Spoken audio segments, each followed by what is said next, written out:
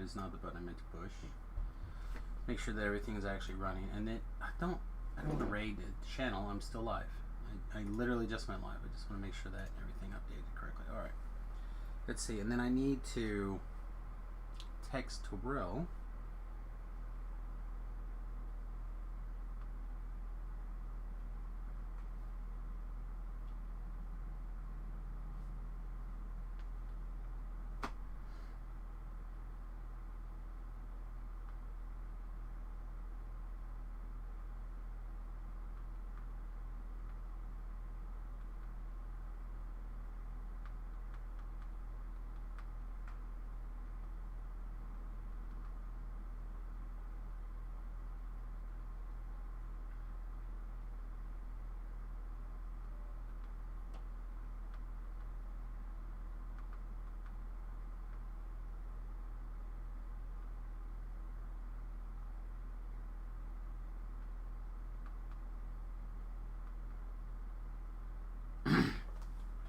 All right. So I just updated some of these shrines. Today is 31st.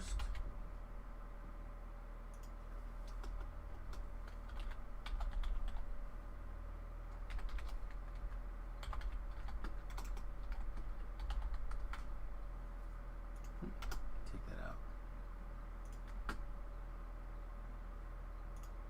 There we go. Just kind of slam that in there for whoever logs on next that hopefully has some shrines they can look at it and take care of it. Unfortunately, I do not. So there we go. All right, let's get in the live stream chat. Let's get to work. We have lots of things to do today. Greetings and salutations, everyone. Welcome to tonight's TDO stream. I'm, of course, Samus. And yeah, as I said, we got a lot to get done today. If you're new to the stream or you're watching this stream, take it and you haven't already put in the DDO free quest code, do it now. Stop screwing around. It will be gone tomorrow.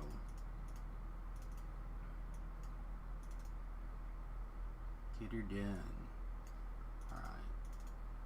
Alright. I haven't decided if I'm going to get rid of this shield or not yet, but it's Mythic 4, which seems really good. Just, I don't know. I don't know how often I'm going to use a shield of that size, but what the Tahaka.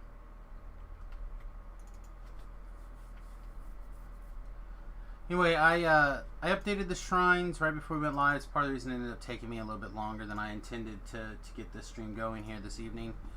And it turns out I'm actually basically out of shrines. This is not where I parked my car.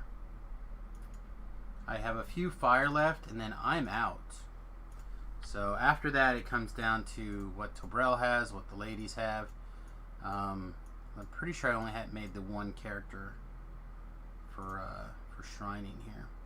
Alright, I want to grab some fine sand. I'm tired of not being able to cast this spell. I won't cast it a ton, but I just want a little bit of this sand. A little bit of sand between my toes. If I go to a quest and I can't cast the jump spell, that's my pseudo tears.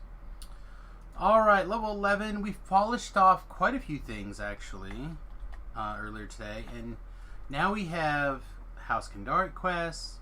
We have pretty much the entirety of CO6 to do. We're actually in great shape for getting to and taking level 11. We're actually closer than we probably really want to admit to being ready to snap into the next tier of quests. It will not take us very long at all to kind of move deeper here. Also, I just realized that there's no client noise, client volume. We may end up restarting here. Why did you suddenly go quiet, DDO?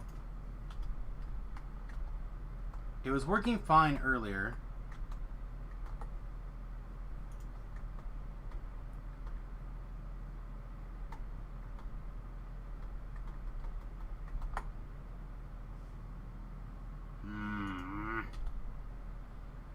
Alright, let me just make sure that the audio... Yeah, the audio says it's going. Yeah, unfortunately when this happens, the only way I know to fix it is to reset the client.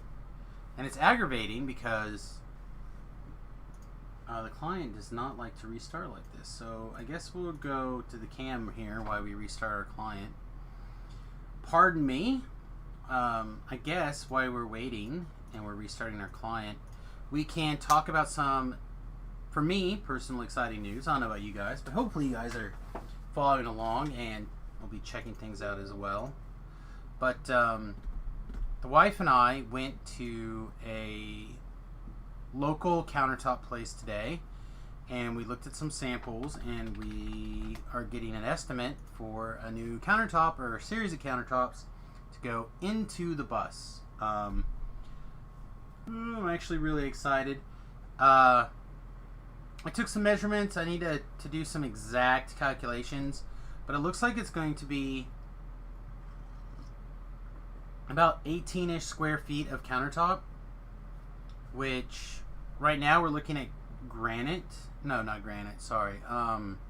Quartz, which apparently costs more than granite. I don't know. But, I don't know. Why does my shirt look so weird? It does not look right today. Stop it. Yeah, see, this is the problem. When you restart the... There we go. Now it's gonna work. Alright, much better. Alright, do we still have resistances? Are we allowed to examine our character?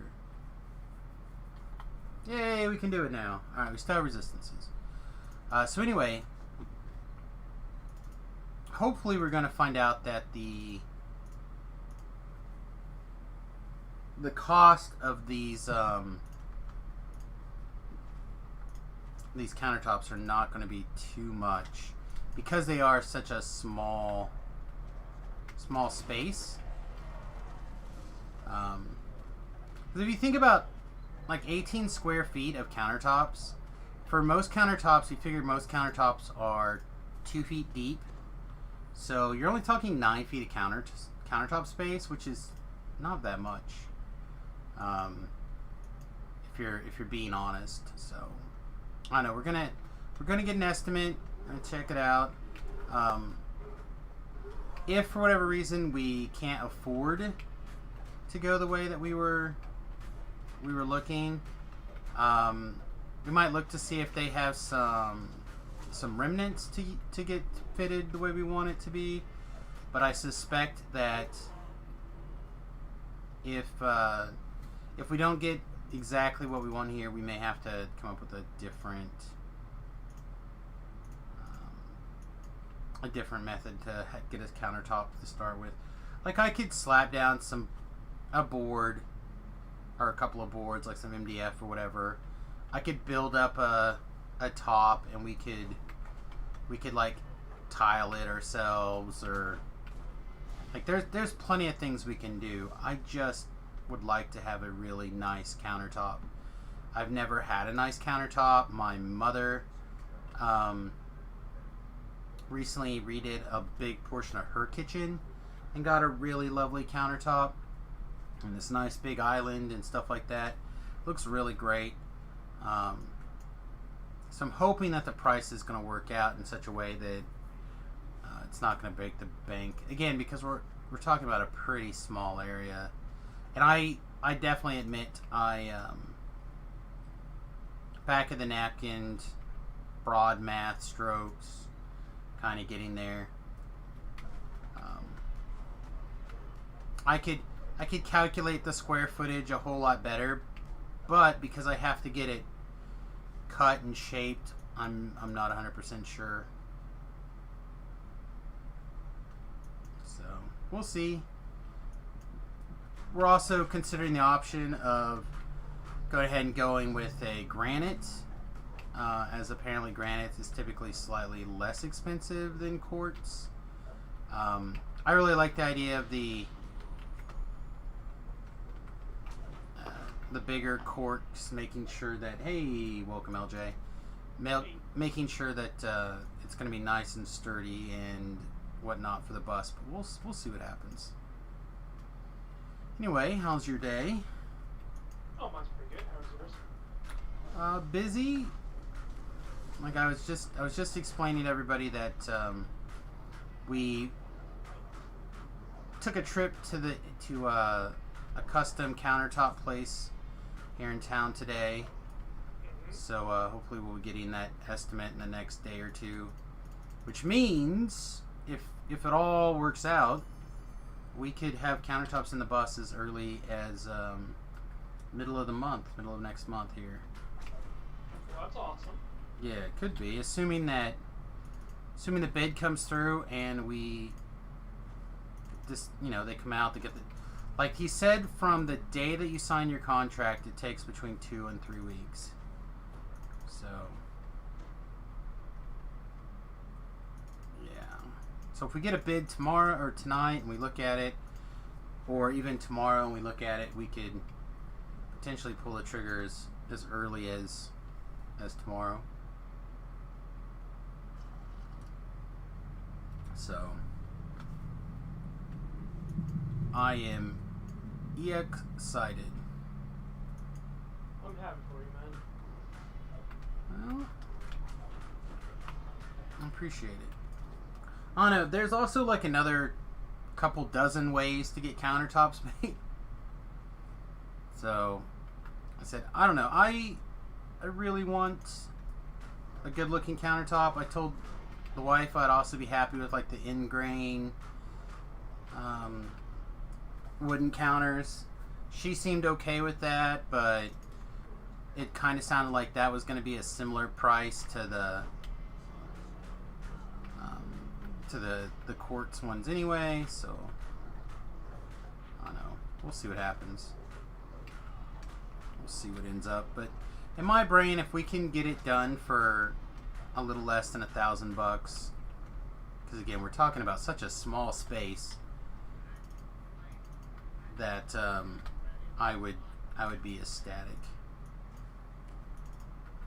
But we'll just have to wait and see.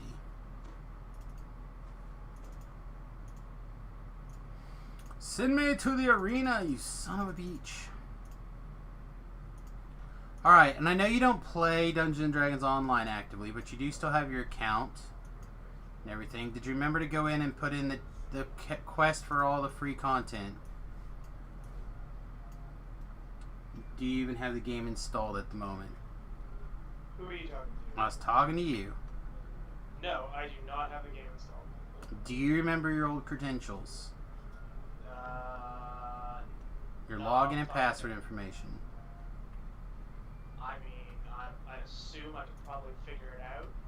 I was just going to say, if you wanted to, I could log in and plug in that code for you so you wouldn't have to worry about it. But basically, they're giving about 85% of the content away forever for free if you can get a code inserted today. I've been talking about it for what seems like 3 months now, 2 months now.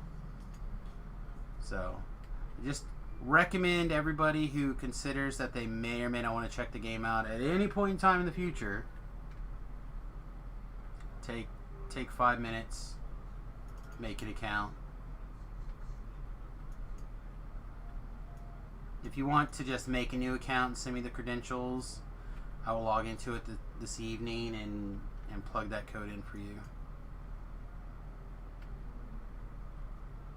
I will consider. Okay.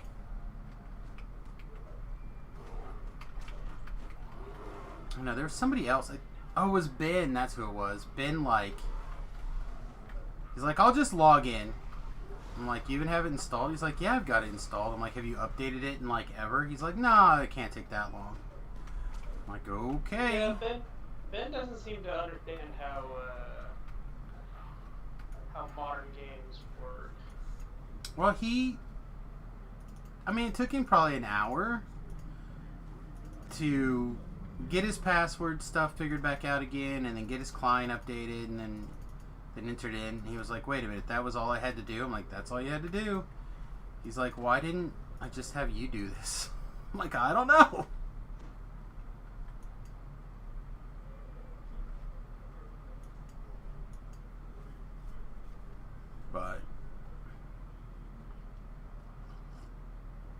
I don't know, I just feel like I'm doing my thing as a friend. Like if you told me that WoW was giving away like 80% of its content for free, and that I needed to get in there and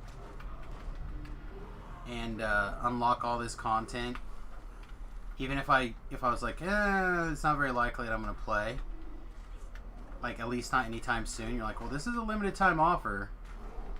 It's like if you decide to buy this content later, you're either paying for a VIP subscription or shelling out like probably $150-$300 in points to buy this content. I feel like I'd be remiss to not take your advice and get this content. So I'm just trying to make sure that I'm doing my job as a pal to recommend this to people. I greatly appreciate that. Again, that ends tomorrow morning. The game goes down at 8 a.m. So 7 a.m. our time. And we'll be down. So they're also doing their restart and everything tomorrow, everybody. So hopefully the game will be back up. It says until 1, which is noon my time, which means possibly just a late start. Guess we'll find out. But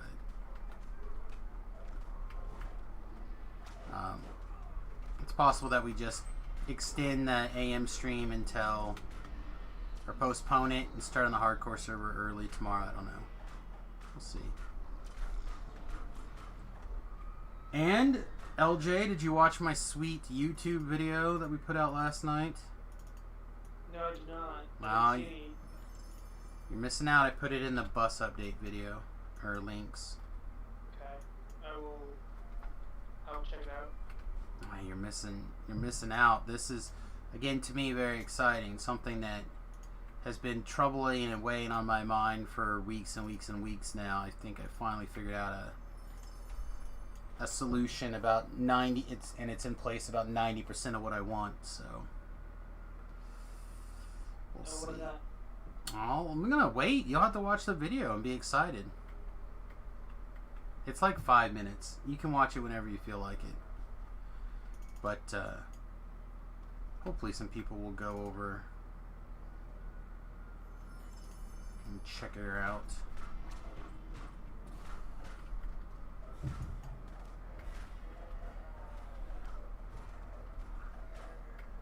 Alright. That quest is done. So I feel like we're making good progress here. I swear there's a fly on my arm.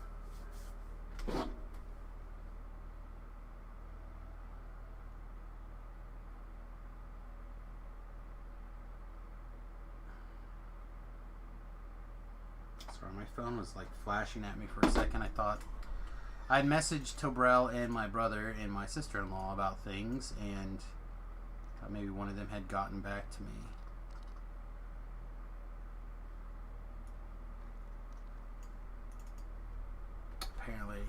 Apparently I was incorrecto. So anyway, you on mornings this week? Is that why you're free this time of afternoon there, John? Or No, I'm usually off work by now. So what, it's like 6:30 at this point, right? 7-ish. Yeah, I like even on my long weeks, I'm off by like 4:30, unless something's gone terribly wrong. Which, as we all know, is par for the course. Off with the finger. No, I haven't had any off with the fingers. Off with the thumbs. We did have a let's spray ourselves in the face with highly caustic chemicals. Off with the face. Off with the face.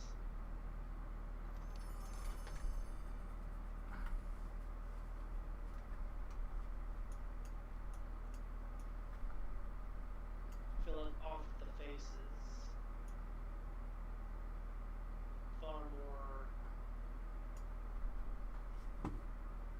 a thing.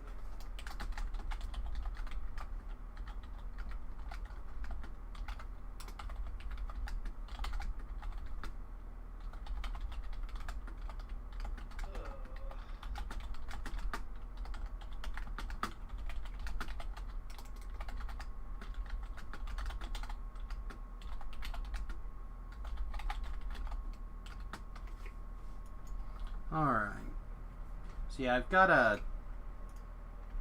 sister-in-law and one of my brothers I think would actually really enjoy the game. Back in June, when they made this announcement live, I posted in a little Facebook group that I set up for my family so they would hopefully stop doing mass text messages. Didn't work. They still just mass text message instead. But I posted back then the code and the expansions and everything to DDO. And recently, my sister-in-law posted a picture of her kids. Specifically, in this situation, her two youngest, Braxton, and the youngest, God, I'm going to feel like such a dick. I can't remember anybody's name right now. Serenity, maybe? Or Serenity's the oldest? I don't know. I can't remember. But I was thinking, you know, Braxton would probably really like this game. And no one had posted that they were doing anything about it. So I just sent them an updated message. So we'll see what happens. Again, I'm just trying to, for all you people out there who have not entered that code, be sure to do it. Be sure to do it. Oh, speaking of which, I should probably tweet that we've gone live today. Seems like a good idea.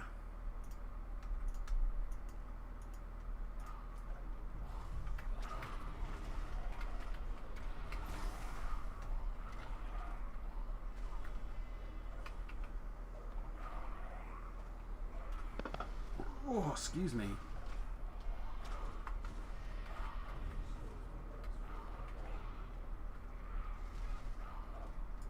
Alright, let's get our heal on. We should probably, I mentioned this before, but I didn't do it, and I probably should have.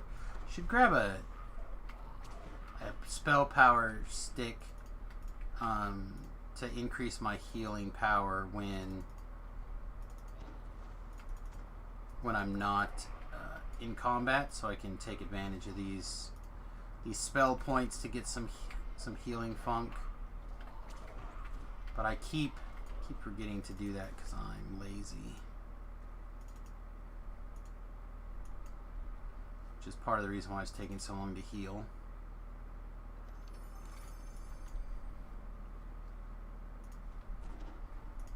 Ollie, ollie, ollie. Okay.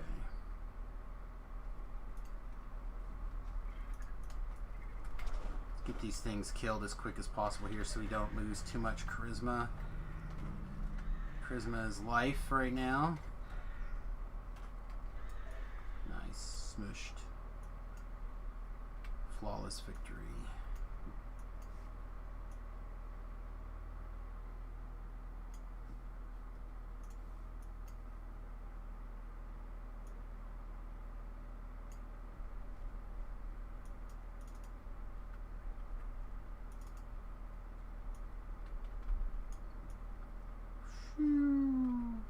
Breaking ankles.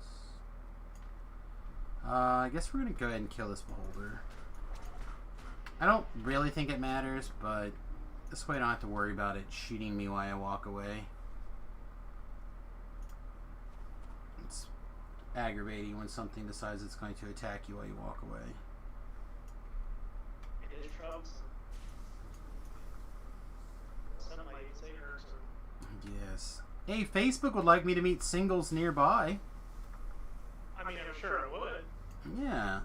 I'm noticing up here that there's a link for that, as well as this hard shell folding kayak that I actually linked to the wife. She's got a few more hours left on it. I hope she decides to buy one. I don't know. Kayak? Yes, so it's a hard plastic folding kayak. A lot of them are like blow-up kayaks, but this one is rigid, but it folds into 3 sections. It's also like a standing paddleboard. Would you like the link? No. Okay. I have no desire to have a kayak. Okay. At the moment. Yeah, this, I mean, this is just a Kickstarter. I hope she decides to get one because I think it'd be lots of fun for when we're out and about the lake and stuff to be able to. How was the... It was fine. It was hot. We ended up coming home a little bit early because she was hot. And we really couldn't get out and do as much as I wanted to because I was paranoid about not being able to lock and secure the bus as much as I would like to. Oh, okay, so we're going to be just a little bit short on jumping power here. Let's try with the jump outfit on. Be conservative on our jump potion. Yeah, other than that, it was fine. Like, some things that I really didn't consider were problematic. Like, she didn't sleep particularly well the first day because she was worried about the wiener dog getting down and hurting himself, getting out of the bed because it's so far up. Which I really figured that he wouldn't try to jump down that far in the dark. I thought perhaps he would try to jump down during the daytime, but I really didn't suspect that'd be a problem at night. But she felt like he was up wandering around constantly in the bed trying to like get down, because our dogs sleep in the bed with us.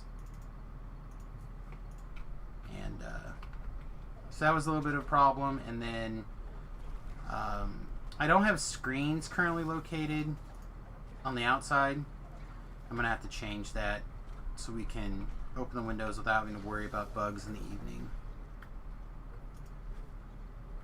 Sounds fair. So those are a couple of the things that I had to figure out solutions for. That being said, I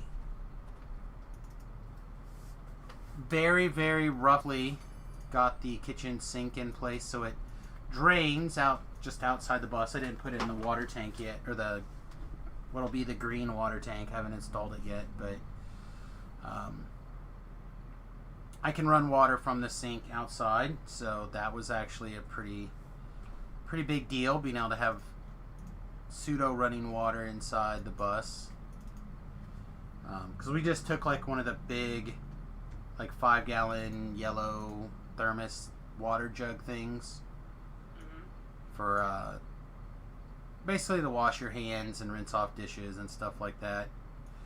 So being able to take that inside the bus instead of have to leave that kind of stuff outside was nice.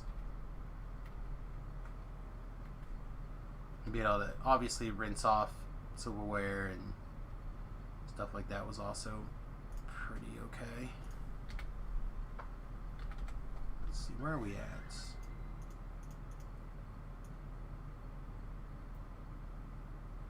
Kansas last I heard. I'm looking at 8s here.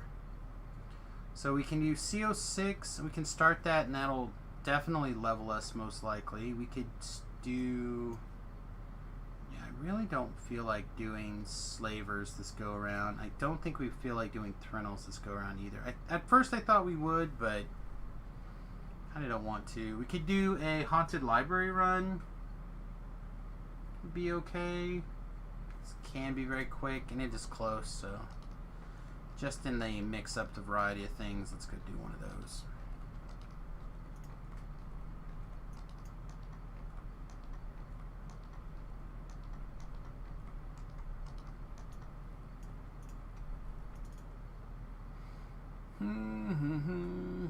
House Drasco.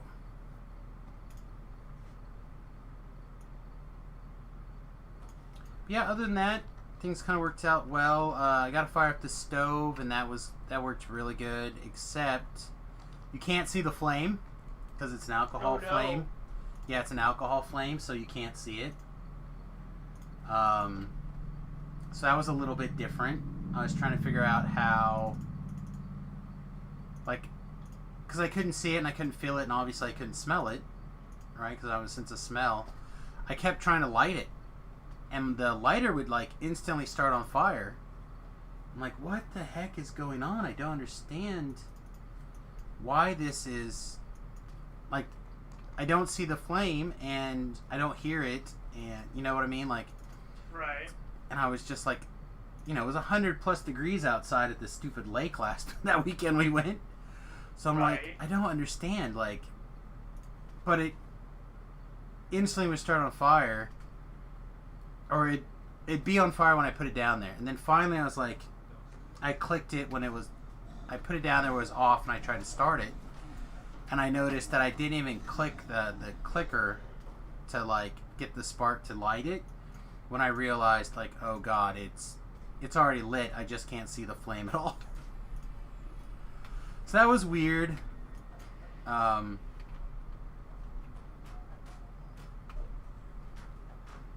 yeah, other than that, it was fine. Good. Little bit rattly on the drive there. A couple of things either need to be better secured or repositioned somehow to not rattle nearly as much during travel. But that's all stuff you're gonna have to, like, drive and learn how to figure out what's rattling and stuff like that.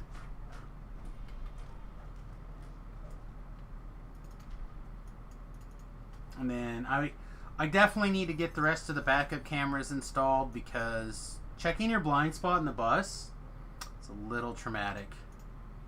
There's a lot of, like, wait for quite a long time to check your blind spot to make sure that you're good to go. I did not expect that to be quite such a problem. Hey Ritz, welcome to the stream, bud.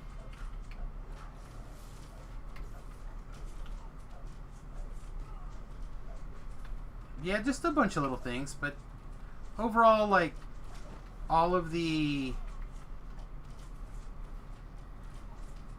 stuff I had thought through worked out just fine.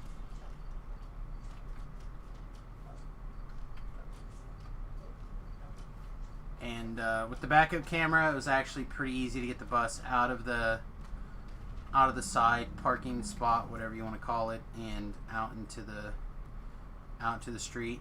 And honestly, I did have Remington and Tanya kind of, like, shout at me when they thought there was a long enough window that I could pull all the way out, but honestly, it didn't even take, like, I really expected it to be, like, quite the ordeal getting the bus moved, but honestly, granted, with the limiter, it's got a maximum speed, but going from a full stop to get moving actually is not that not nearly as bad in the bus as I thought it was going to be. You know, I would have thought it was going to be quite a bit to get that much mass up and moving, but no, it started chugging pretty quick. Way quicker than I expected it to. Do I have chimes? I do have chimes. I feel like we're going to do this quest the quicker way, so I'm going to unlock this door and not have to fight it.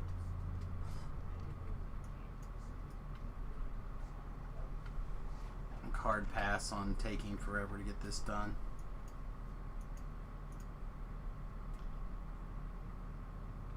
Trap right here somewhere. Here we go.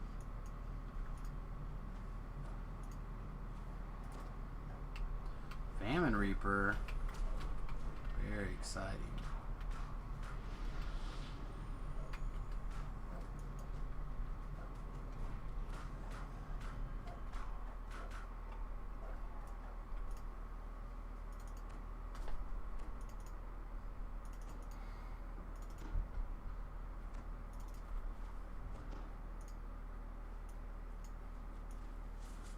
We're breaking ankles.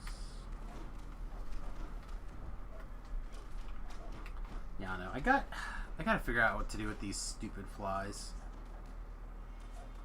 There's always like 1 to 2 flies in my office, and I cannot make them go away. There's always the mate and the food situation.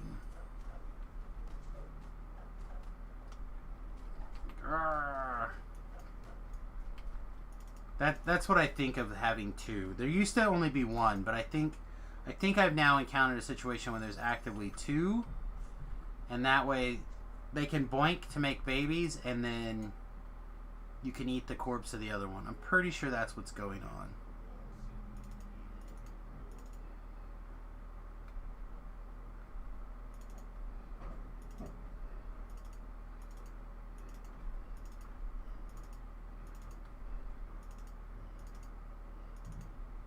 Hey, see me, see you. How's it going, my friend? Welcome to the stream tonight.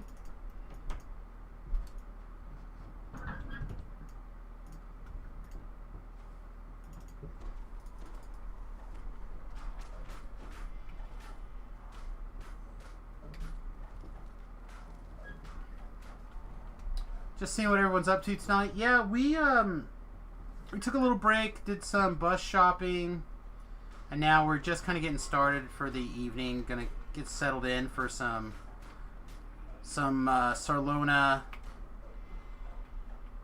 TR work here. We'll get 10, 11 should be in another, I don't know, 11 should probably be another half an hour or so. We'll probably end up doing all of CO6 in a minute, and that'll take us pretty deep into level 11. Then we'll knock out a couple of quests here and there. And hopefully that'll give us 12 pretty quick. All right, we can't stay held against the Carnage Reaper. We're gonna have to move.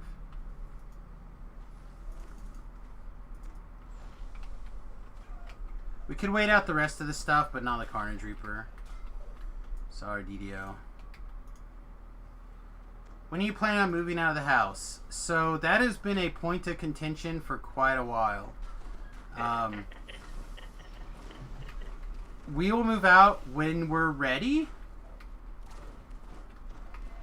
So I'm not going to rush, which has kind of been the point of contention. LJ last, because LJ actually was considering buying my house when we were ready to move out.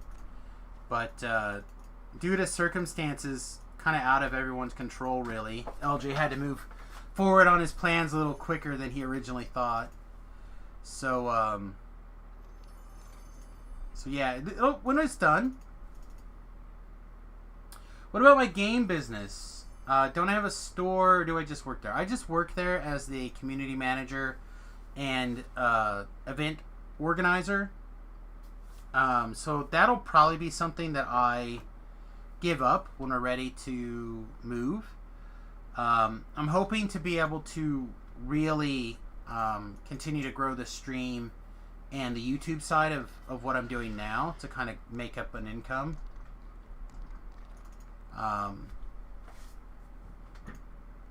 But I mean,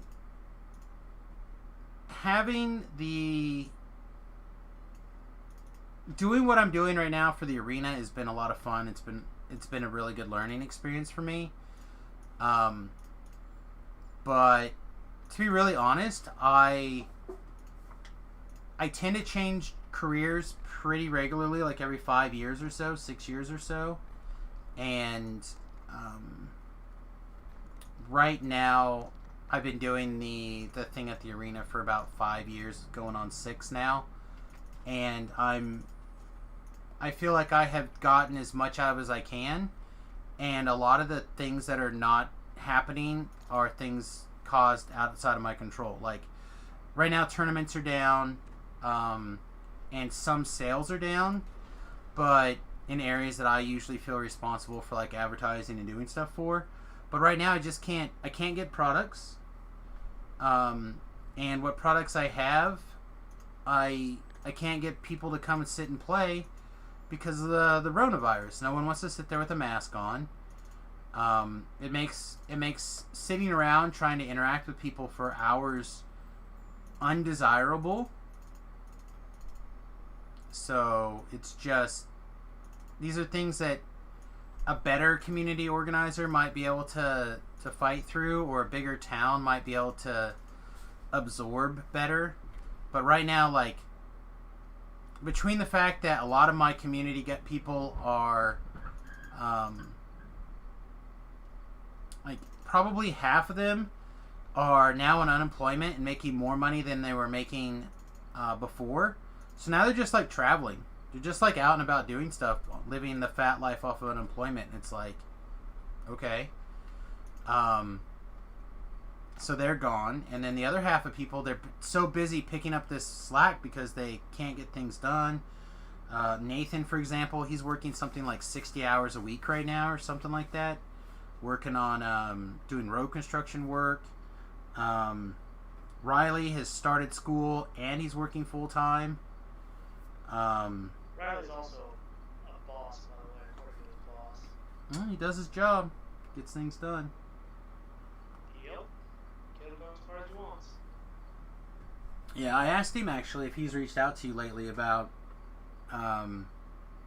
getting ready for the move, and he said he has not run into you lately. But I think I saw him this morning. I was going one way and he was going the other, and it took me a minute to realize that I thought it was him. But well, hopefully he'll get in touch with you pretty soon, because right now at school he's not doing anything but sitting there through like endless hours of safety lectures, I guess.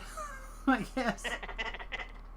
That's what happens when you start one of the trades, yeah. Yeah, and I'm like, I don't know, just talk to John and see what's going on. He's like, oh, well, I've been looking for places to transfer to also, and there's nothing. I'm like, yeah, but there's stuff.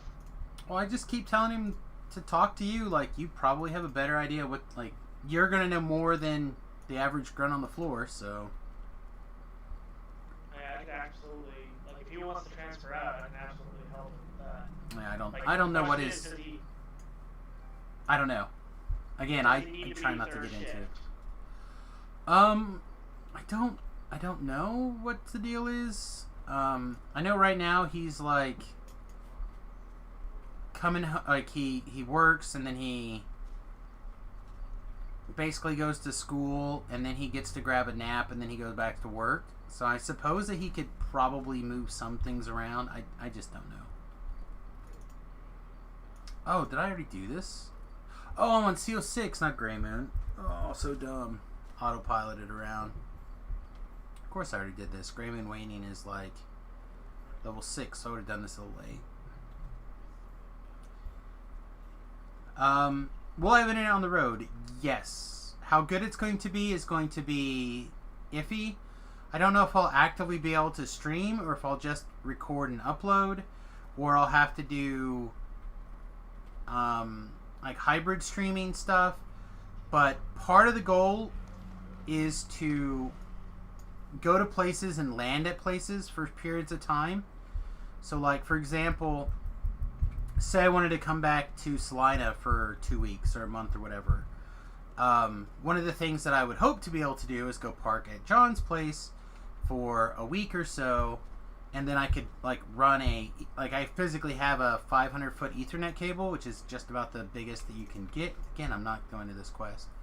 So hopefully there'll be a period of time where I can grab a hard internet connection from a friend or whatever. I like how you think that I just let you run an Ethernet cable in my house. Ah, I know that I could. I could probably get one away that you probably wouldn't even know was there.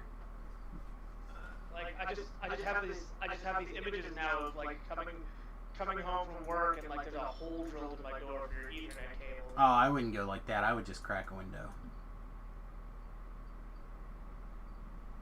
Yeah, but then there's a hole in my screen.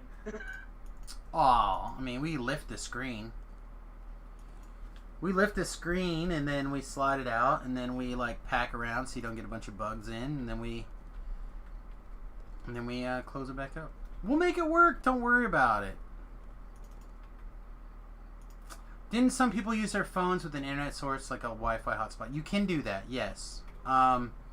So the current plan is there's a service you can get if you're an RBer or other people similar to what's going on. There's actually a great video link on it, but it costs you about $600 a year. And basically what that does is it gives you a cell phone with unlimited data. but you can only run one device with it. However, you can get a mini router and hook up the one device to the mini router, and then the mini router you can hook up like 4 or 5 devices to it. So for like $500-$600 a year, we should be able to get high-speed unlimited data through that. I'll probably have to get a wireless cell booster at some point, depending on where we're at, stuff like that. But also, the wife and I currently probably plan on keeping our cell phones, although mine, we might go down to just one. Like, there's not really a need for both of us to have... Like, right now we use our cell phones a lot as, like, the equivalent of yelling or an intercom in the house, because I basically live and work downstairs in the downstairs living area, and she basically lives and works in the upstairs living area. And then we just go to bed. It's like we sleep in the same bed. And that's, like, our shared living space area most of the time.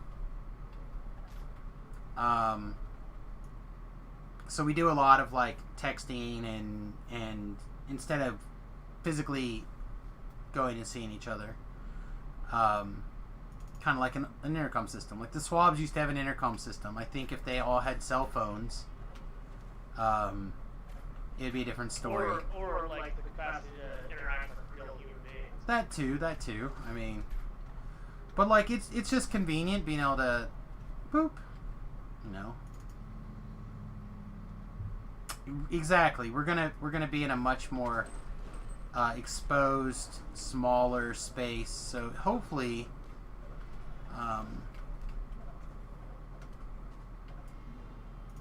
it'll kind of work out in such a way that we won't have to worry quite so much about it. That being said, we don't really know, because when you're out hiking and stuff like that, like person A may not want to go, person B might want to go. So then, you know, for safety purposes and other stuff, both people need a cell phone. But we'll see. We'll see what we decide.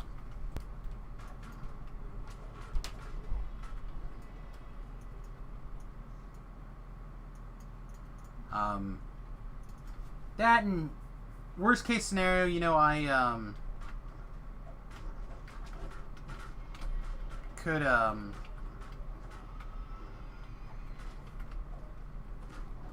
it'd be nice to be able to upload videos at least without having to go someplace and upload them. Or that being said, it's not impossible to get videos and upload videos and do stuff like that without a solid line. If you look at a lot of if you go on YouTube and you look at either schooly people or bus life or van life or anything like that, you'll see people who do videos and upload them and stuff like that all the time. So I suspect we'll figure it out.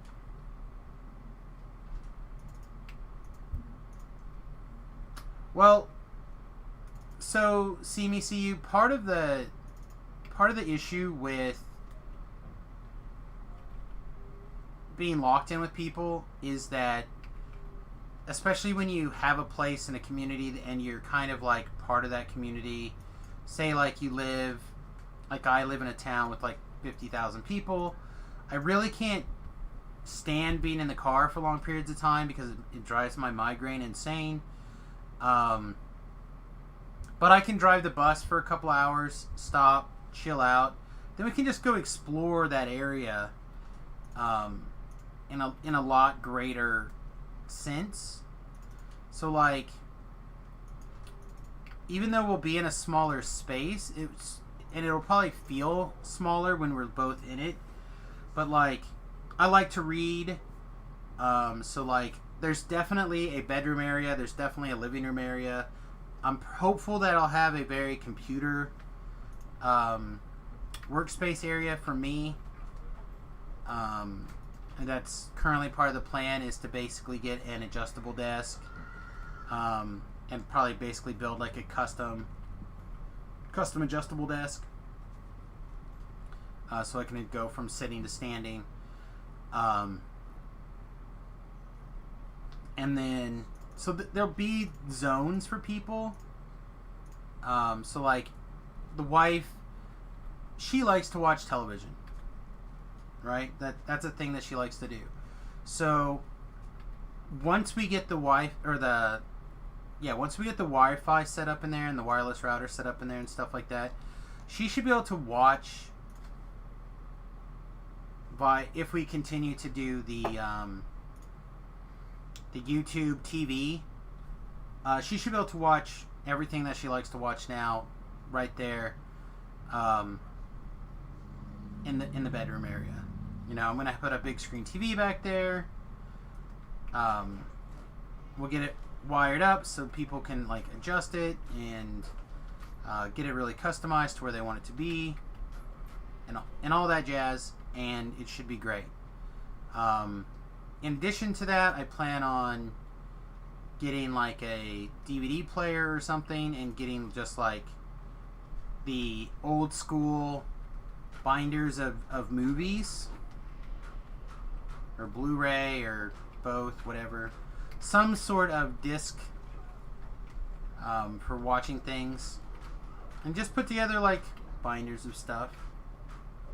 Then of course we'll do lots of hiking and camping, and part of what I'm hoping to do for the YouTube side is start doing a lot more, like, I haven't started doing them yet, but I'm gonna get a PFV flight system, both for the drone that I already currently have, and I also want to get a remote RC plane. So I'm going to do a lot more of that kind of video work, stuff like that. Just got back from hiking. It was raining outside, no one on the trails. At least I thought. I was talking to my phone. Oop, hit the wrong button here. Making a text to your wife, and some crazy reason I thought of the horror movie film like Friday the 13th and Jason killing people. Some crazy reason I turned around. I couldn't believe that there was someone right behind me. I had no idea. Yeah, situational awareness is important. Especially if you're by yourself. It's always important. But some people would call me paranoid. Not so much paranoid. But like, I don't hang out with people who I don't think have my backs. What I say, it's always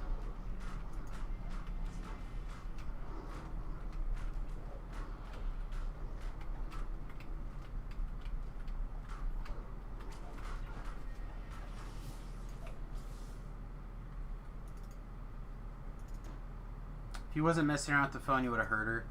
Well, I don't know. Like I said, part of the issue I had with the bus, and you guys can go check out the YouTube video, but was not being able to get the front door to lock and then be able to realistically unopen it or reopen it from while we were gone. So part of what happened this week kind of got that fixed up. So I am one step closer to being able to park the bus and then go hiking for a couple hours and stuff like that. This week, hopefully, I can get everything I need to be able to secure the back door easily. We ordered the lock, which means all I really need to do now is I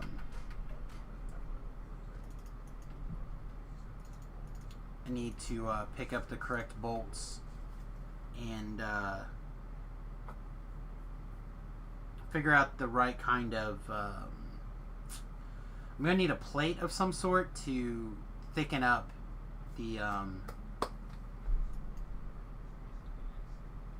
to even out the lock, I think, but I'll know more once I actually get the lock. Yep, it's on my YouTube channel.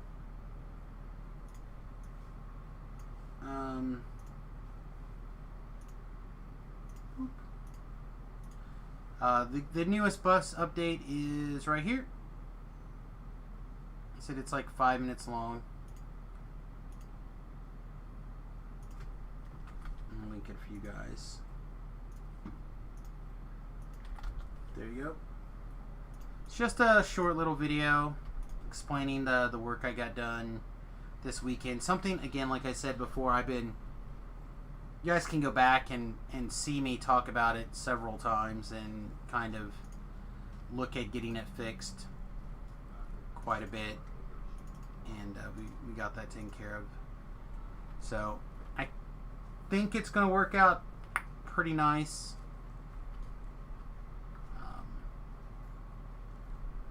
So hopefully we can get that thing.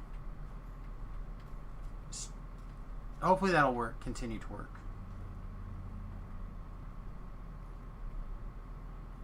And again, I suspect it's going to work out pretty well. So far I felt more comfortable with the security of the bus than I have felt so far. So.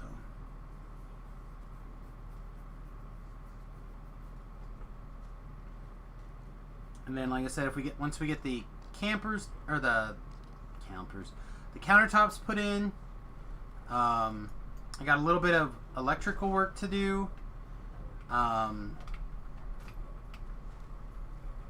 Before we start working on the next big expensive projects like the solar panels, the roof deck, stuff like that. I would like to get the roof deck in place in the next month or so.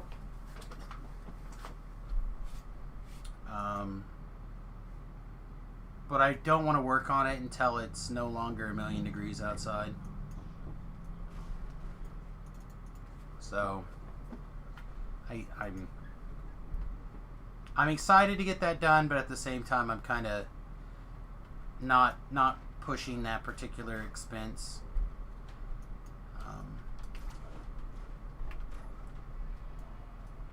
Part of me hopes that Congress can decide to actually pass some sort of aid package for the people still suffering from the corona lockdown. I know that I would take that cash and immediately buy solar panels with it. Like the day I know that it got passed, I would just move money out of the savings account and buy solar panels.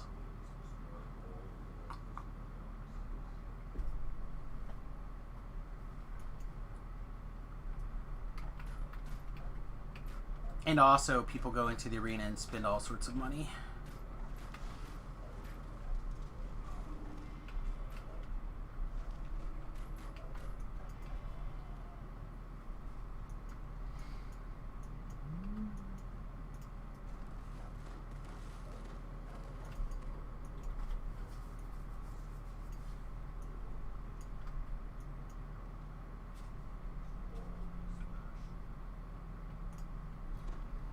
But for now, we're kind of slow rolling some of the bigger expenses. The wife is already concerned that the countertops are going to be way more than she wants to spend.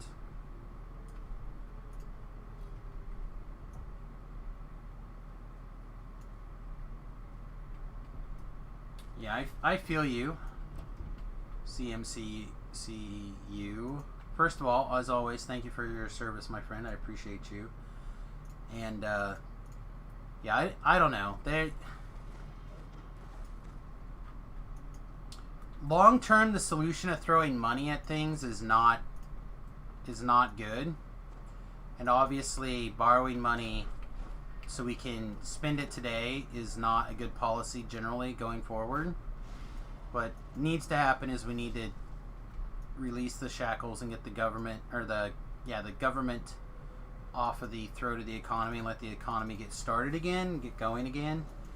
And it'd be really nice to be able to move at full speed as long as we can protect the people who need protected. But again, at the same time, I understand a need for short-term assistance when a problem is created by the government taking action. I feel like then that becomes the government's responsibility to help get people through said action. So I think that there should not be that hard to figure out some sort of plan.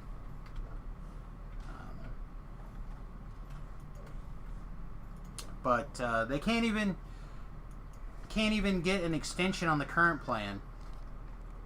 So whatever.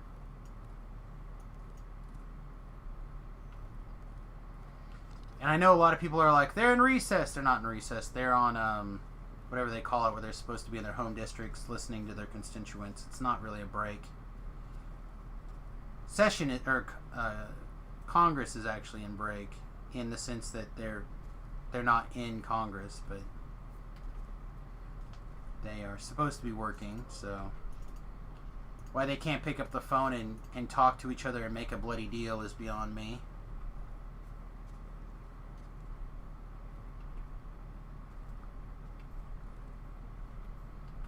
We have to go to a fancy dinner paid for by the lobbyists so we can figure out what we're supposed to vote on, which way we're supposed to vote.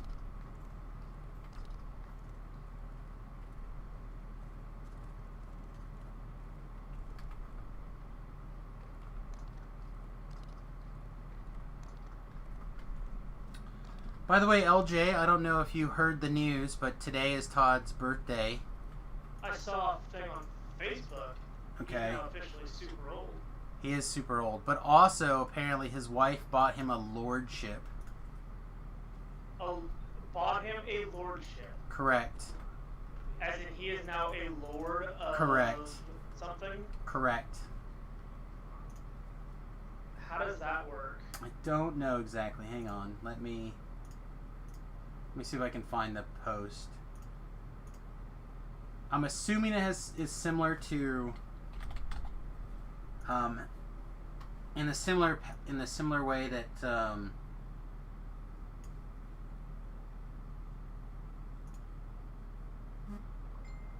okay, so here we go. She bought him a plot of land in Aberdeen, Scotland, which carries with it the title of Lord. And he's got an official letter, a proclamation that from this day forth, he is now Lord Todd Brown.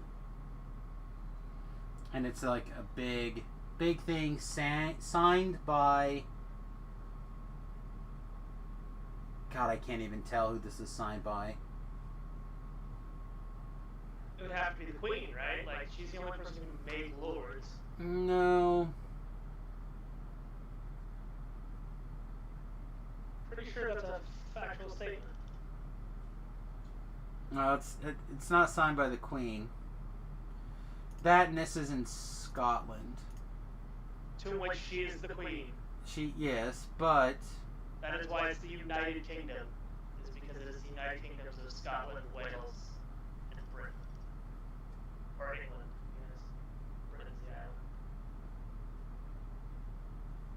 Yeah, I don't know. I'd have to... I can't quite tell because this is just like a picture of the letter.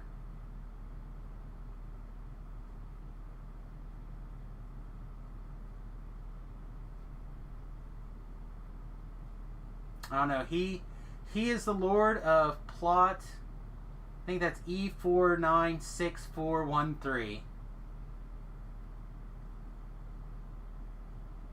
Sounds like a majestic kingdom. It does, doesn't it? Sounds like his yeah,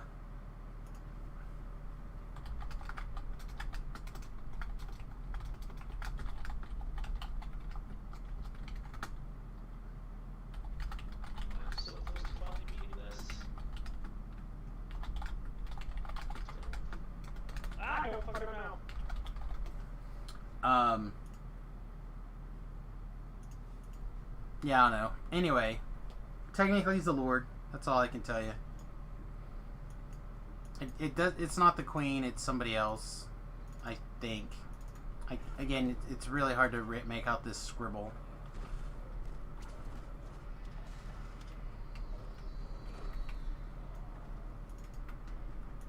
But like I got a star named after the wife a few years ago. And right. You could, I imagine it's a similar process. I'm sure. He is the lord of like a 1 square inch plot of ground somewhere. Yeah, probably not. There might be like a minimum size limit on how small of a plot you're allowed to have, but I should just get that done so you guys can all be masters, but I'm the lord. I have to use my full title. If we gotta listen to Dr. Ben and Master LJ, you guys can bloody well call me Lord Samus. Except you know for a fact that I'm not, like, I'm never gonna actually call myself Master. Much like Zach. Zach could have been a dick about this whole time. Yeah. I know, I keep thinking, you know what, I should go get my Masters. Get it done. I just don't want to spend the money. And then what do? Nothing? Continue to play video games? Then I might as well become a master of underwater basket weaving. Once they get a vaccine or better treatment, I think it'll rebound fairly well. I don't think that's a thing that's going to happen. I think if things don't bounce back before a vaccine is available, we're going to be in a bad way. Other people can have other opinions on that, and that's totally fine and acceptable. But the only way to the point of a vaccine is to reach herd immunity, in this case artificially. There's no reason that, because we know where the danger groups are with this coronavirus, we can kind of figure out where the target areas are, and we can set up protective zones, essentially, basically retirement homes, people that are in high risk, etc. Lots of pre-existing conditions. The CDC announced their new numbers of how many people do not have pre-existing conditions that factored at something like 6% of the deaths. So it's around like what was it, like 1,700 or something of the deaths. Doesn't mean that it's not an element that if you have a pre-existing condition you need to be careful about, but at the same time that means that we have an idea of who needs to be protected over and above, like normal taking care of business. So people who are not in the danger zone should be able to get out there, get sick, and help raise the herd immunity situation. And then that's not going to mean that people who are not in the high danger zone can just go out there and be willy-nilly free or whatever because we have a herd immunity. If you're at risk, you're at risk. You need to be careful regardless. But I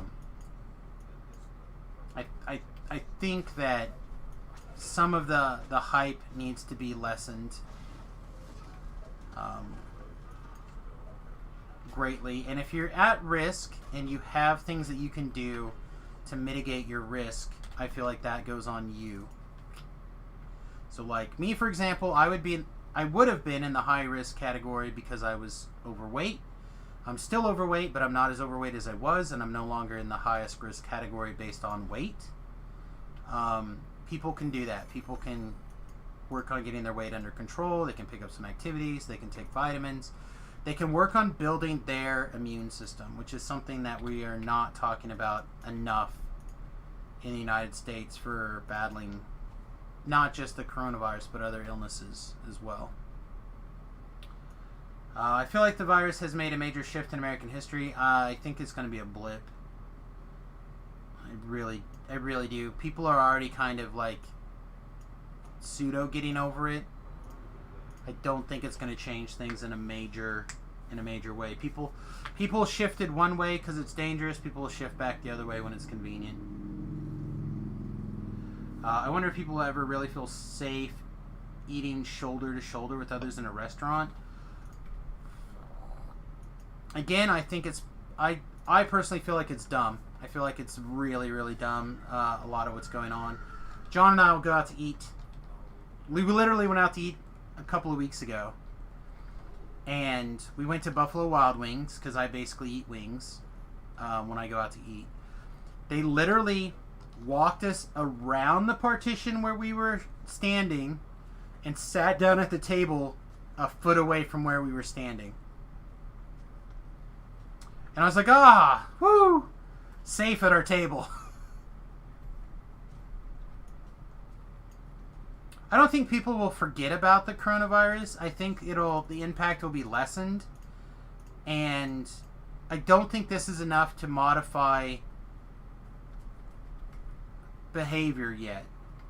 People have short memories. Right? Yeah, exactly. People have short memories. It's not... If the original projections were true, and we lost like 10% of the population, then yes. You know, it would be enough. But think about it like this, right?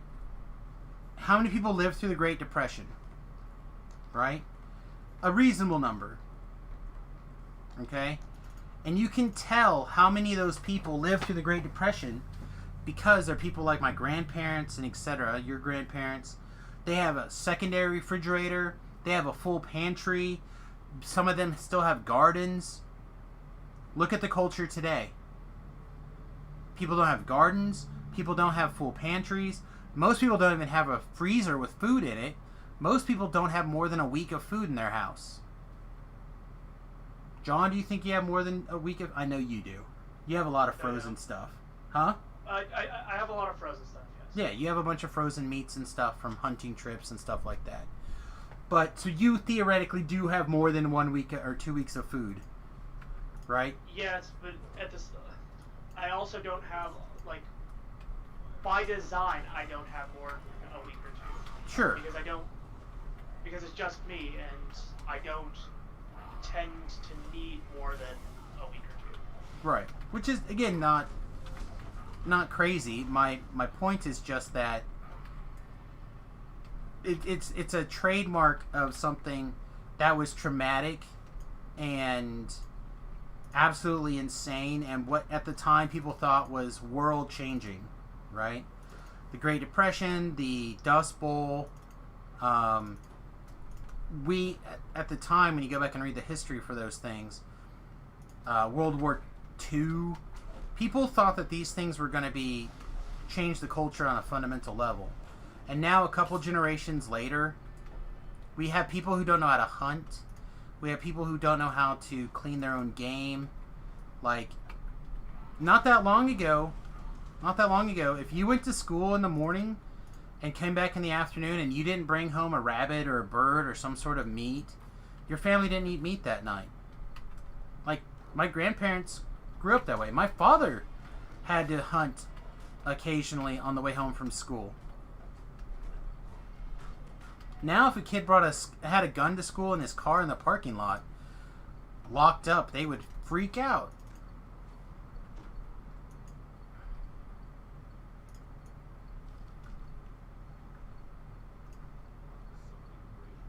It looks like we have some sort of Reaper here. What do you mean he don't eat no meat? Sorry, my big fat Greek way. Yeah, I've watched that once. I thought it was funny. I haven't watched it in a long time, so I don't have like movie quotes or whatever. It was funny.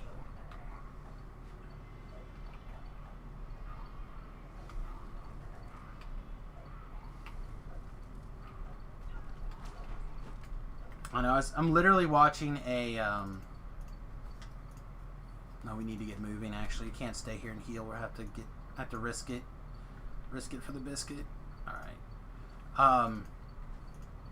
Literally watching a YouTube series, a video. I don't know. I like to watch these survivalist people. They record their own, essentially YouTube / survival channel. One guy is known as I think his title is called the Bearded Woodsman.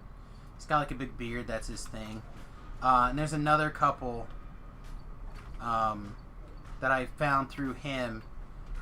And he and his wife did what they called the Big Wild Year, which is where they ate nothing but food that was wildly harvested and wildly and gathered, either by them or by friends of theirs.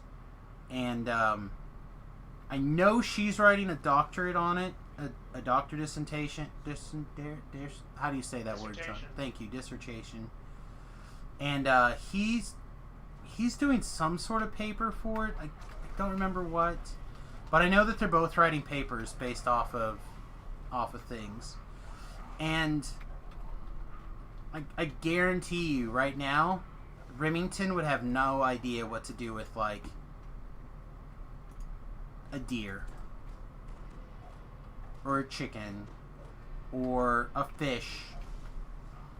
Like, if it wasn't pre-slab, pre-clean, pre-cut up, we know anything to do about it. Hell, I barely know what to do. You know, and I grew up doing that kind of stuff, and now it's a skill that I have not put to practice in so long. And the fact that I didn't carry that on to my kid feels bad. You know, but it's not a thing that I've ever particularly done a lot of. Why are we getting stuck here? I haven't been hunting in literal years.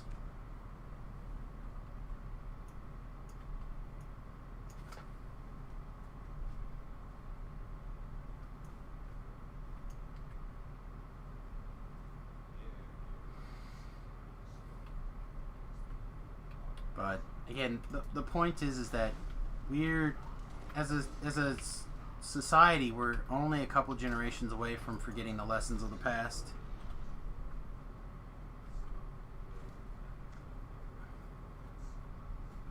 And forgetting certain skills, or taking a certain set of skills and giving them to just a small few.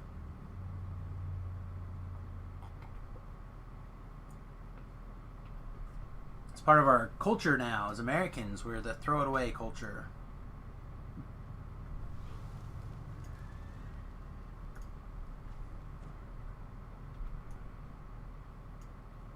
There are cultures that are worse.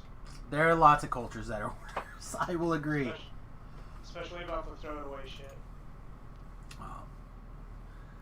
Don't disagree of anything. I'm merely saying that we are pretty bad about it as well. Like, we'd rather go buy a cheap shirt once a year than buy one nice shirt that we can take care of for multiple years. If an appliance breaks, we just get rid of it.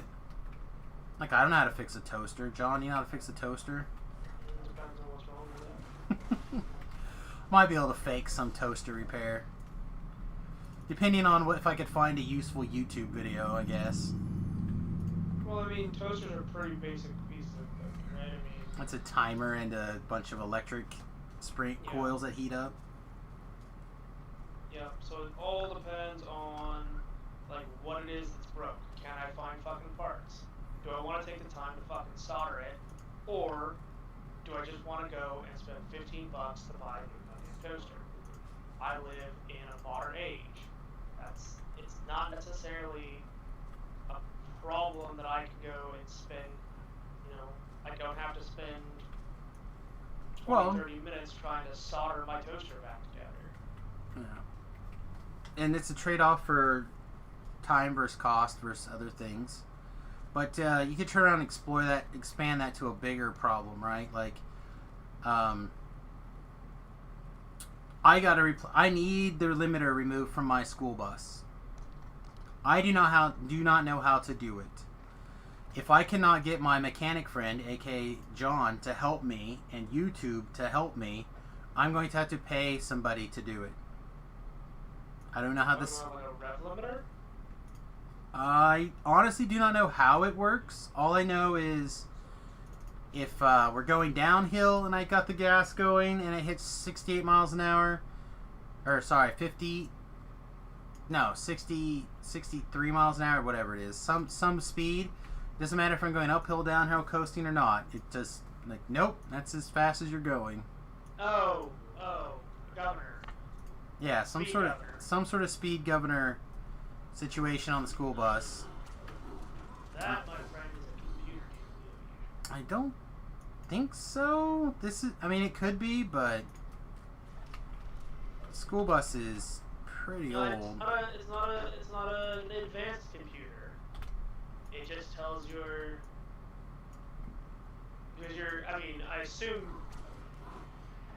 I'm assuming things. Yeah, I don't know. Like I said, I have no idea. Something about it is like, Nope, that's too fast. And Well, yeah, because it's a school bus and they didn't want people going yeah, balls to wall in the school exactly. We're not doing 100 miles an hour in 1994 on your janky school bus. But I would like to be able to, like to be able to do the speed limit. I'm a speed limit kind of guy. That's your problem right there. I know. Reluctantly lawful, remember? Yes. Have you heard my new description of my alignment? No. Mostly lawful. Yeah, is it like mostly peaceful? Mostly harmless. Mostly harmless? I don't know. I feel like there are certain laws that you just consider as like suggestions. Like what? Like speed limit laws when you're on your bike. That's why I said mostly. But I feel like that's like every time you're on your bike that, oh No. man. I don't know. There's plenty of times like if I'm just going to work, no reason to do anything silly. You're just going to work. Right. It's only 10 miles over the speed limit, right? No. I always drive the speed limit in town. Well, I assume that you pop up to. Oh, is your new house quick enough to get to the interstate, or do you still want to go through town? No, I want to go to the interstate. I figured you probably do. Yeah. Okay, so that 3 minutes that you're going through town to get to the interstate, totally mostly peaceful or mostly lawful. Oh no, I agree with you. I would like as far as like even on the interstate, I only do 5 over. That's any amount over, right? No. What are you talking about? 1 mile over is exceeding the speed limit. You Breaking are the correct. law. That is exceeding the speed limit. Breaking the law. Breaking the law. Bill Lvl.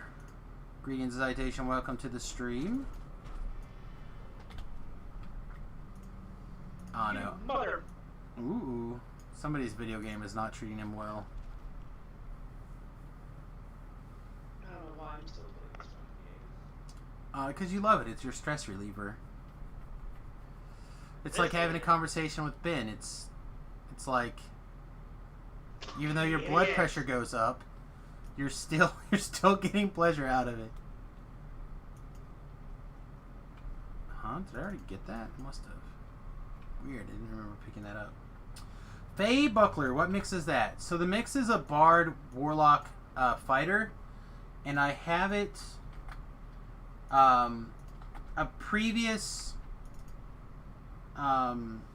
This is a build of it that I am fiddling with, but I'm adjusting it for a half elf right now. And what I'm going to be doing is I'm going to be writing up. I'm going to go really in depth for the write up on the half elf form, because I think the half elf form is the correct form for the build here. What did I miss? Troll, Sacred. Oh, and that other K. Okay, we'll go grab those explorers on the way through. But basically, it's a light tank or an off tank melee.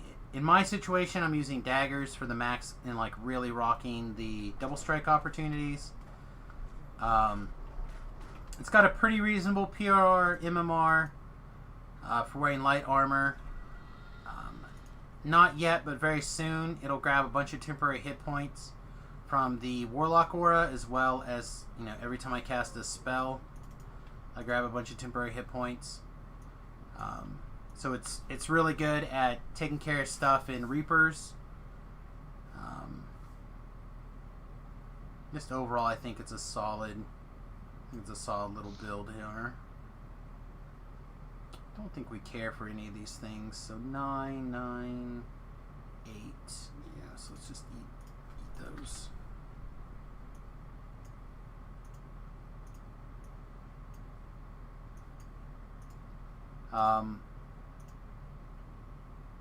Yeah, you're welcome. I wonder what you'll pick. So many choices. Like I said, it's a build that I have fiddled with in the past and found it to be extremely powerful into the epic levels. And right now, TRing, I'm not currently doing R3s, but I feel like I could easily do R3s or R4s on a melee, which is pretty hard to come by on Reapers while you're TRing. So I do have a bunch of toys, and I do have a bunch of Reaper points. So, and I have a bunch of past lives, so all those things are certainly factors. But I think if you're looking for something that's self-resilient, melee, and has the capabilities, if not the will, to off-tank, and you might even be able to get away with main tanking. I'm not 100% on that. But I think with a little bit of gear stuff here and gear stuff there, I think you can get away with some pretty interesting stuff. Still on a first life, but curious about other builds for future lives. So this is a good one, I think. If you're looking for a warlock and you don't want to like invest in a lot of weird things, I think this is not the worst in the world. So pieces of gear that matter. For example, if you can get to level 10, you want to get some Ravenloft stuff, specifically the Silent Avenger set. So you're talking about a 3-piece Ravenloft set. You're going to want, in my opinion, the Raven Eye set. You don't have to, but that's a level 7 set that comes out of Red Fins. So that's not that hard to come by. And before long, you're going to want a Nightforged Stiletto and or a Sky Pirate's Dagger. So pre-level 15, it's pretty easy to gear up. The only piece of gear that's actually hard to come by is the Swashbuckler shields. And that's because you can only get them out of the Crystal Cove event, which means that they only come around certain times of the year. So that's what makes that particular piece of gear hard to come by. Everything else is pretty easy to come by. Stat-wise, I feel like it's pretty close. So I think if somebody wanted to fiddle around with it, I think you could. Do we know when the next Crystal Cove is? I do not. But if it doesn't happen in the next month, I would not expect it happening again this year. Because Maybar will start around October. So I would really imagine it to, if they don't put a run in the next month and a half, you're probably not going to get one this year. And I suspect we won't get one if we don't have somebody take 5 minutes to make some new gear. That is just the unfortunate situation of it. Okay, so I'm going to use the restroom really quickly. So what I'm going to do is I'm going to throw a couple of links in the chat for you guys. Link to my YouTube channel. I'm trying to get to 1,000 subscribers. If you guys would do me a solid and go jump in there and hit that, I'd really appreciate it. And I'm also going to go ahead and throw my Patreon link out there. It's a great way to support the stream for $1 or $2 if you would like to. Obviously, it's optional. But I like to throw it out there. And I'm doing this right now because I'm going to use the restroom and I'm going to take a 30-second ad break while I'm gone. Be right back. Have a great time. Bill Navarre, thanks for the raid, by the way. I appreciate it. And we'll see you guys in 30 seconds. I'll be right back, John. All right, bye.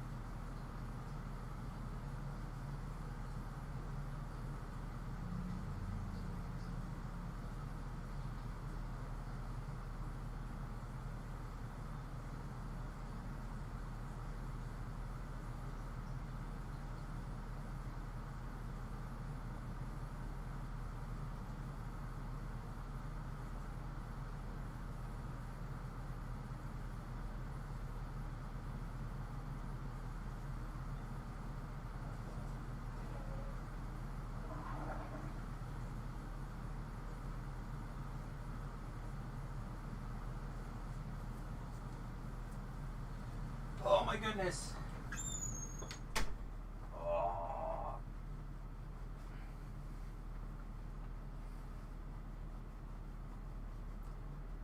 So there's like an area, the back of your legs, right below your ass cheeks. Right? Like the top of your thighs, but it's on the, like, pseudo inside, pseudo outside. I don't know how to describe it better than that. For whatever reason, it's itchy as hell all the time. I hate it. I don't know what to do. Tobrel hasn't logged on, so rip our elemental shrine, our electric elemental shrine. I sent him a text message and he hasn't texted back or in my responded in any way that I can see.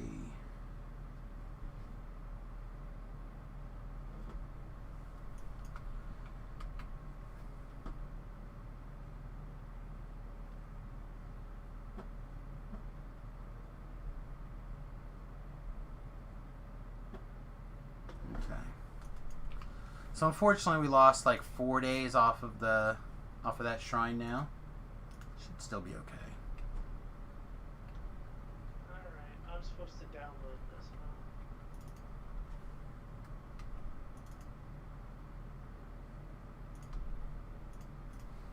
All right, let's see what's next on our agenda here.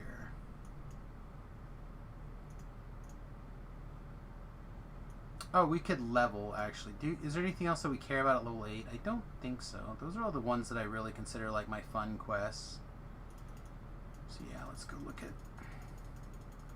Let's take a level 11 and knock out some of these 9s.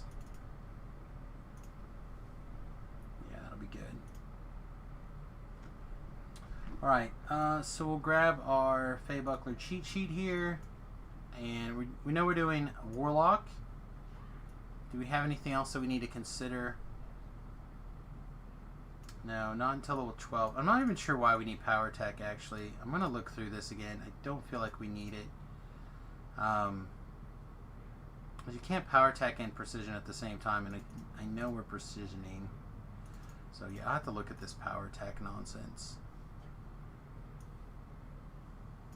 Unless there's like necessary for some prereq out there. Not sure why I took it. So we'll grab our Warlock level.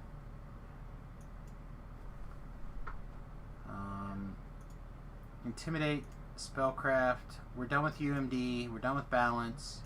We do need Perform. Ooh, half a rank and Heal. Yeah, I don't think we get another choice though. Okay. We get to pick up some reflex saves. Yeah. Okay, so here on our Warlock tree, this says Blur, Protection from Energy, and Blindness is our level 2 spells. I'm assuming that this Blur is a Warlock spell. So we're going to grab Protection from Energy here. And honestly, I don't even think we need... No, I guess not.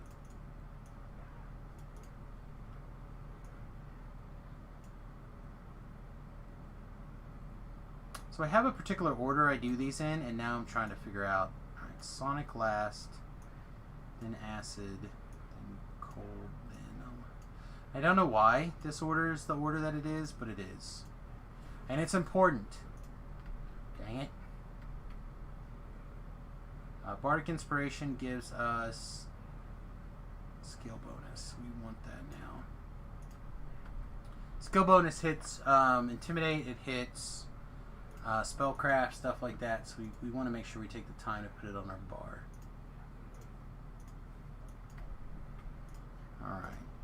So level 11, that's Green Steel Bracers if we want them, which I think we will. That's... maybe, actually. Maybe not. Heroism of Magical Sheltering.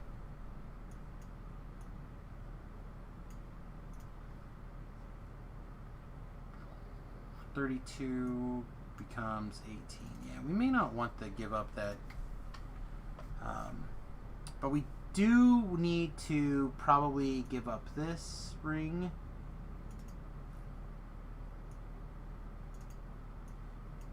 for our Ring of the Stalker. Ring of the Stalker is Seeker 7 and Manslayer, and then these boots are going to go on instead of our other boots. That's Seeker 8 and Diversion 4. So what did we give up? We gave up Death Block, so we no longer had Death Block slotted. We do have a green slot here. We could probably put Death Block in these boots to make sure we have a permanent Death Block. Yeah, that doesn't sound like the worst idea in the world.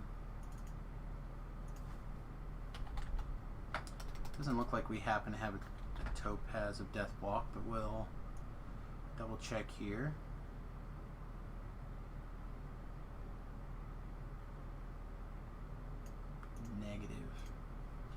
Negative Ghost Rider. So we'll grab a Death Block from here.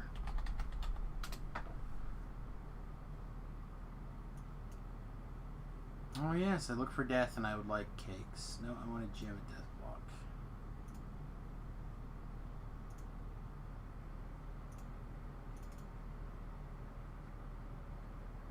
Oh, level 12. Oh, I guess we don't want to put Death Block on these boots then. How did... Oh, this ring must just have Death Block all the time. It's not... Okay. That's lame.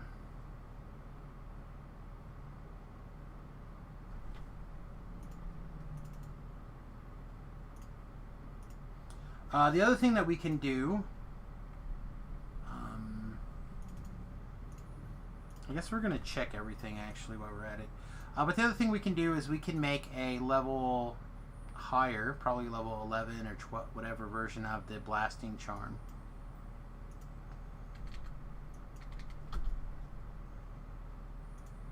We have literally nothing in the bank that's level 11. Okay.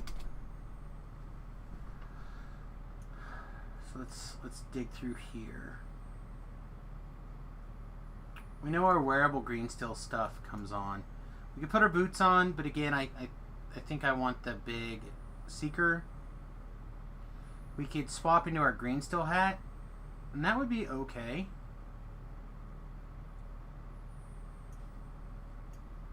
We give up a D6 poison damage, but I think by picking up the bigger Seeker...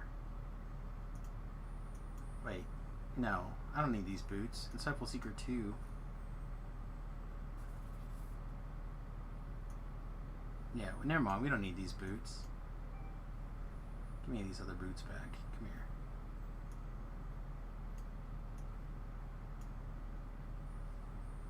This is a Seeker 7. Insightful Seeker 2 is fine, but it's not vital.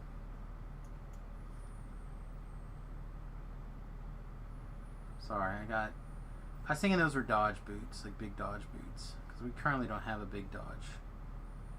15. Oh, it's maxed out though.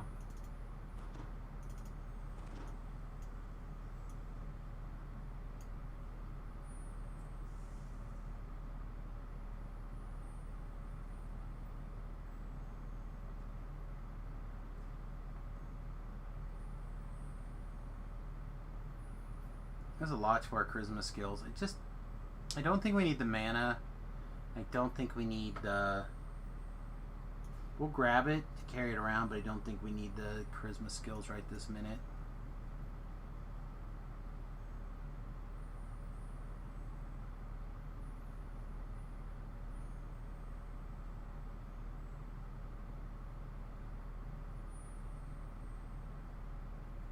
And then our other green steel item is a goggle that I don't think we're going to wear, so we're good enough. Alright, so we ended up with a slight gain on hit points, I believe. A very slight gain. Then we can also switch into this Pouch of Jerky if we want it. For a few more hit points. Alright, let's jump to House Cannith and see if we have the ability to make a upgraded trinket here. The Blasting Charm.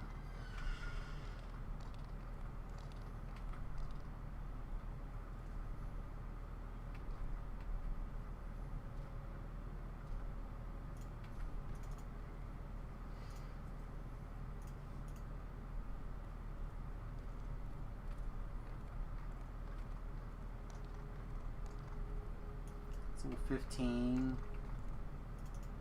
There we go, level 11. So we do not have bat wings. And it would pick up a guard. Then the next tier picks up weakened construct. But again, we need more wings. So how many wings do we have? These are method wings. We have epic method wings. So we have 272 method wings. Alright, so where do method wings come from? Well, when in doubt, we hit the DDO wiki, right? This might give us an unexpected side quest, but I doubt it.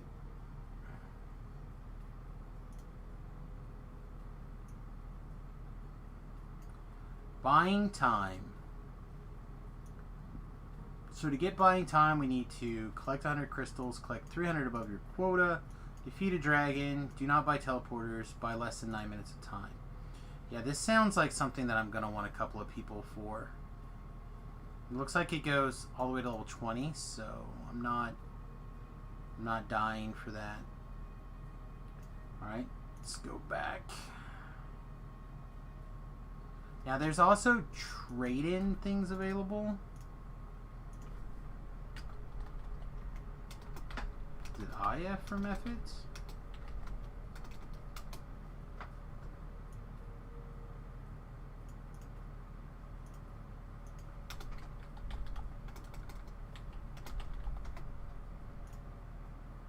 Alright, so we could turn in necrotic charms, but necrotic charms, if I remember correctly, are a massive pain.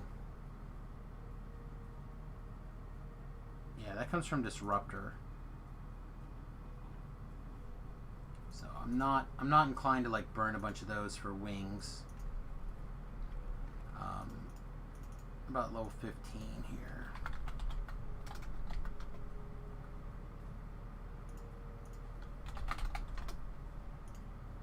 To chime. So we need 600 wings and some chalices to get the level 15 version.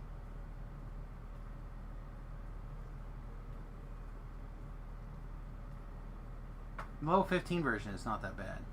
It's actually really good, actually. The tier 2.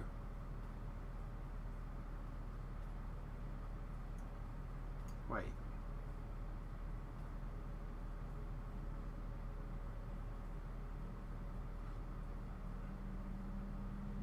Yeah, the level 15 version is really good. What does this version do? Just says go to tier 2. So we got a green slot. This doesn't say.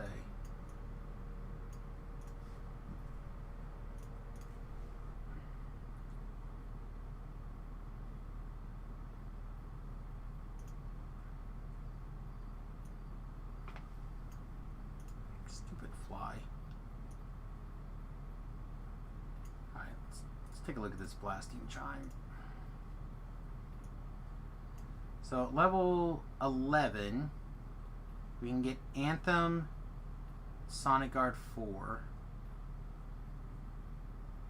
So it's like 20 more spell power. But we need wings, and then we need a bunch of other stuff. Picture portals is easy, though. We could picture portal pretty easily. And then can we turn goblets in for something? That's like the easiest one.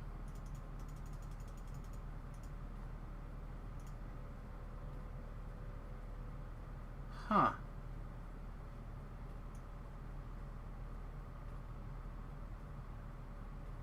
I didn't even know they had those. Oh, they added a bunch of like really interesting things to this turn-in, didn't they? Interesting.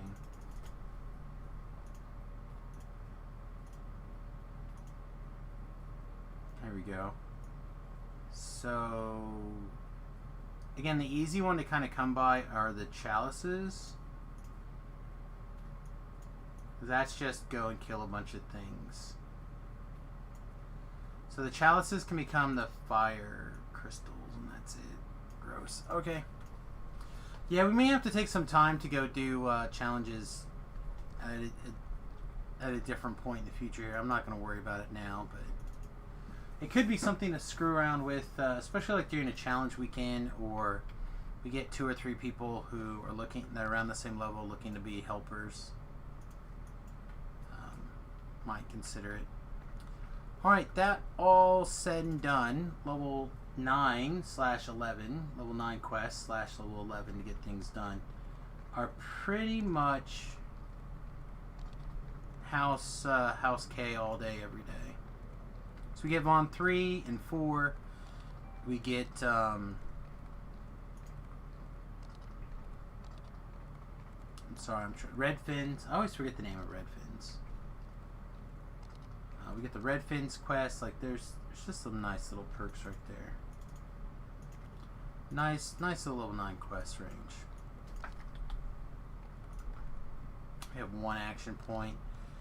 We need 2 to be able to take Charisma or Dexterity, and then we want to save up, I think, 3 more points. So maybe our next 5 points we just save.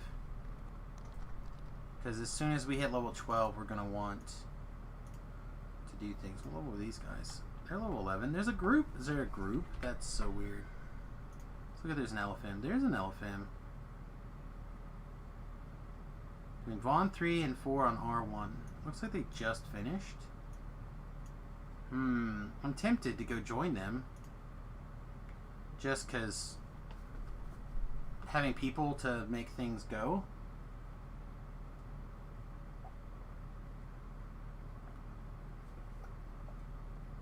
It's weird. It's weird having a group.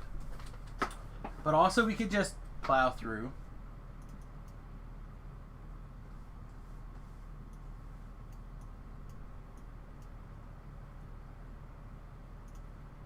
But if people are good at running off on their own, I'm kind of tempted.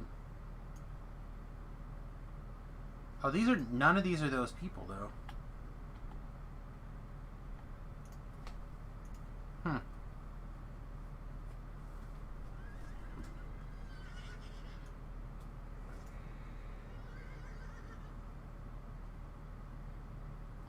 You know what? Screw it. Let's join him.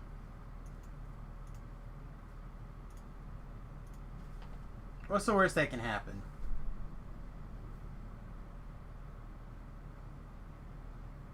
Aren't you on hardcore? Because you could die. I'm not on the hardcore. And I feel like dying on Samus here is pretty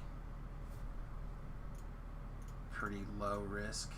Did I actually hit the join group? I feel like I did. Nope, I did not. Let's actually hit the button.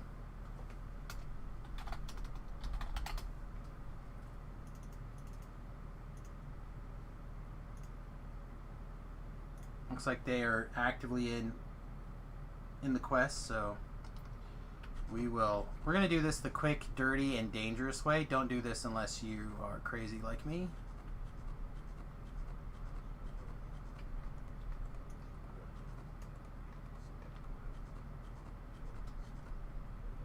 This is definitely going to be pushing our particular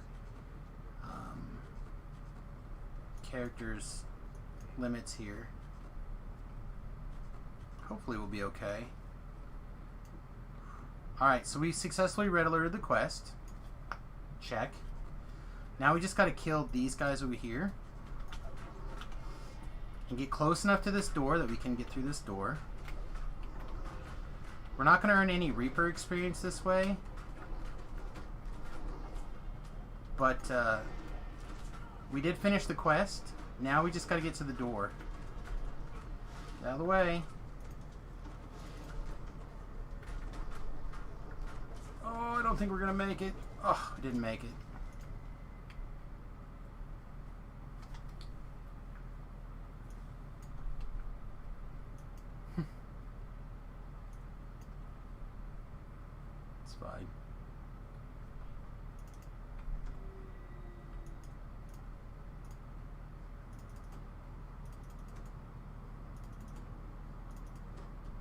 So we lost our resistances, but that's not really that big of a deal. And then we're going to have to like do some work to run around these guys to get them so we can actually have time to click on the door. Oh, why?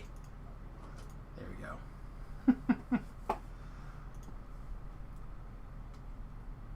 Okay.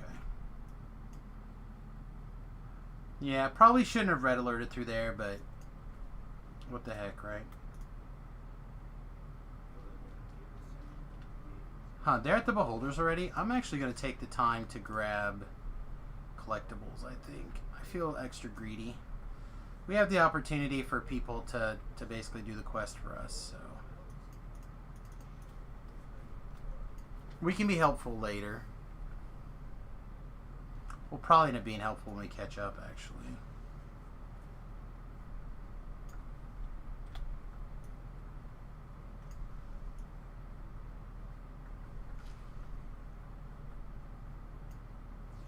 Oh, so much force damage. Actually, it was a lot.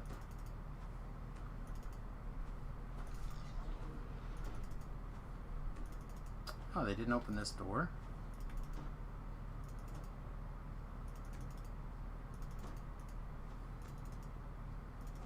Oh, so many hit points. Okay.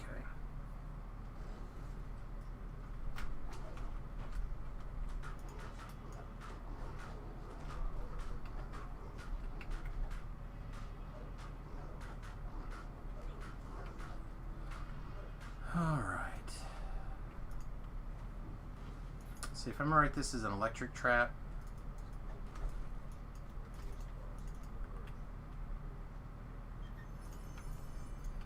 Yep, it was an electric trap.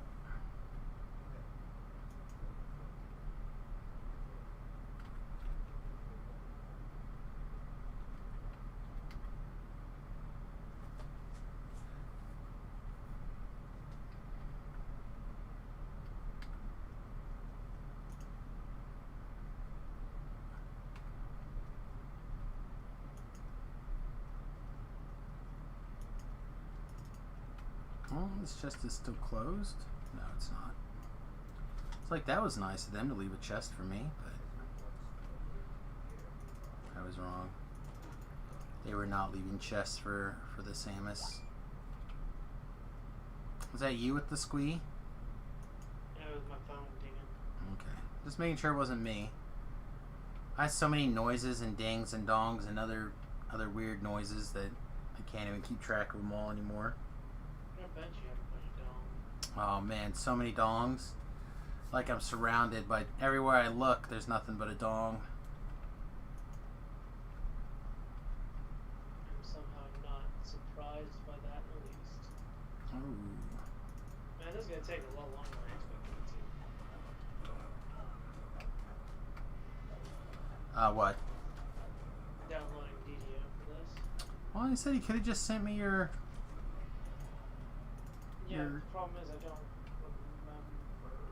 remember. Okay. Yeah, I actually created 2 accounts, one for my brother-in-law and one for his new wife, my sister-in-law. And I had saved the logins I created and the passwords I had used in a file. And my computer has like randomly been turning off occasionally. And I must not have it saved, and it just like randomly got borked.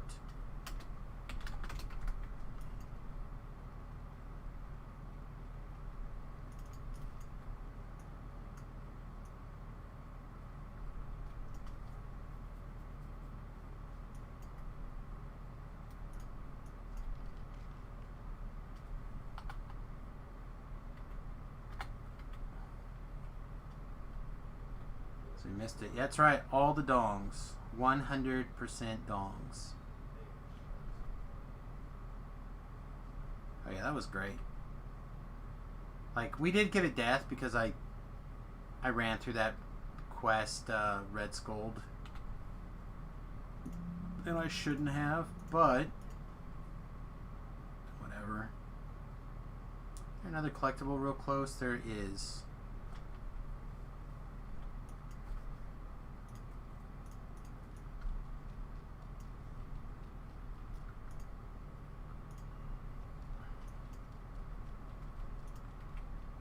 collectibles super close, actually.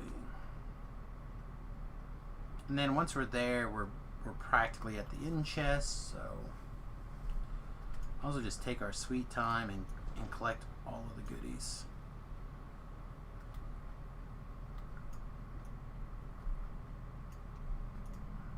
Oh, they didn't even do this? That feels wrong.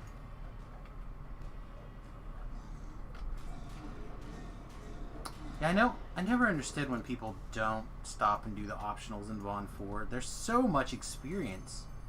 It was 3,000 experience points for like, what, 30 seconds extra work? Like, why? Why not grab that?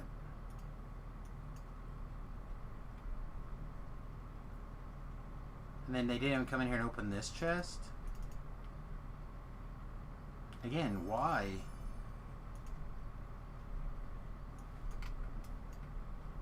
They took the time to get this one. I don't know. They all probably felt. Maybe. I mean, that is possible.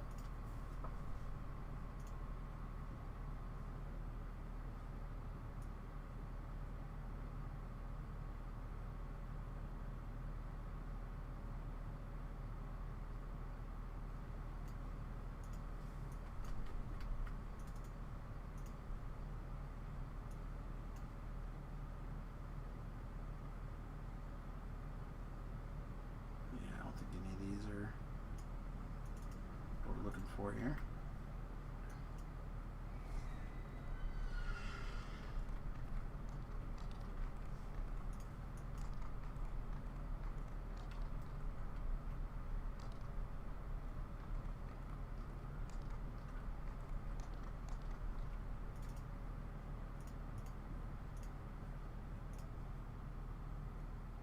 Alright, I got it figured out. Yeah. Alright, so it's uploaded and you're logged in? No, I figured out what my username and password and stuff is. Okay. This thing's just now on file 1040 of 9019. Okay. Well, if you want to, you can just message me the login and username or the password, and I will happily log that stuff in for you. There you go. Okay. That's terrible timing on your part. Oh, sorry. I can go. No, I'm getting ready to go. Oh. Alright, That's I'm why I gonna say it's terrible timing on your part. Alright, looks like half the group went that way, so I'm gonna go this way. I'm actually not ready to go to bed so I can get up tomorrow. I was getting ready to take a shower and do the same. Oh, you guys should message each other in the shower so you guys can have shower buddy time. That's weird. Is it though? I don't.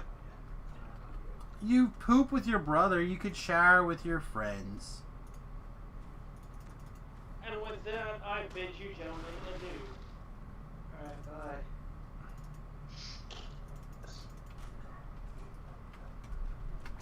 Gotta get that taken care of for LJ.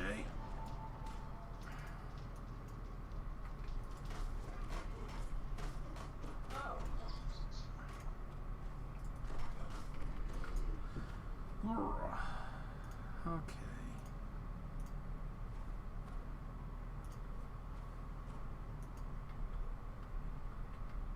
So, everyone, Dr. Ben, how you doing today? Like a real doctor, guys. Not bad. I had a conference call with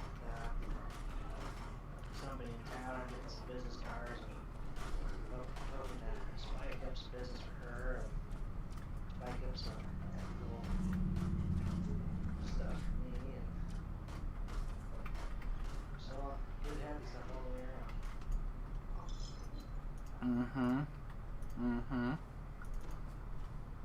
I'm listening. Good happiness. Happy, happy, joy, joy.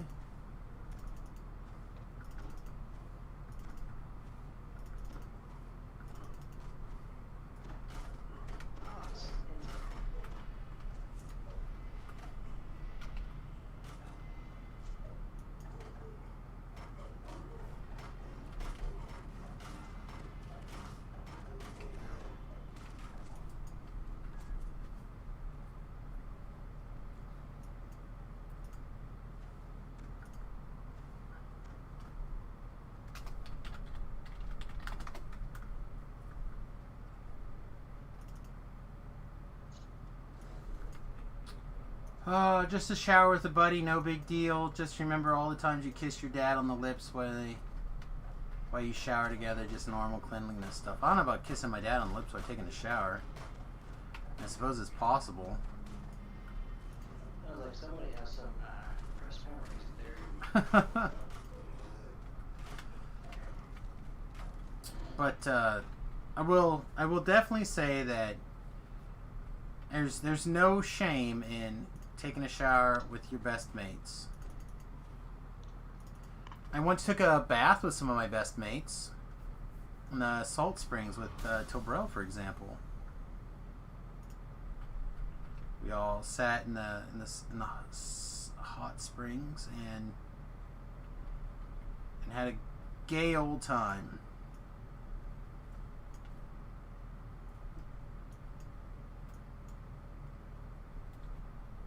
Just like they do on Scooby-Doo.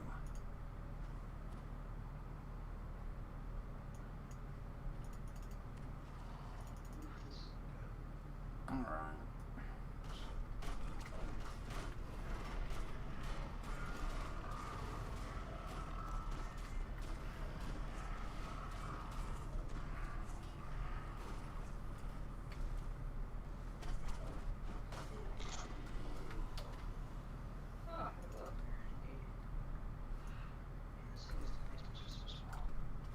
It was a gay old time. Yeah, I was thinking about that too, actually.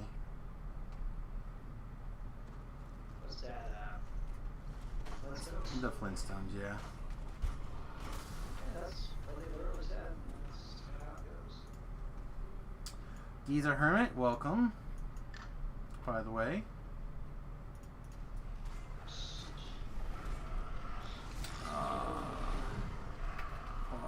This is why I don't play with people. Everyone does things their way, and it's not anywhere near as good and or as efficient as my way. If I remember correctly, this is Candy Cane, yeah.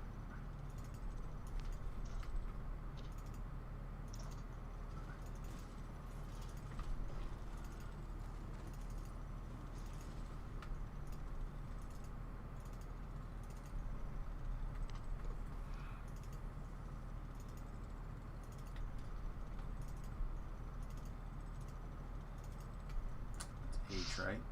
Yeah, H. Just want to say thanks for showing the lever trick in the dungeon.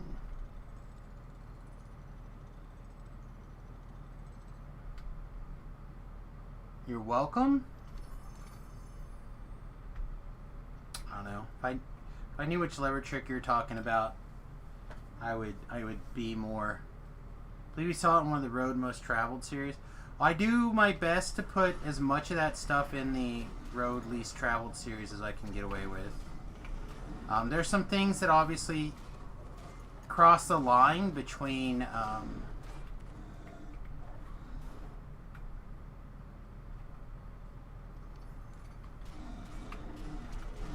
like things that people do, but they're not exactly considered a good idea. So I do try to talk about them, but I try not to demonstrate them on stream all that often.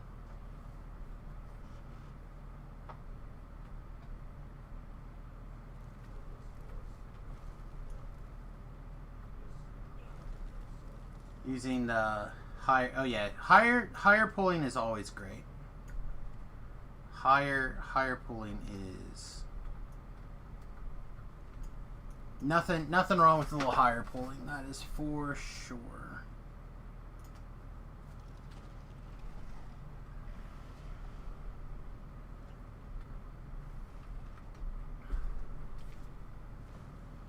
I want to get ahead of everybody, so they start chasing me, and I can dump them into the lava here.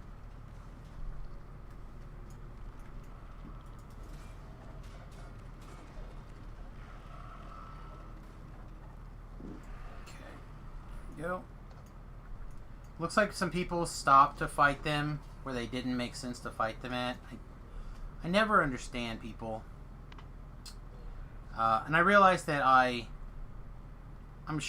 try to demonstrate and show off what I believe to be the most efficient way to do these quests. Everybody has their own like preferences and opinions on the matter. But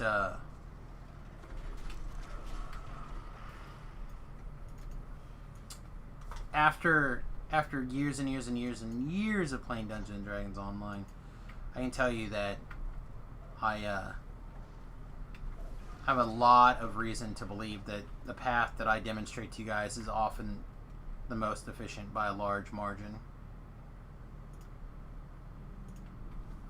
That being said, this Only Joking Guild's got at least 3 people in it, and they're all here, so looks like they have crowns of some sort.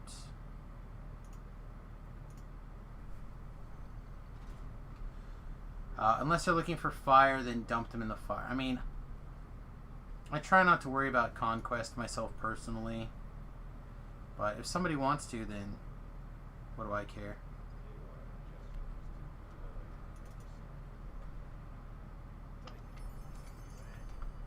And people dedoring without looting chests. Such a weird move for me, in my opinion.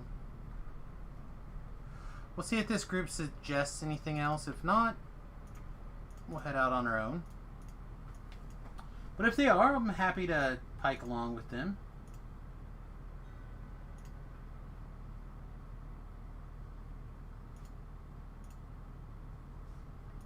See, I just got to tell from somebody in this stream here. I didn't get to read all of it before I got this awesome loading screen of doom. I believe they said they were watching the stream. If so, thank you very much. Welcome to the stream. Happy to help you.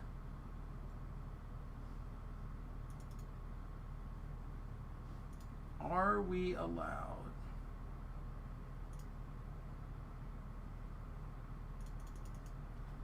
Yeah, it's probably a server hiccup, I imagine.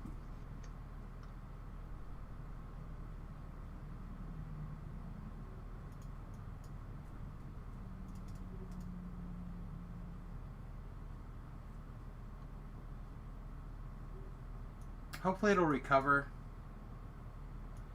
There's a command to drop the screen. I always have to like look it up though. Here we go. Hey, I'm watching the stream. They are somewhat new, so I have to take it slow. Okay, well that makes sense. No worries.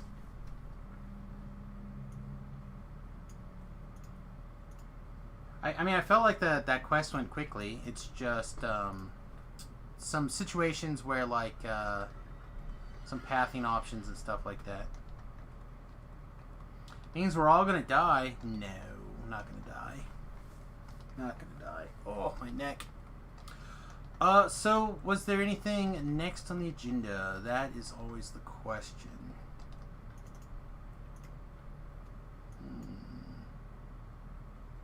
I really want to have a Morning Star be good. I just haven't seen one come around in such a long time that was actually good. So disappointing.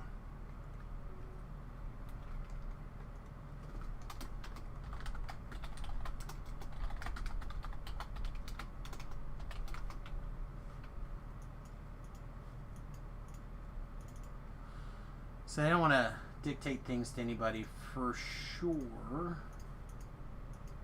But if people wanted to do red fins, that would be the nutters.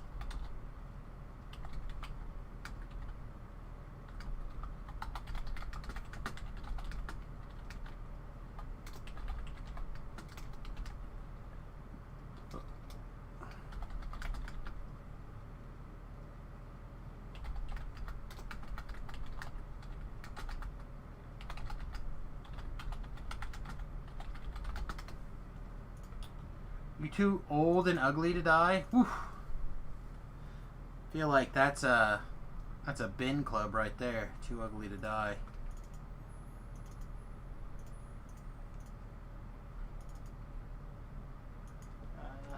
Sounds like the Crypt Keeper. He gets so old that you just it's so ugly. Yeah. That was you, right? Didn't you play the Crypt Keeper? No. No. He's too old even to like argue back. Look at that. It's perfect. Interesting thing though, Brad Pitt apparently made his first big break on Tales from the Crypt. Played the pretty boy, car racer, risk taker. Ended up dying, and there's a story to go along with in there somehow. But that's one of the roles where he got his huge break to get in the film industry. Yeah. I don't know. I always thought his break-in was Thelma and Louise, the boy who wore the too tight jeans.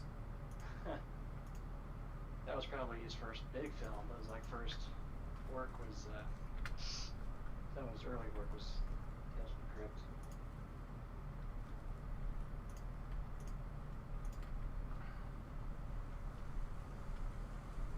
So I don't even know if he had it. Did he even have a speaking role in Thelma and Louise? I don't know. I have no idea.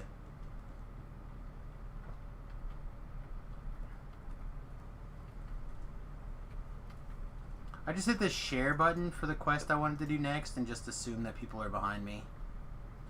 That's how much of a natural born leader I am.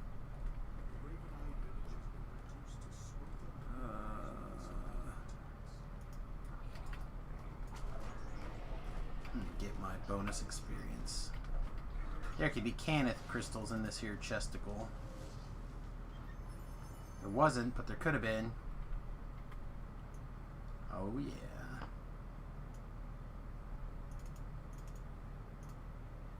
Should turn this up to like 11. Raw 11.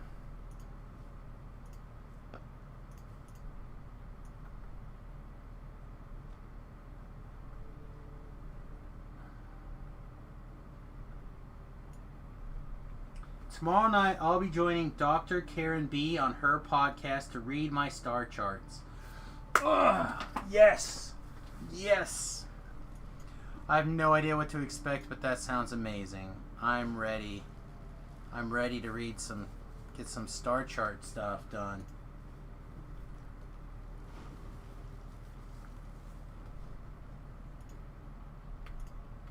I hear Ben loves star charts. Big fan.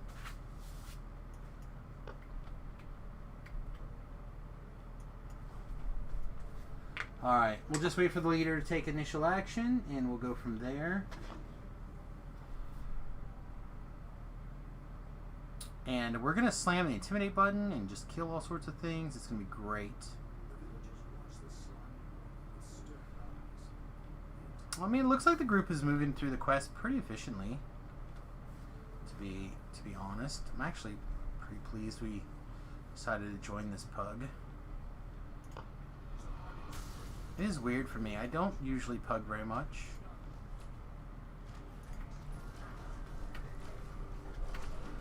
No. Said intimidate. Get off these here drow. These are my drow. Fish face.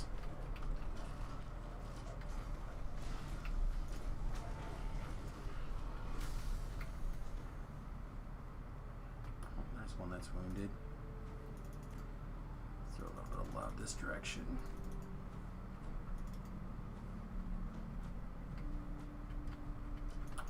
Yeah, aggroed, but I'm not sure on what. Oh, there's a Raven Eye way out in the water. Aggroed, that's funny.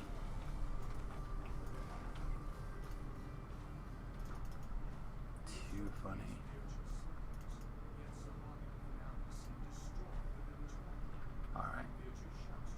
Now we get to like loot our things and kill guys out here. And a great outside. Give me this. I have not engaged a single mob out here yet. This is... There's one. And a fragment too.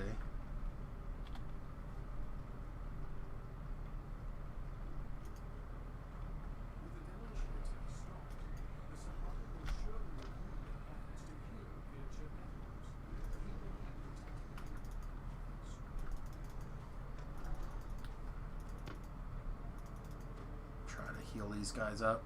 The more of these drow that survive, the more bonus experience points we're going to get at the end. So there's some value in taking the time to clean this mess up. Healing up trash here. That guy took a lot of damage already. Glad we had him all the way full.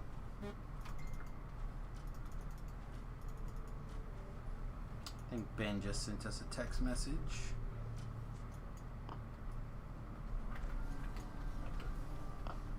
Probably some political meme that he wants me to get a giggle out of.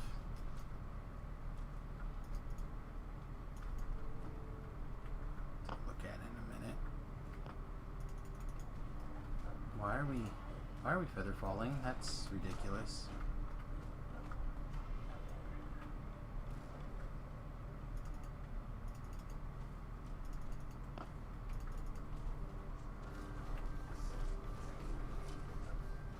Oh, rest while you can.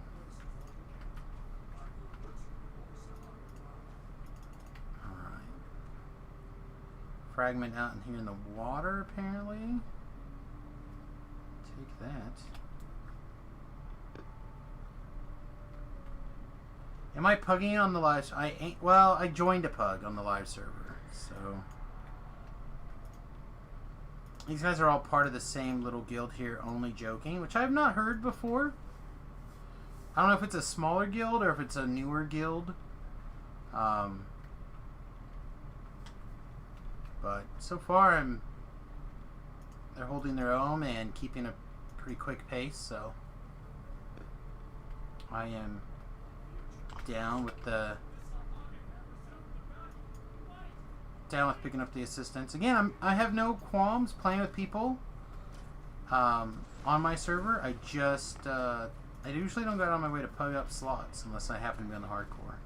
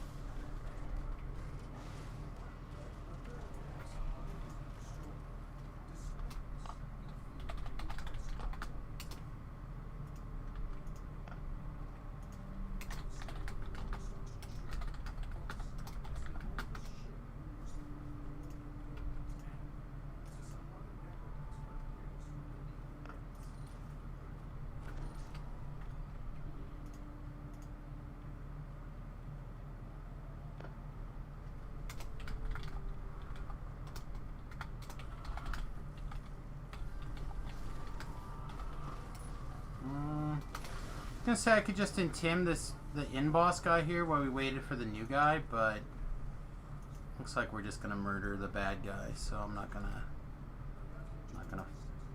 put it out there.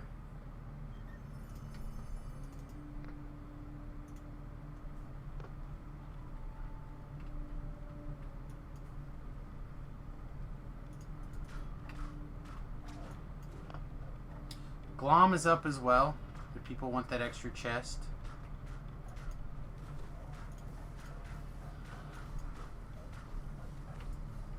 Extra 2 chests, I guess.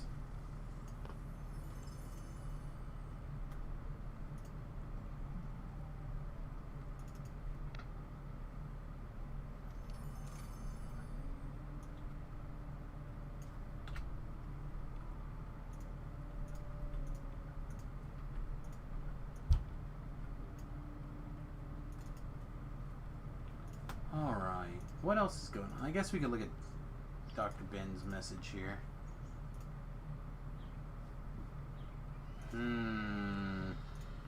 Not a political meme. Maybe disappointed in Dr. Ben now.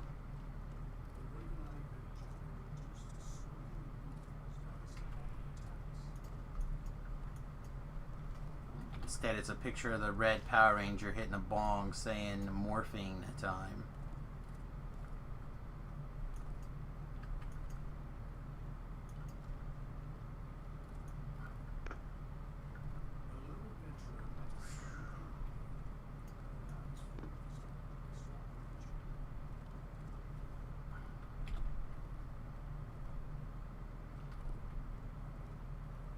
Go around this direction. Touch this explore point.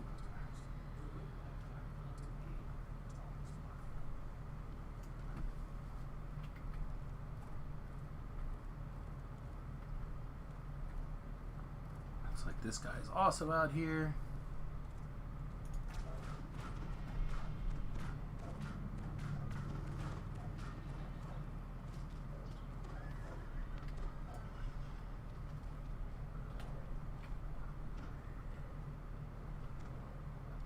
Red alerted.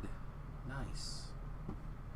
All booted. Alright, I'm going to keep LJ's message up here so I can log into DDO for him in a little bit and make sure to enter the DDO free quest code, as well as if he's got points saved already, I'm going to cash in some points to get him those first 2 expansions. If he doesn't have any points saved, I don't know. I would be tempted to try running through a little bit of experience someplace. It takes like an hour or so to get to get the first 100, maybe 2. You know, I could like pop over to the hardcore server or something. Running through some quick experience, or some quick favor. I'm just not about that life. Oh, I should have looked to make sure that people were on their way to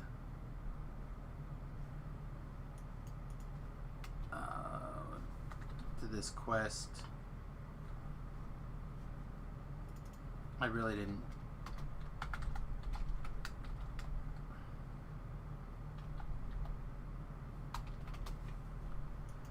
Look, and I started Claw. Okay, they're in Phantom, so we'll move.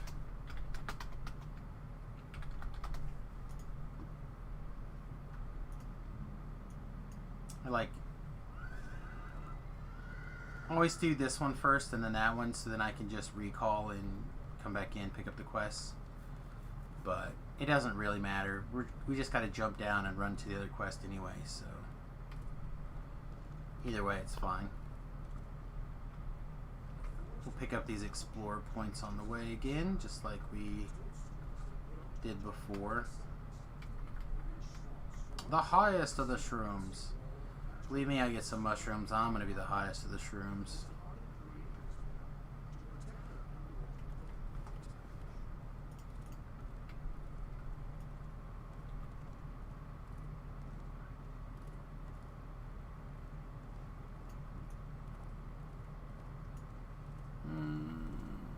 I should see if anyone's got D-door. There's 2. Oh wait, we know we have a D-door. Never mind. We know we have a D-door.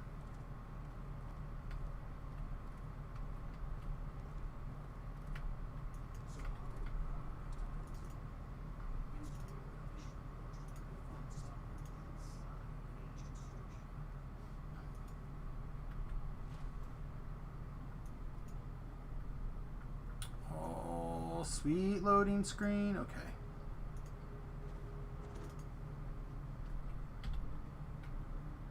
Stupid fragment when I want to finish my song and keep running. Running. Keep tabbing around and see if we happen to see any missed drow. But I think this team is doing a great job.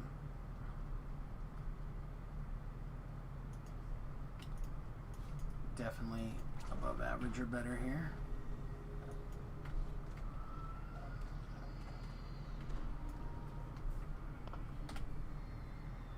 They'll come running out of that hole and and kill all those guys so we can kind of move past here a moment.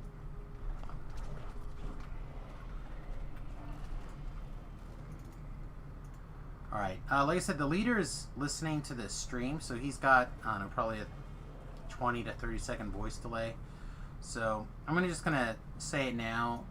If you're not familiar with the D-door trick, just let me know and I'll be happy to talk about it when we get here. But I assume most people know the D-door trick.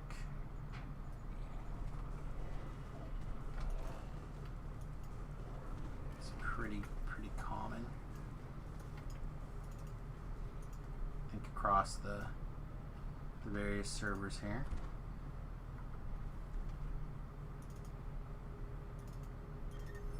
I'm allowed to click on things, which currently not.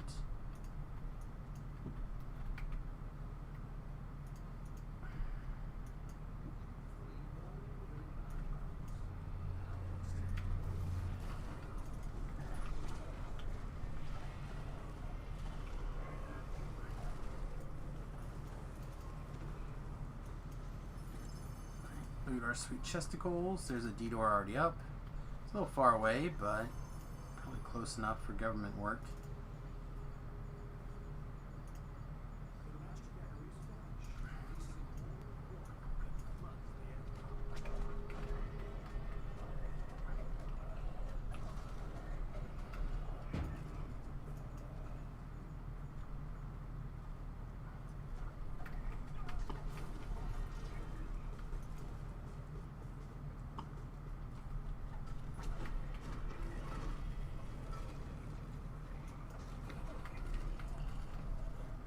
Things are just getting melty here.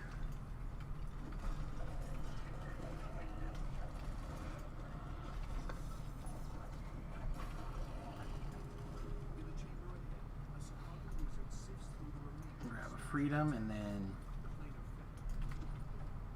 get to work. Oh, I didn't grab a negative level protection though. That was silly of me.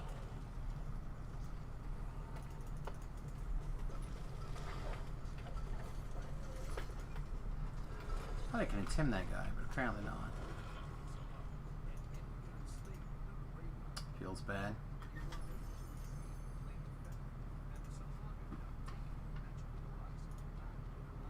Life hack. When cutting bagels, put your finger in the stabilization hole to keep it steady.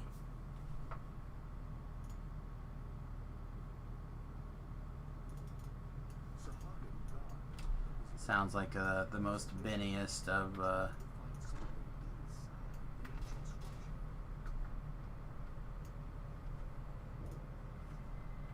tips I ever heard.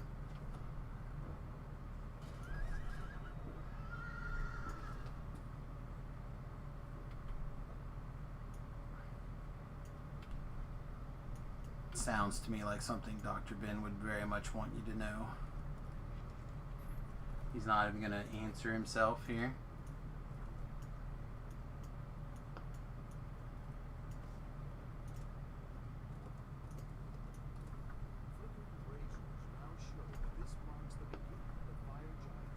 Alright, unfortunately this is going to need reset. Oh, I guess not. Never mind. Nice. Alright, get this party started here. Go, priestess. Go, go, go, priestess. Go.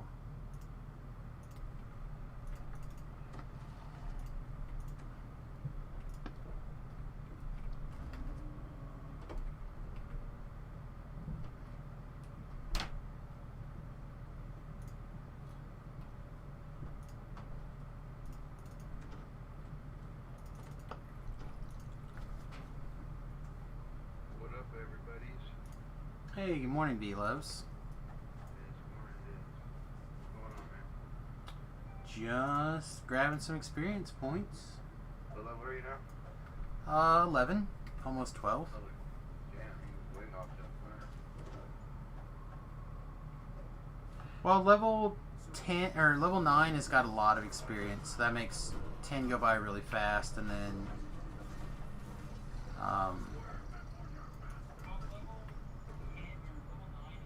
I can hear the delay coming back. Man, you got a whole group of people. Holy moly, what happened? What'd you pay off?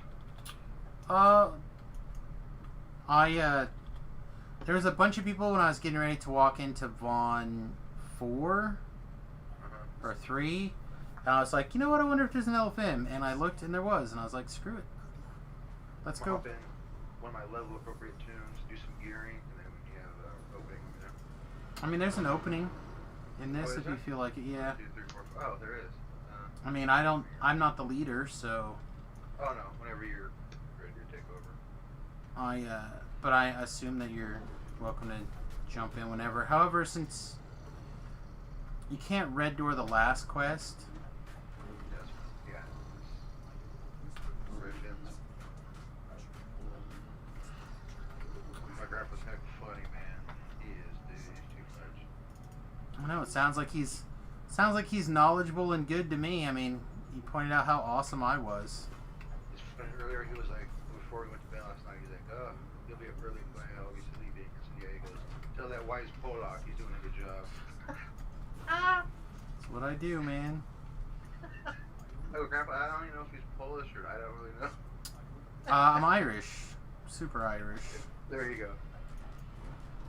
Oh, my goodness. Supposedly, according to my father, who told me his grandma, which would be my great-grandma, supposedly she said their family on her mom's side is super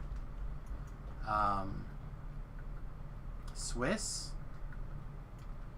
But then I had always been told by my grandfather that stuff on my grandfather's side kind of had a little bit of everything in them.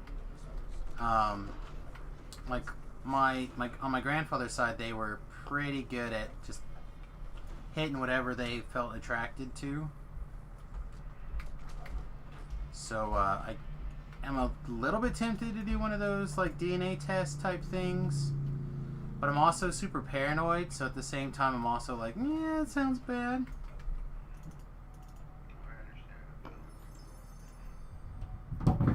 So I'm curious because I would like to know, because like I said, I really do suspect that we have a high,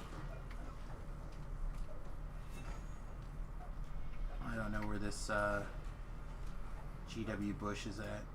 So you take a level 11 or level 8 or 10 we missed? Well, we're R11, so like you could bring your 11. I don't know what the top of their group is, but again, I can finish this last quest with them, and then you can play whatever as long as it's not higher than 11. And everyone's welcome to tag along with me or not, whichever. I think Gozer, because he's got the pass life. He's level 8. Well, that's fine. If that's who you want to play. You will get a little bit of an XP penalty, I believe.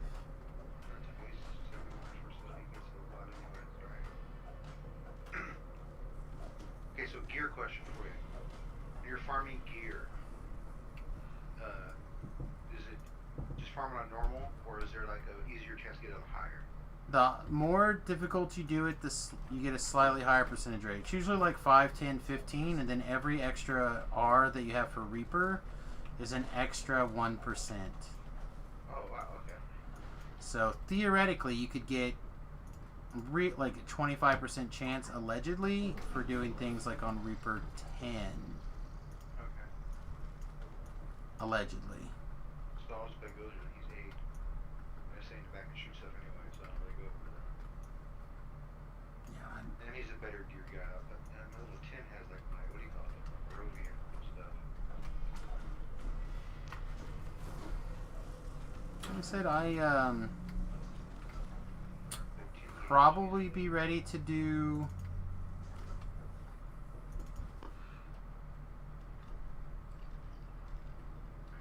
Yeah, I'll bring in Team Gage. I'm going to redo his enhancements. Remember last time he didn't have a really good search item, so he couldn't find stuff. So I'm going to use that skill boost and some other stuff.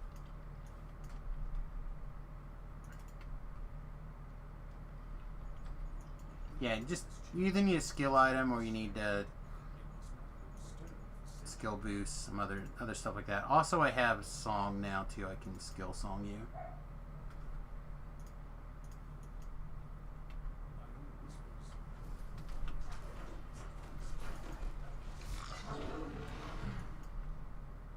Yeah, this next quest should be quick and easy.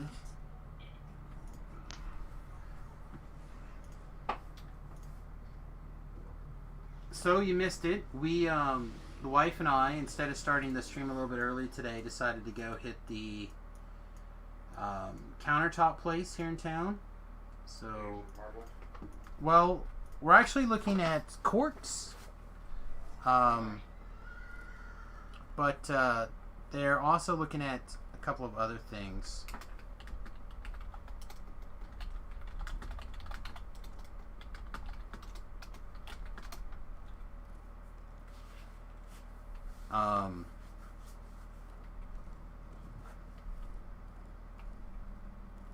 Yeah, we're looking at a couple of different things. So I'm hoping that it's not going to cost us a fortune to get these countertops put in. And like I was telling LJ earlier, the guy says it takes between 2 and 3 weeks after you confirm your bid acceptance. Okay.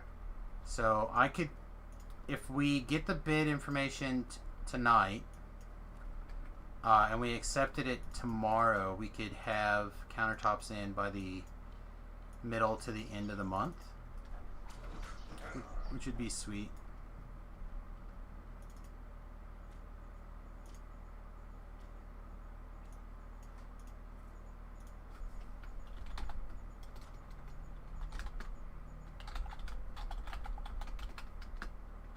So they do have the traffic from this tool belt, making 3 on it, so disable 9.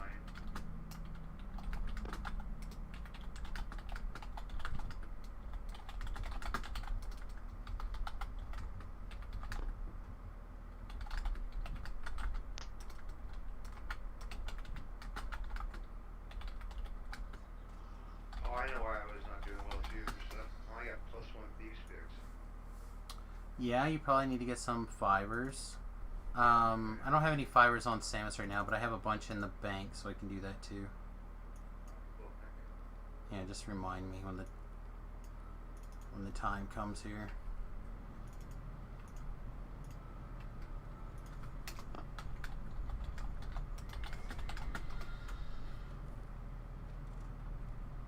All right, so they're gonna take the squad, and we're gonna divide up into 2 teams here.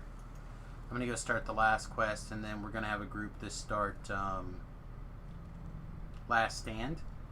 So again, I'm not the leader of the party, but if you are ready, you can try hitting low.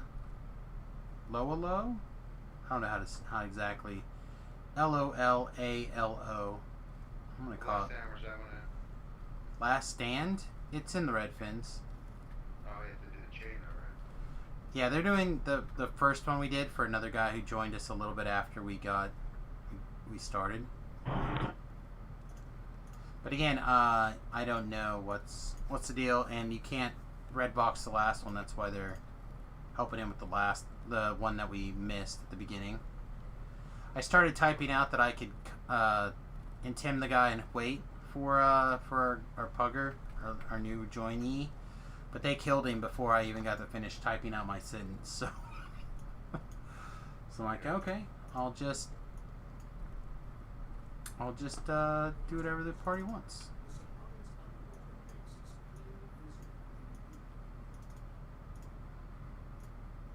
Alright.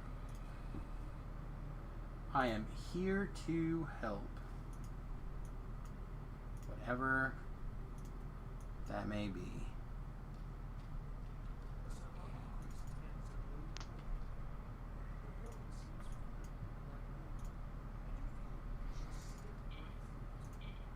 Alright.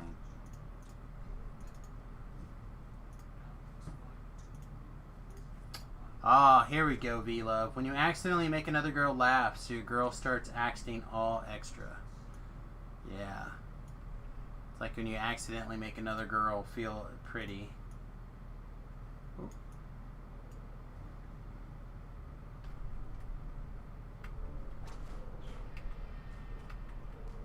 have that. You don't want anybody else feeling pretty or attractive or funny or anything. Only one who gets any attention is your girl. Alright. So we're basically just going to head towards the Royal Temple. I can't remember if this is not the mine side. This is the captured side. So we're going to head that way. The reason we do this side first is because if we were to walk out instead of detour out of this one, we're going to appear way down here in the south corner of the map. If we have a detour, obviously it doesn't matter. We'll just pop back to the spawn location in the middle. It's not a big deal. However, if we don't have a detour, which I currently do not, then it's the closest to the end fight is by flipping them around. So by doing this one first and the second one second, when we finish, instead of appearing at the south of the map, you're going to appear to the north of the map. So that way, you do this one, you run over there, you do the second one, which is the caves, and then from there you're pretty close to the end fight. So you always want to take the time to like figure out your strategy in advance, which way you want to go. So, and if you're on the live server, the strategy should probably be by efficiency. Probably. It doesn't have to be, but it probably. I do some Barovian Slayers. I'm waiting for you. Barovian Slayers.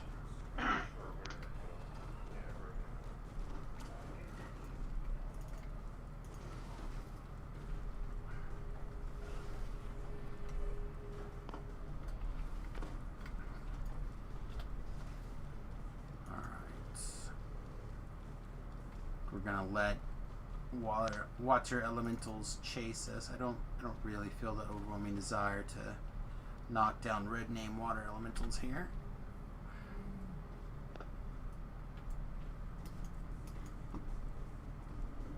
As long as we can get the doors open, I suspect we'll be okay.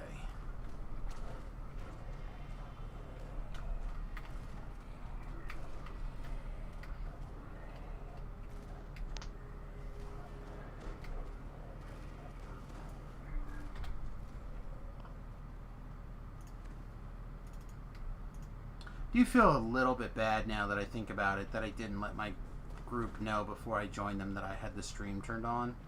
I usually do 9 times out of 10, but I felt like it didn't really matter today. Probably should have anyway. A little bit of the feel bads there.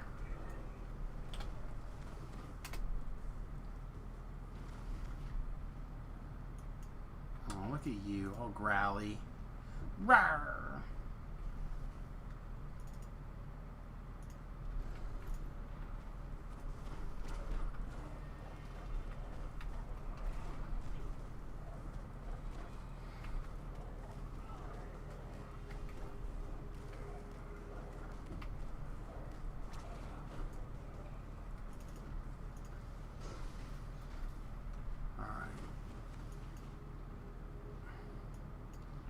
I think we're going to go ahead and rescue this drow, and then should be another drow somewhere.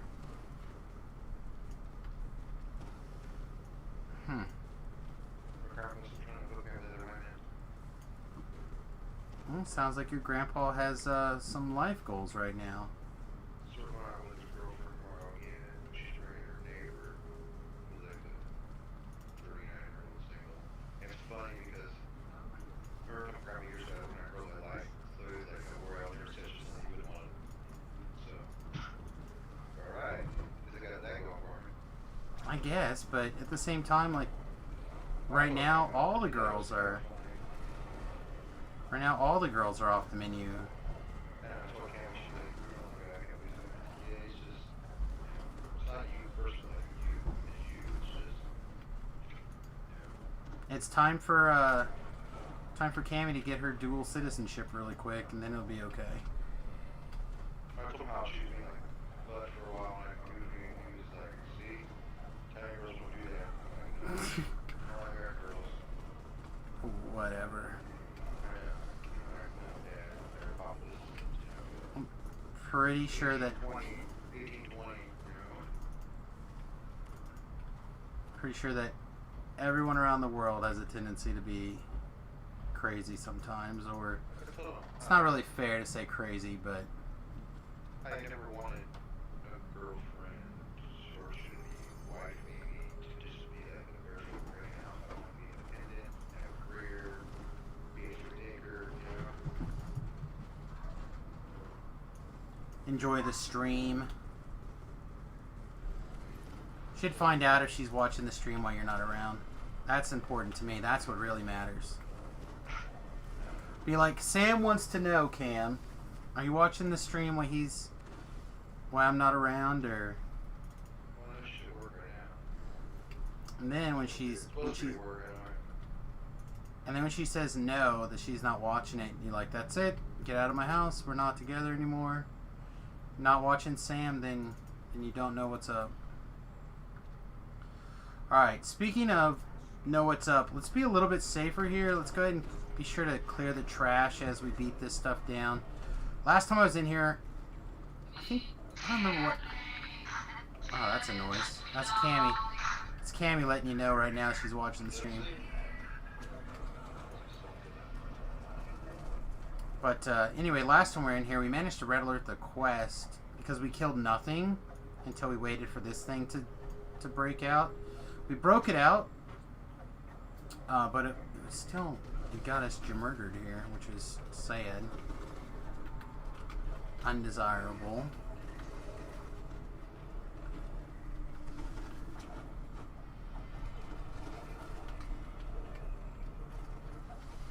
Alright.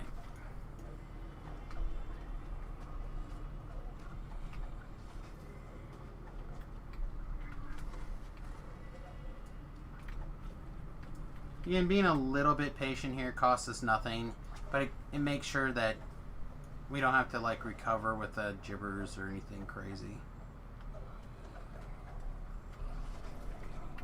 Alright.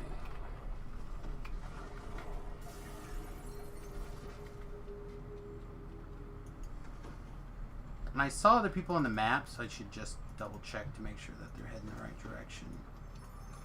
But I can't see them now where I'm located, so hopefully this means that they're on their way to the mines if they're in. Oh yeah, it looks like it there.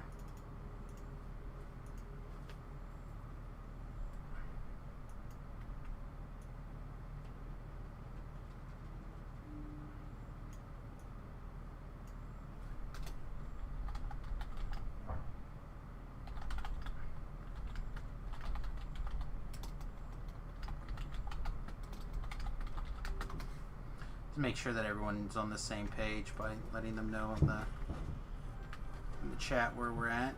Oh, looks like we probably have a Fear Reaper that I got a good deal with now. Great.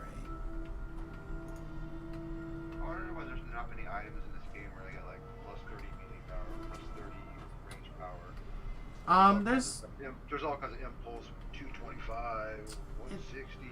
It's because they want to keep a really close eye on the melee powers and range powers, because melee power can scale crazily really quickly. Because think about attack speeds being applied to things, right? So like your attack speed shoots up, that impacts things. There's no cost to a melee attack besides staying alive. Where for spell power and things like that, you're talking about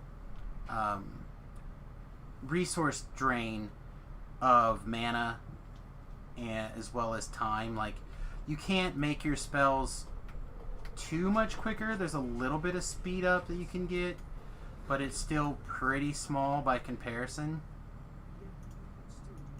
You know what I mean? Stuff like plus 2 melee powers, like it's not really very much.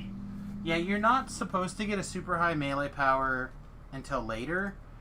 And even then, I think Tobrel said like 200 and something was like the best he's gotten, 250 maybe. Yeah, my best character's got like 105, he's at level 30. He Yeah. doesn't have any, what do you call it, sets or nothing, just pulls from character. 4 sets where they came out. Yeah, and like even that to me seems pretty good. Like that's essentially double damage for your melee attacks. It's So pretty just because when you watch like Pale Master do like Circle of Death and does like 18,000 damage to like 20 monsters, you know, it's like, well, it doesn't really seem like it scales too well compared to like melee, you know. Yeah, but also keep in mind that I have to to do that big spell power damage thing, right? It costs, like 100 mana or whatever. I'm just making up a number. So you're talking about, let's say I have 3,000 mana, right? That means it's taking proportionally a big chunk of my ability to interact with the quest out, as opposed to a melee or a ranged person. Like a range is a little bit different because technically you have like bolts or arrows that could theoretically run out. It's pretty impractical, but it's a thing that could happen, right? As opposed to a melee, like as long as your weapon doesn't break, there's nothing keeping you from doing that.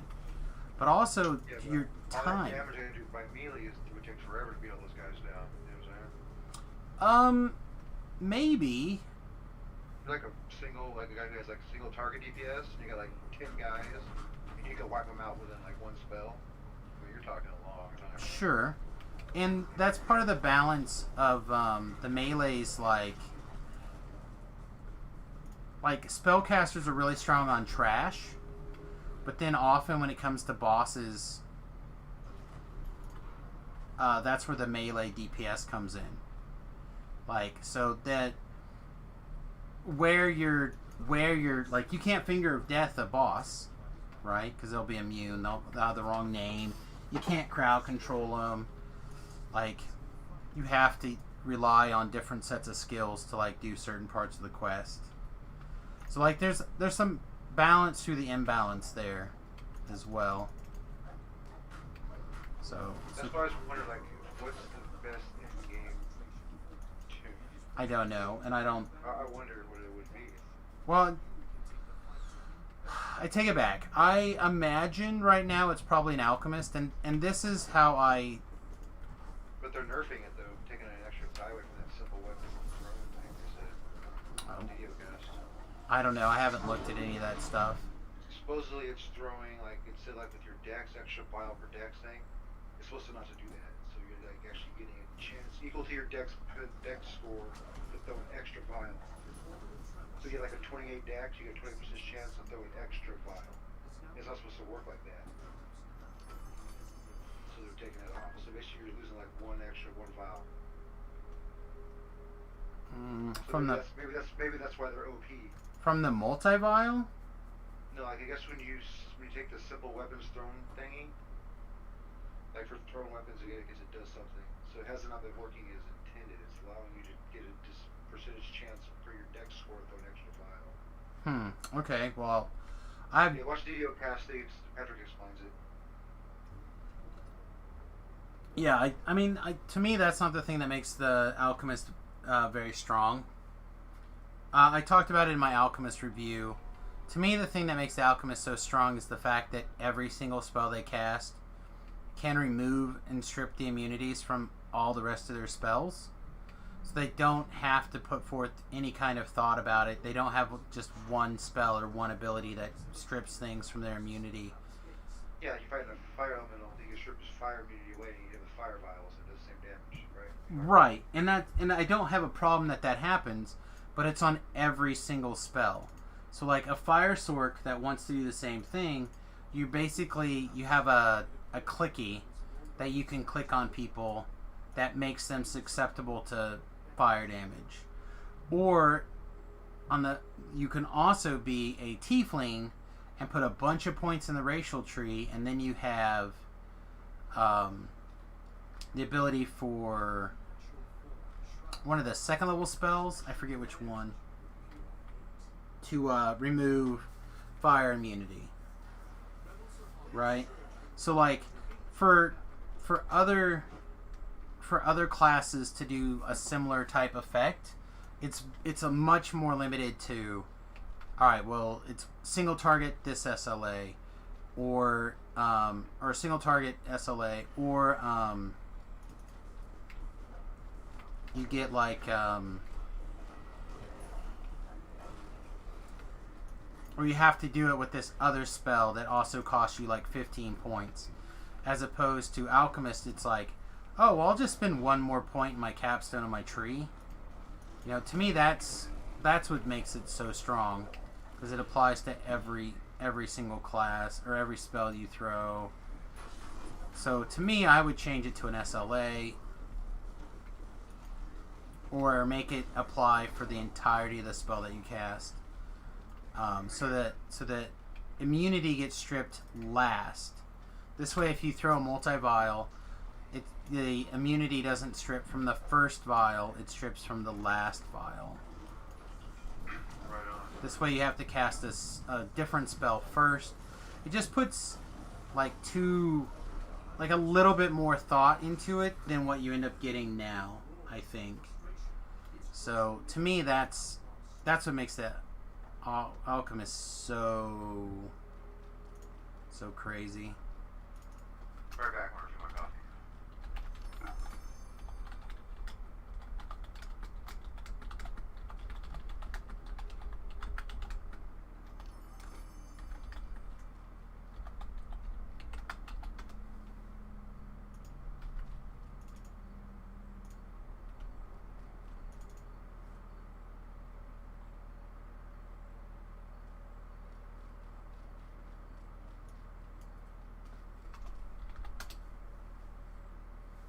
In that case, I am not shrining then.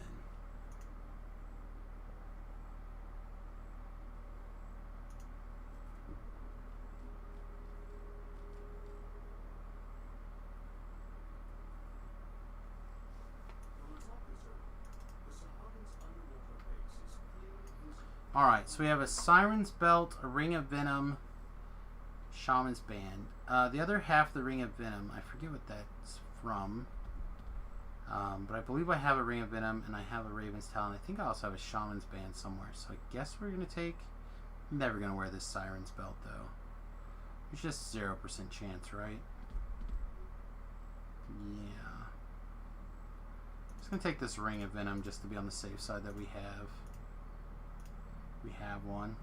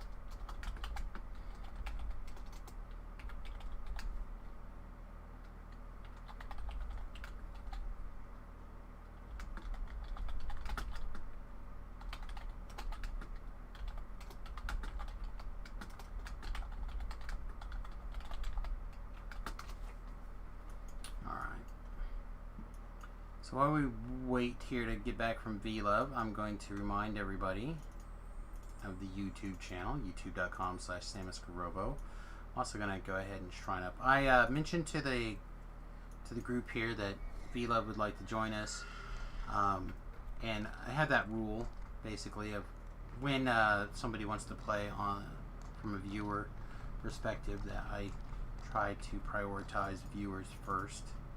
So we'll see what they want to do here.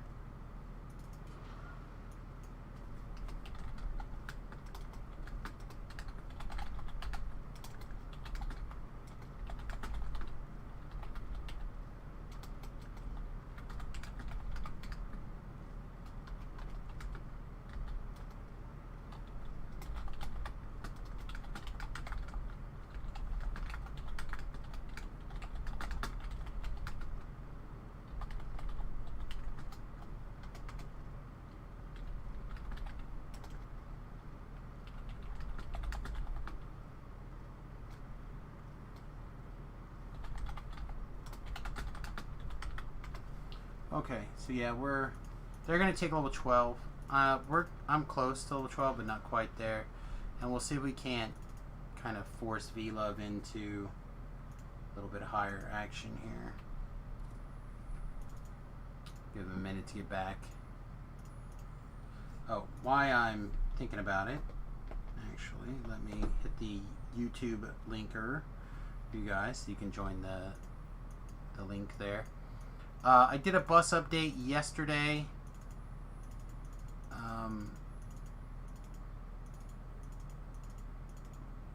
I was teasing LJ that I wasn't gonna tell him what it was, that he would have to go watch on his own.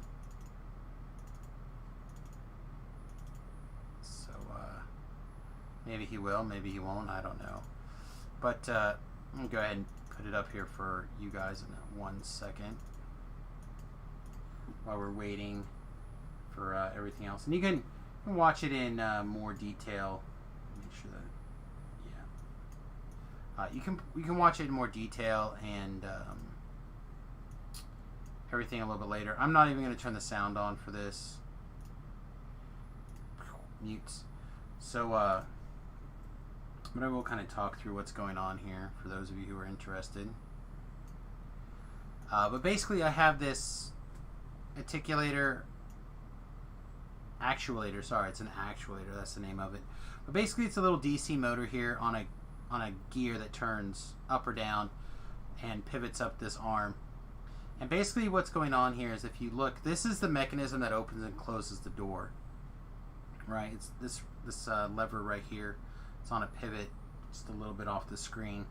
And then how this door locks is it's got this flap right here that goes over this stud, essentially, and it forces the door closed, right? So normally what you do is you flick up this this little flap, blink, goes up, and then you can open the door freely. And then when the flap is down, because this stud is angled and the flap is angled, when you close the door, it'll push it up and knock it in the hole and lock it down. So what I have now is I have this actuator wired up to remote control. The door's closed right here, and I can hit the A button, and what the A button is going to do through this actuator is give it positive current, and what that positive current is going to do is it's going to raise this actuator up, which pulls on this series of wires right now, because I don't have it set up for a chain, and that'll lift up that that locking mechanism right there, so the door is now unlocked, as well as it can stay unlocked. And then I can also hit the B button, which gives it basically the reverse current, and it'll lower that down. So I can, and of course you can use it normally as well. So basically what you can do is unlock it, and then at some point you can boop, hit the button, put it back down, and basically be ready to go. You can also see my super overgrown backyard here.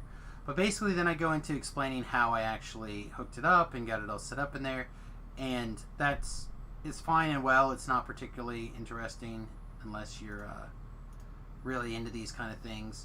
If you have your little schoolie or whatever, then you can look at it and get really excited.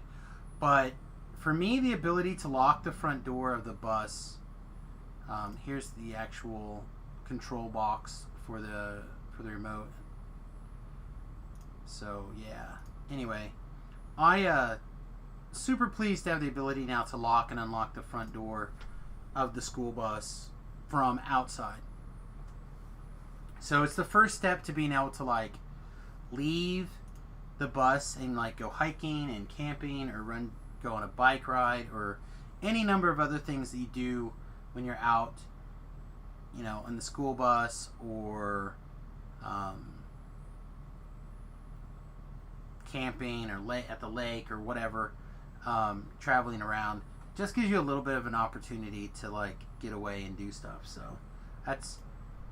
to me, that's something that I've been waiting for the ability to knock out and get done. I really have been. I talked about in the video how I was trying some other things and I couldn't really make some of those things happen. But I think this is a suitable option for me here. All right, I think since Vlv doesn't sound like he's back yet, I'm gonna go ahead and take a 30-second break here and use the restroom, and then hopefully we'll come back with some more sweet XP action here. Where is my? No, maybe it is back. All right, I'm actually going to use the restroom really quickly here. But my Twitch control panel page closed somehow. That's annoying. All right, 30-second bio break. I'll be right back. Please stick around through the ads, and you can mute the tab or whatever, but I'll be right back. 30 seconds.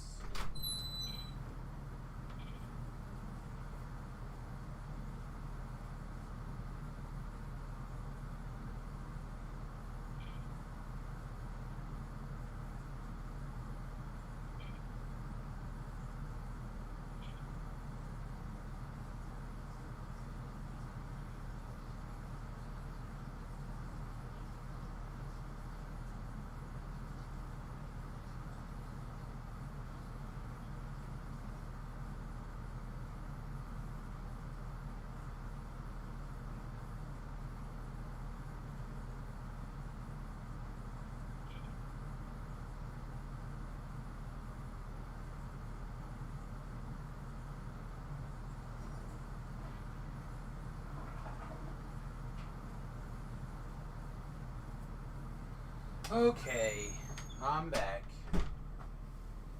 Whew.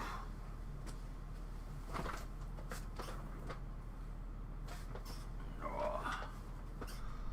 All right, Vlv.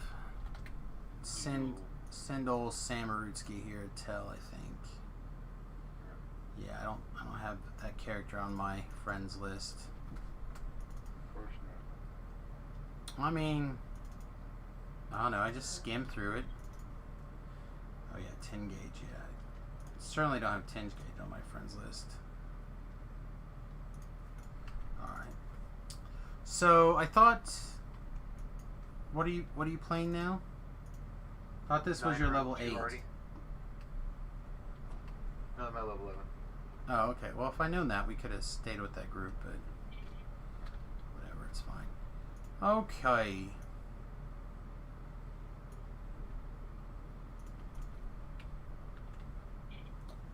Let's see.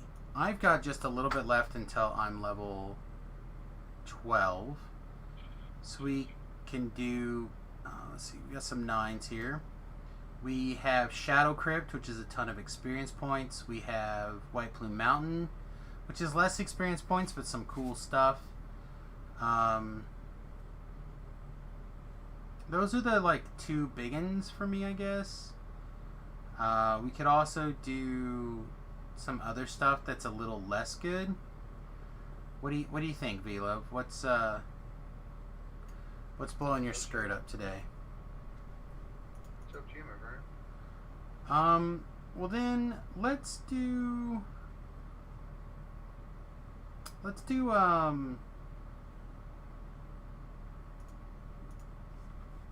Shadow Crypt, and then what I'll have to do to Shadow Crypt is pull up my my opener here, which we can do in just a second.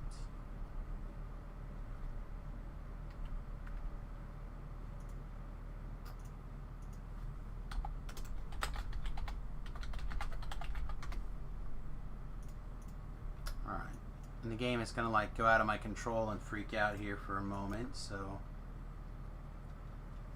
no control right that minute. There we go. Now I got control again.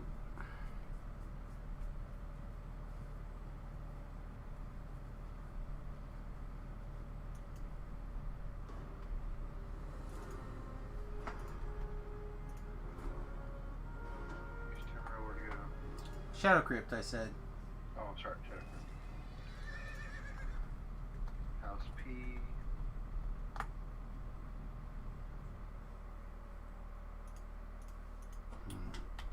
And what I'm going to do is I'm going to grab little Fumbarutski here. Right into the party. Boink.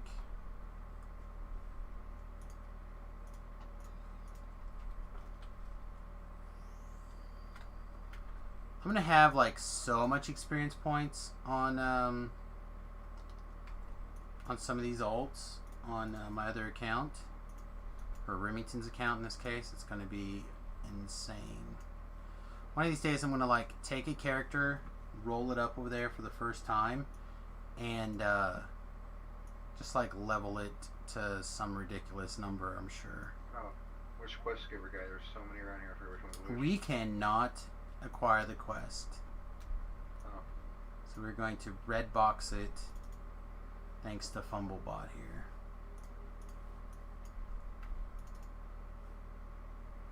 So I'm staying. Is that the one you have to go underwater in different holes and stuff? Sometimes. You don't. I think you're looking at a slightly different one. This one does have an underwater maze in it. But this is the one where we're gonna run through the maze and kill a bunch of undead and pick up gears and stuff. Alright. Stepping in, I'm going to get my DDO Puzzles app out and tell everybody about it. So DDO Puzzles is a quest done by my friend, or sorry, not a quest, a tool put together by my friend Grim in Guildy, friend in Guildy. And what you can do here is it's a phone app as well as obviously a PC app. I always use it on my PC, but you can hit Shadow Crypt, and you can determine how many levers you want, and then what color the first room is, depending on from the east. And what it'll do is it'll program this nice little answer key for you. And the thing I really love about it is you can keep track of where you're at or where you've been by clicking it. So it gives you a nice little way to control pretty much everything that's going on there. I don't know, I really love it. It's a very good tool in my opinion. So worth checking out. You're not keeping that Fumblebot in here for experience? No, Fumblebot is an opener. He does not go into the quest. He will, if I need to, say like I'm on a weird build that can't solo this quest, or I'm on somebody else who can't solo this quest, then he'll come in and solo the quest for whomever, but then he won't complete the quest. He'll just recall out before the quest completes.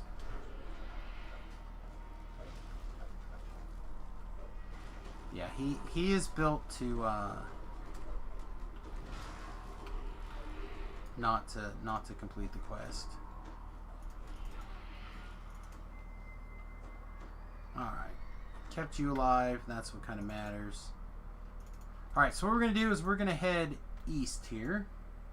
Dismiss my pet. You did this quest this morning. Trying to remember it after being awake for 20 hours is not fun. Yeah, I don't recommend it. Alright, so we're in the blue room here. So I'm going to set it to blue, and then there we go. So now we have our pattern. And we have a couple of things that we can do also, especially with it being the way it is, not being on the phone. We can copy the list and shoot it to Vlove if he so chooses. But I think we can also just drag him along. So this is number 1. It's in binary. This is number 2 in binary. That is number 3 in binary. And we're good. All right, Vlove. So now we're going to go west to the blue underwater. So never eat your soggy waffles. Yep. And then from here you're going to head south, which may or may not be where you use it. Nope, you're going to have to do some swimming. But I'm going to come around and pick up the chest.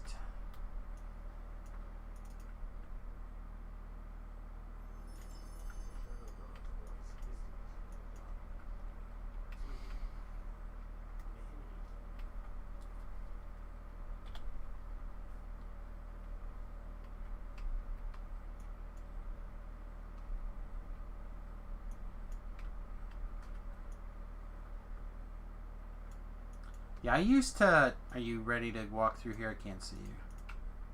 I'm stuck in some, I don't know, Okay. what south, and I'm just stuck in corridors. You probably need to go... I'm gonna die. Oh, you're right here. You're right here. Stop. Turn around. Come back. This way. Up. Come towards me. Nope. See, there's a wall in my way. Nope. Behind you. There you go. And then up here.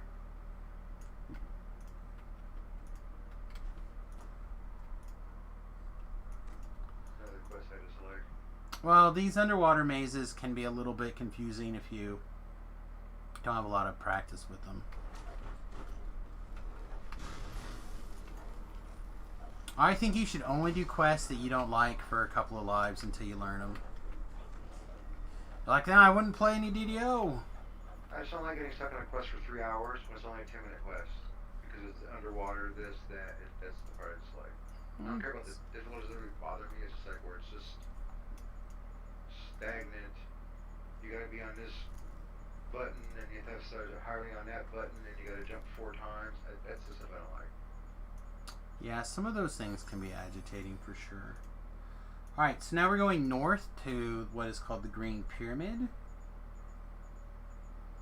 Yeah, you got to be...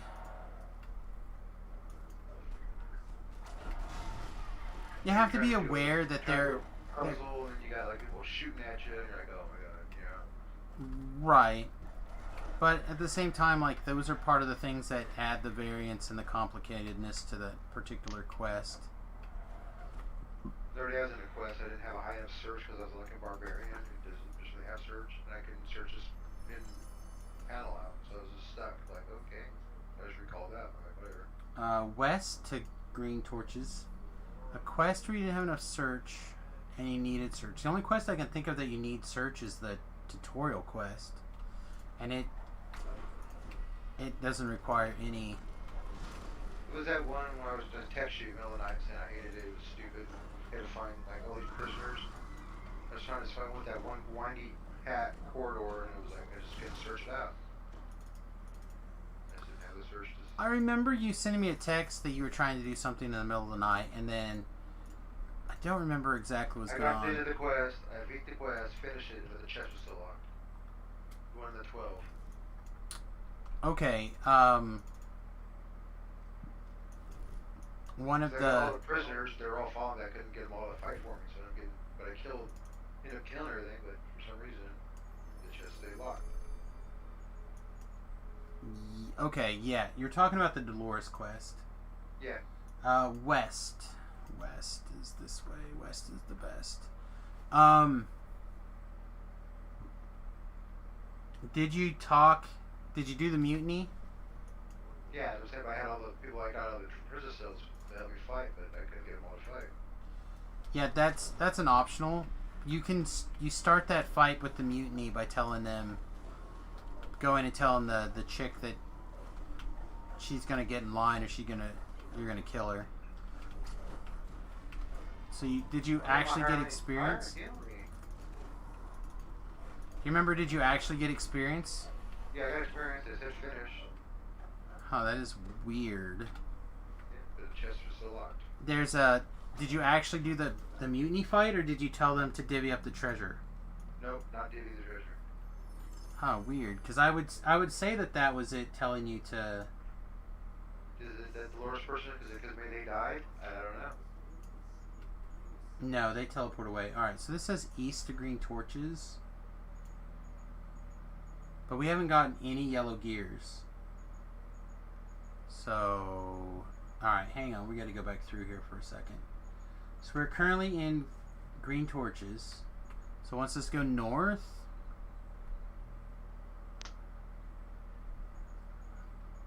It's a Green Pyramid, which should be done. Which it is. Then west to red... what she calls red torches, which I think is binary.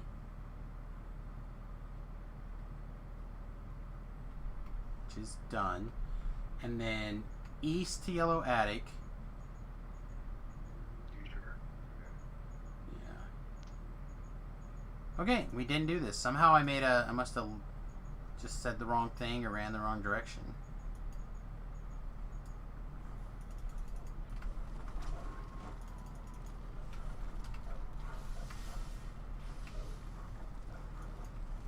Not 100% sure what exactly went on there, but it's fine. We're back on track now.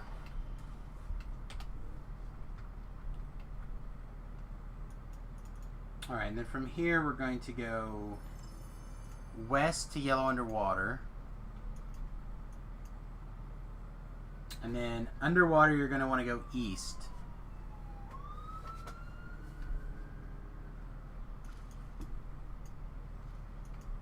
Yeah, I would have to go back and look at what exactly happened in that quest. I suspect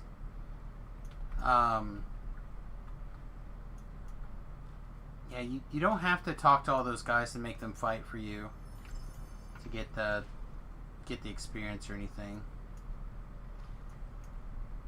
It just makes killing all that trash easier. Yeah, so right here, up that way, good. That's it. It's pretty straightforward. And then this should take us to what they call Red Attic, which we already did. And we want to go east from here, which is behind us. And then back to Green Torches, where we can find the little flag and head into that infight. Boop. It's like this quest can be really quick if you have the path and you know what you're doing. But it could also, if you don't know the path, it could take forever. Like I was saying earlier, back in the day, we used to mentally make this path every time. I'd get a sheet of paper out and write it down, and like the whole 9 yards. Alright, I'm gonna unlock every other, like the first one, and then run past, and then you can come behind and unlock. Unlock the one bottom left here? I mean, everyone that's down behind me. And this way you can kind of like run behind me and unlock them here. You have your hireling help too. Alright, got one. We missed something. What did we miss? This one. Alright.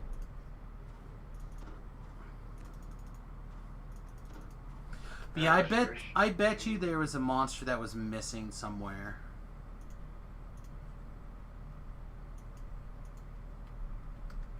Or like I said, you misclicked and hit the mutiny button by mistake somehow. Or the not mutiny button. I've done that. I've been like, what the hell? Where's my treasure at? The quest is complete and it won't give me the treasure chest, and it's because I clicked the wrong button. And it gave them all the treasure.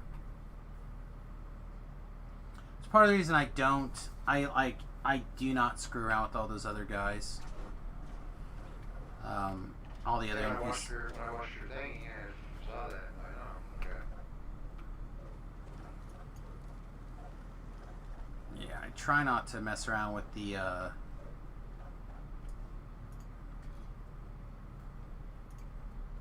there should be a chick over here. I try not to give away my treasure, but sometimes I said I have done it in the past. I will probably end up doing it again at some point.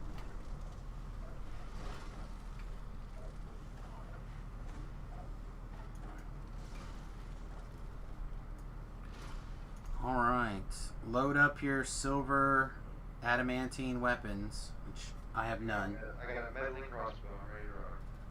Okay. Well, then it's very likely that you will end up doing most of the damage to this guy, because I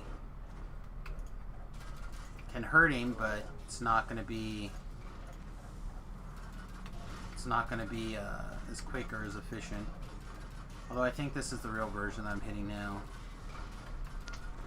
Yep, it was. Alright, so voices, potions if you want them, yada yada yada. This is a big pile of experience. Ready? Yeah, level. Good. Wow, 75,000, are you serious? Told you it's a big pile of experience. No, click on the little altar. Oh, altar.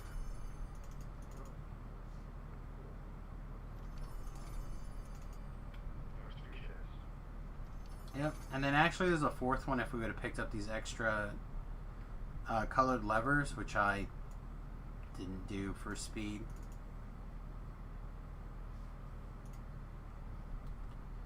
And then, Are we doing it again, or? nope. Then we'll go do a quick, like, White Plume Mountain run, and then we'll probably level. So, White Plume Mountain now is located in the harbor. Oh, is it? Okay. Yep, in that special, stupid, gatekeepers area.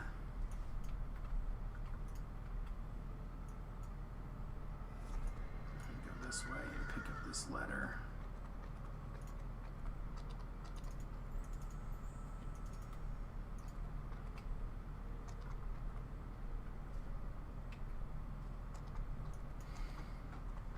Do people still run all the necro stuff?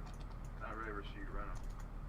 I run the other ones every once in a while, like the pre-quests. I don't do them that often because the capstones were really a lot of the experiences, and unless you have like a firewall, like a good firewall, they're pretty slow. So personally, I don't run them super often, but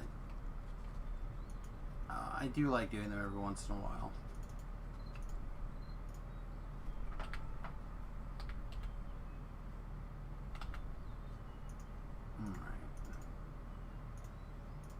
There's a White Plume Mountain share, and Vlv theoretically can do traps, which I did not grab any trapping tools because he forgot to remind me. So I think I'm at +1 still, so I got. let's see if I happen to have any thieving tools on me. Nope. So we'll just have to trust my. I actually have to find some, so I threw those away. Do you have the favor for the guy in the marketplace? Capture, I'm checking right now. I don't think so. Let me check the other guy.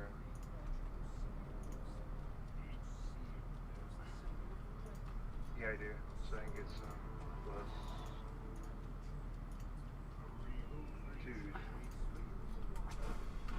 2s. 2s are better than the nuns that you have, so you just buy like 1 stack of those. Like I said, I have stacks. I just, because I'm not a trapper this life, I've not been carrying them around.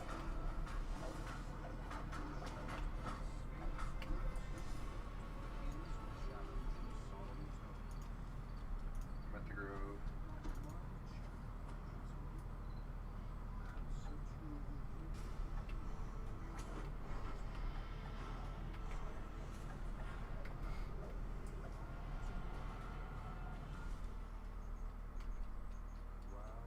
Wow, we just now got to the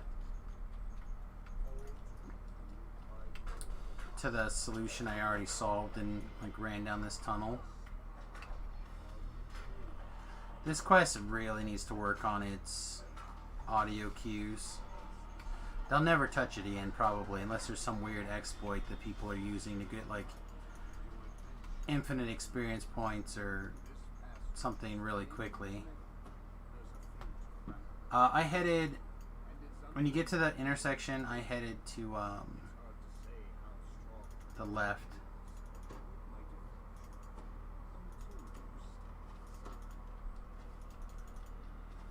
Try to watch him and make sure that he goes the right way. And then did you go left again? Well, the other one's not an intersection, so yes. The other one looks like an intersection, but it's not.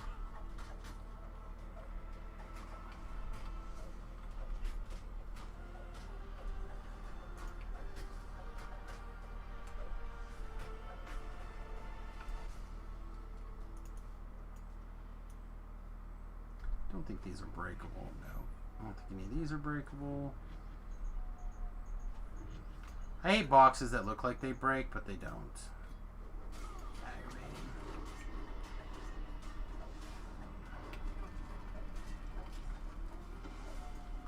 Uh-uh. Oh, you found some ghouls? What the heck did stuff come from? They probably spawned in that water somewhere.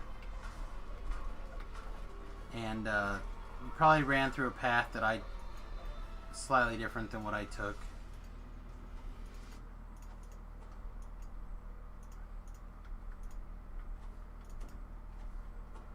Alright. So this is the slidey bit. The slidey bit's pretty easy. A little bit of practice. Although, of course, on the hardcore server, I punted.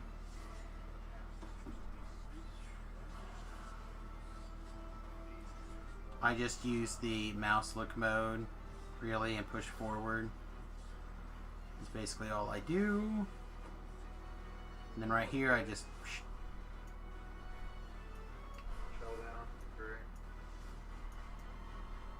Yep, told you. Story of my life. Okay, let's go get him.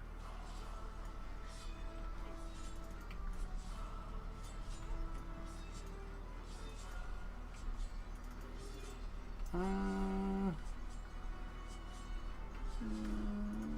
think I'd rather go through this. I'd go through this slide again. Although I think there might be a collectible down here. I do need to be careful to make sure that I don't take a bunch of strength damage while I happen to have this taint of shadow going on. Come here. Come back here. Yeah, we're so close to the end here. Yeah, not bad. Look at these guys. Oh, okay, I see what's happening here. I still had a shadow in my target bar. Okay. That explains some stuff. I'm just running with you. I left my higher up there. Yeah, it's fine. Oh, then I fell.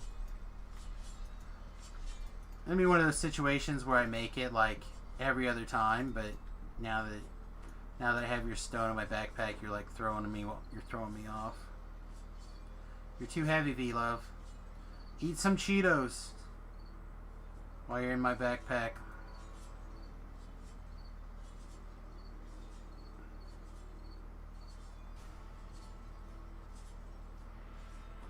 Oh, so close. Alright, we're just gonna pull the levers. I can't believe I punted. Punted again. How embarrassing.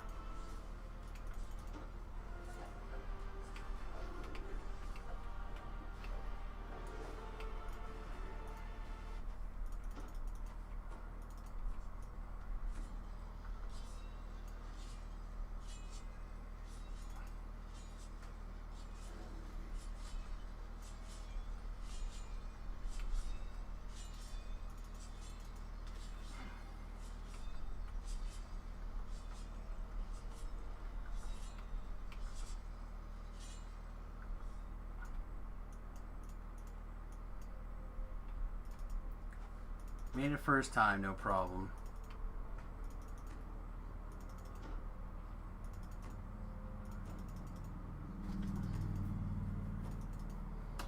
Oh, does your hire have a race?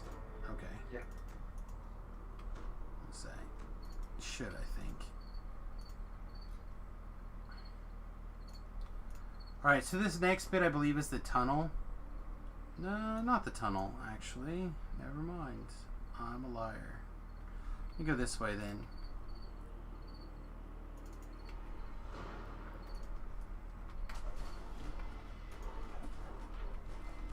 Yep, everyone turn around. Let's keep all the bad things on me, so Vila doesn't have to deal with it. And you get all that wonderful little sneak attack damage. A lot of damage across my screen. There's like 8 things. It's crazy.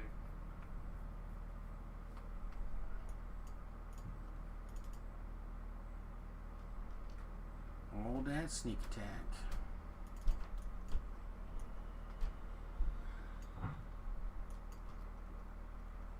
I should see if my chiropractor can squeeze me in tomorrow. But I think I'm going to try to do some extra hardcore play tomorrow.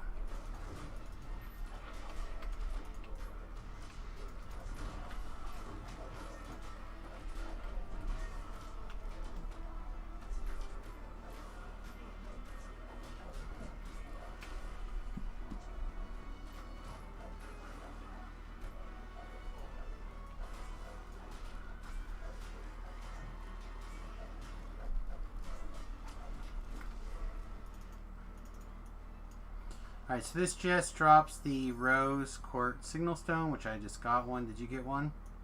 No, sir. There you go. They're exclusive, so you can't... To get a second one, you have to, like, destroy the first one and do stuff I'm not about, so... That's dumb. Well, they're legendary. They don't want you to have multiple Death Ward clickies at that level. Oh, I see what you're saying. So to have a second one, you can delete the first one, like drag it off into nothing, and then you can put the new one that you get in the bank somewhere, or move it to another character or whatever. Then you can go to the buyback screen. What's up, bud? Hug. No, why? It was convenient. You son of a beach. Yeah, that happens. Oh, that's why you wanted your thing. Yeah. You didn't have anything to do with wanting to give me a hug. Oh, You literally only wanted to get your game device. Yeah, and then it was convenient, so I gave you a hug. And No. then you made fun of me, so now I wanted to give you a second one. No. Are you working tomorrow? Apparently. Nobody told me I'm working tomorrow, but I'm working tomorrow. That's nice. Yeah. Okay, so no stream tomorrow? We can still stream. As long as we end the stream around 1:30, it should be fine. Okay.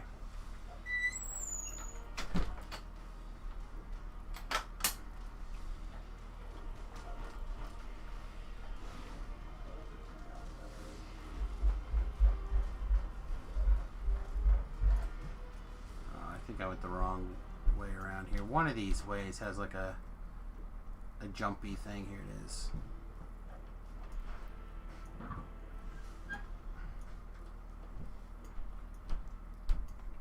I should have just put my featherfall on and then not worried about it, but lame.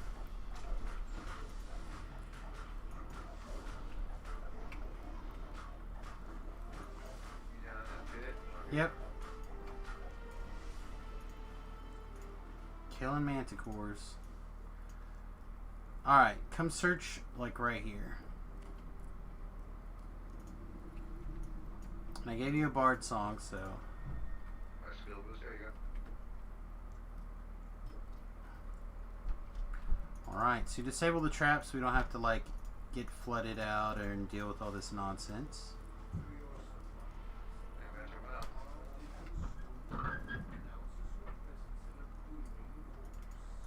Alright, you're gonna kind of stay a little bit back here. Okay. And what we're gonna do is I'm gonna tell this guy I'm gonna take no chances and attack, and now you're gonna kind of shoot him from that doorway. He won't come through the doorway to get you.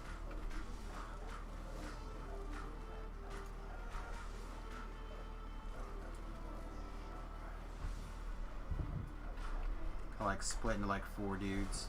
You should be able to shoot most of them through this doorway without having to come in here. I don't see any more dudes. Yeah, the invisible. He's right here in front of us. Now he's running this direction. He's right here.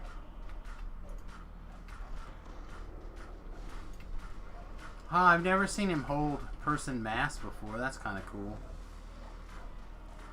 He's just one right in front of us. Or in front of me. There you go. Alright, dead. Yep. Now we pick up the sword crest. And if we had the mimic hunt going on, we would click that chest over there. But since we don't have the mimic hunt, we're just gonna click this chest. And then I'm gonna shrine because I spent all my mana healing people. So there's a chest we don't grab? No, because it's a mimic. Oh, it is a minute. Yeah, if the mimic hunt was going on, we would grab it because that's a guaranteed mimic. But I'm not gonna fight a mimic with no possible thingy.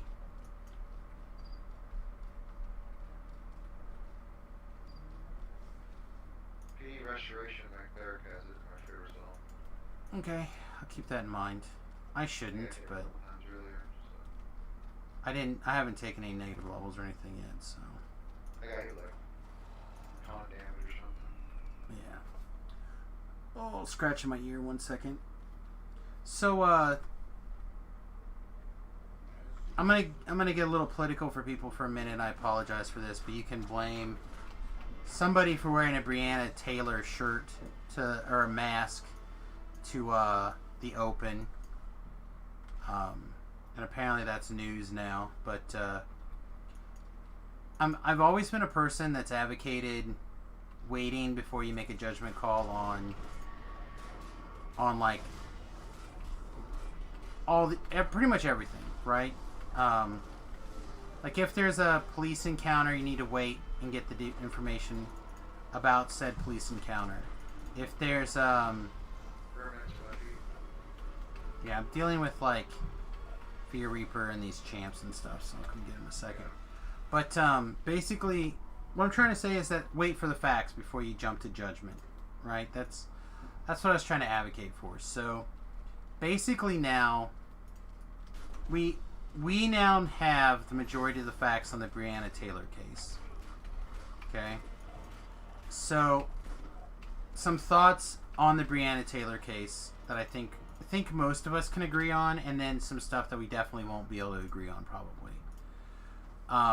But number one, the idea of a no-knock warrant I think is bad. Basically what that means is it's a warrant that you are so bad that the cops managed to convince the judge that you're going to run. Yes, you do get tokens for chests that are actual mimics during the mimic hunt. Geezer.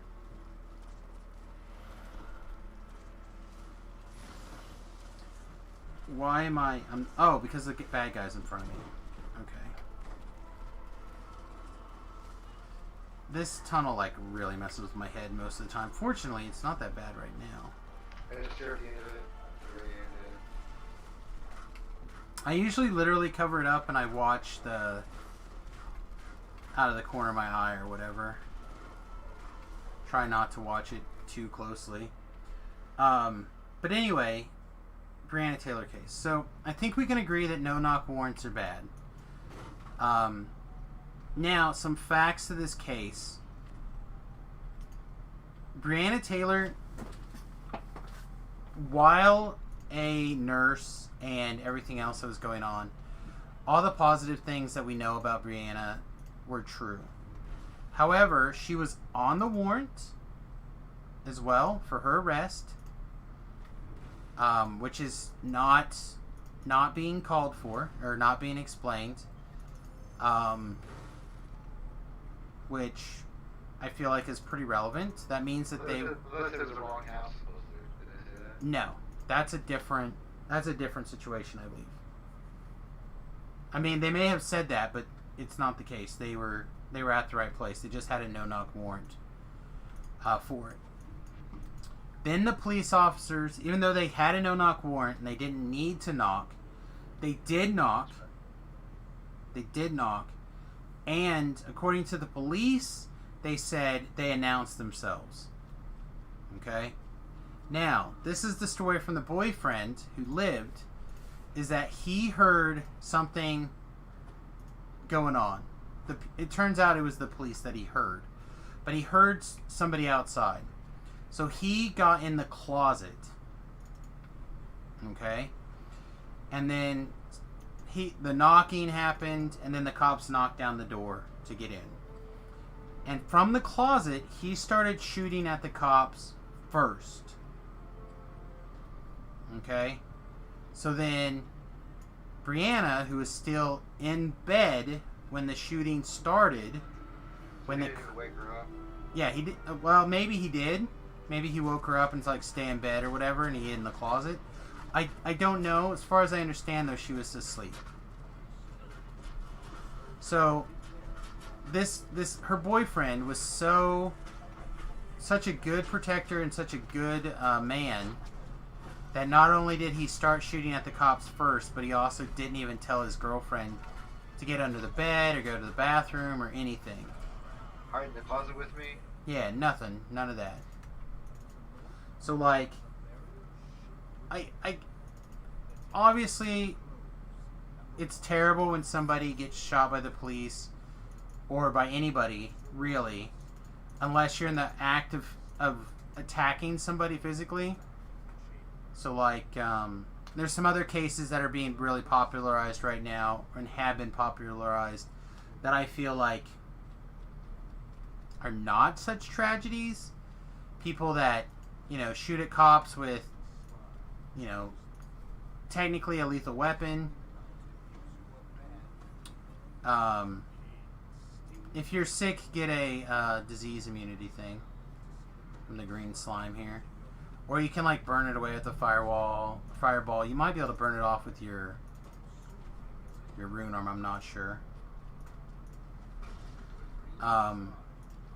Like if you're attacking somebody else, I feel like you've kind of sacrificed, or you've forced somebody else into defending their life. I feel like you've kind of moved past the point of me feeling sorry for your death at that point. But being a innocent bystander in the situation where somebody is shooting at you from a closet and you're firing back, I feel like you shouldn't fire blindly. However, I also feel like if somebody is shooting at you, you kind of get the right to shoot back. Especially when you're hiding in a closet. I think it was Georgia a couple days ago. I was watching. Can you pick this the lock news. too? Oh, and there it is. And they had the cops. They had the body cam on, and they're announcing their presence for a warrant. So they kick the front door open. The cop goes down into the hallway, kicks the bathroom door open or the bedroom door open, and the gunman fires on him. Boom! Hits him in the chest, drops him, but he has a vest on. They end up killing the person. See, so that's also kind of way you don't want to no-knock sometimes, I think, because they announce their presence, we're coming to get you, and open the door, and it got blasted in the chest. Yeah, I'm not a fan of the idea of a no-knock warrant. I don't want to give my enemy, I'm trying to arrest for some crime, a chance to get armed and get ready to go. Yeah, well, like I said, there's places that have no-knock warrants, and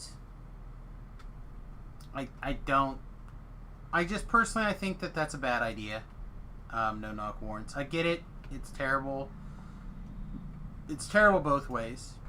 That shooting on Portland, they killed that white guy that was from that religious group. Yeah, the guy where they said, hey boys, we got another Trump supporter, Trumpster, and then they shot him twice. Shot him dead. And then the guy had been arrested twice this summer for unlawful carry of a firearm and got no cash bail. Then he what was the other thing? I forgot the other one was. Dang it. The guy who then he gets out. Then he gets out. Then gets. Yeah, I forgot what it was. I tried to heal you. Sorry. You may have to get rezzed before I could. Bottom here with my higher. Yeah, I don't think I can res you from up here too, possibly, but it's pretty far. I don't know. My point is that people have already made up their minds about like the Breonna Taylor case and some of these other cases before all the facts come to light, and no amount of sharing the facts with people now can convince them that they're incorrect. Oh, you should have just stayed on this side. But I was on that side. You're on the opposite side. Oh, you suck. I think you can run along the ground. I lowered the bridge here. Yeah, we're getting pretty easy. But I don't know. So I don't say anything. I almost never. I mean, unless someone asks me directly my opinion about these kind of things, I try not to answer. I try not to make determinations in advance, because often when you make decisions off of partial data or incorrect data, it turns out to be either not correct or partial information. Just like the gunman guy in Wisconsin. They showed the video still shot of the two guys chasing with firearms. Those are supposed to be peaceful protesters and not rioters and looters. Then why are they carrying firearms, right? Why did he firearms for? People can have firearms to protect themselves, I feel. I understand, but when they're saying that they're like peaceful people, they're peaceful. I mean, just because I'm being peaceful doesn't mean I want somebody else to shoot me. I understand, but that's the narrative that people try to portray. That's what I'm saying. Sure, but I mean, my point is that You try to hit me with a skateboard in the head, try to take my firearm from me, you're gonna get shot. So, Right, and that, see, my point is that that young man, even the New York Times now has said that kid is innocent. If you see the full video, the beginning of the whole thing, with that guy that got shot the first time was in the parking lot saying the N-word, go ahead and shoot me N-word, and he kept saying he's gonna harass him and follow him. Yeah, Shots were fired, it was he rough. turned, he tried to grab the kid's rifle, shot him in the head. Don't try to grab someone's firearm. You're gonna get shot. I hear gunshots, Jason goes the other way. yeah, I'm not that guy. I typically do chase into the gunshots, but No. I'm a guy who, you know, I went to EMG training. You know, I've been through this experience. I've been shot numerous times. I'm not afraid. I want to make sure that others are okay. So I do tend to move into danger more than I probably should. If I'm standing on the street and I hear gunshots that are kind of close to me, I'm not going to go run after and find where they went, go in the other direction. I mean, you literally were here on stream where I heard gunshots and I had to go upstairs and make sure everything was okay. You know what I'm saying? I mean, I have a CCW and I carry a gun. And I'm still like, I don't have to use it or be... Right. Well, you don't want to go looking for trouble. That's what I'm saying. So But if I'm in a car with camera and we hear gunshots the next block, I'm like, hey, honey, get in the driver's seat, let me hang out the window and drive by with Susie. No, I'm like, we're going the other way. right. But see, I'm a person that's like, all right, I got to go make sure that nobody's hurt. I'm gonna go ahead and shrine here. You can res your guy and heal up and stuff. But my point is that just because you're carrying a firearm and you're being peaceful doesn't mean that you're prepared for the worst, especially in the situation where there's been all this violence of late. Exactly. Right? So, I don't care what side of an incident you're on. You have the ability to defend yourself in that moment where you're in danger. Assuming that you did not put other people in that danger, you should have the ability to get yourself out. It's like, why are you shooting somebody because they don't agree with the presidential candidate you agree with? That's what really blows my mind. I would never shoot someone who goes, I like Biden. Okay, I'm gonna shoot you in the face. It's like, what? Like, why? Yeah, this shooting in Portland over the weekend where the guy's like, oh, we got another Trumpster over here and murdered that guy. That is pretty terrifying to me. That's what I'm saying. I agree and can understand and respect that. Voices, you ready? Yes, sir. And the other thing, you see that video in D.C., or that same night in Portland, that protester lady was on the microphone saying, we just heard that the person that got shot was a right-winger, and they're cheering. Right. You're cheering and like, I don't care if a fascist died today. Right. Stuff like that. Again, I don't want to get crazy. and I'm afraid we're going to get chased down this wrong rabbit hole here, and I apologize. But my point is that before you make decisions and come up to conclusions, give yourself the benefit of a doubt. Wait a little bit for some more evidence, because you can always make a decision later. You can always decide. File charges later. Do something later. Well, yeah, but I mean about when you read a news story and it's fresh, right? Like you read a news story because you're looking at it on Twitter or, you know, CNN or NBC or Fox or whatever comes out, breaking news, blah, blah, blah. Wait a little bit. See if there's more to this story before you go out there and start saying things and coming up with opinions, because once you make that point, it's very hard for you to like break Don't back be my out. sister. Yeah, don't be my sister. Let me see your pockets. Okay, this is the same. It's the same shorts that you bought the other day. I thought you'd bought new shorts again. Of course I did. I bought 5 pairs. That's what I'm worried about. More for each day of the week. But don't you worry about it. Don't worry your pretty little head about these things. I'm got wearing the covered. same shorts for 6 years. Me too. So that's why I needed a new pair. Okay, it's fine. You work hard. You deserve a pair of shorts every once Just in a don't while. worry your pretty little head about it. But every time I turn around, you get new clothes. That's not true. Seems like it. Seems like you bought a lot of clothes recently, but that's okay.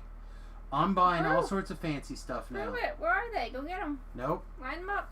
Nope. Right now, I'm buying countertops, and you're just gonna have to be quiet because I'm not saying anything about your fancy new shorts. Your countertops are very expensive. I'm not saying anything about your shorts. You And can't say anything about my if countertops. we buy countertops, we won't have money to buy solar or whatever else we need. Anyway, One step at a time. Anyway, I guess Ruby works tomorrow. That's what he said. Can't go shirt shopping.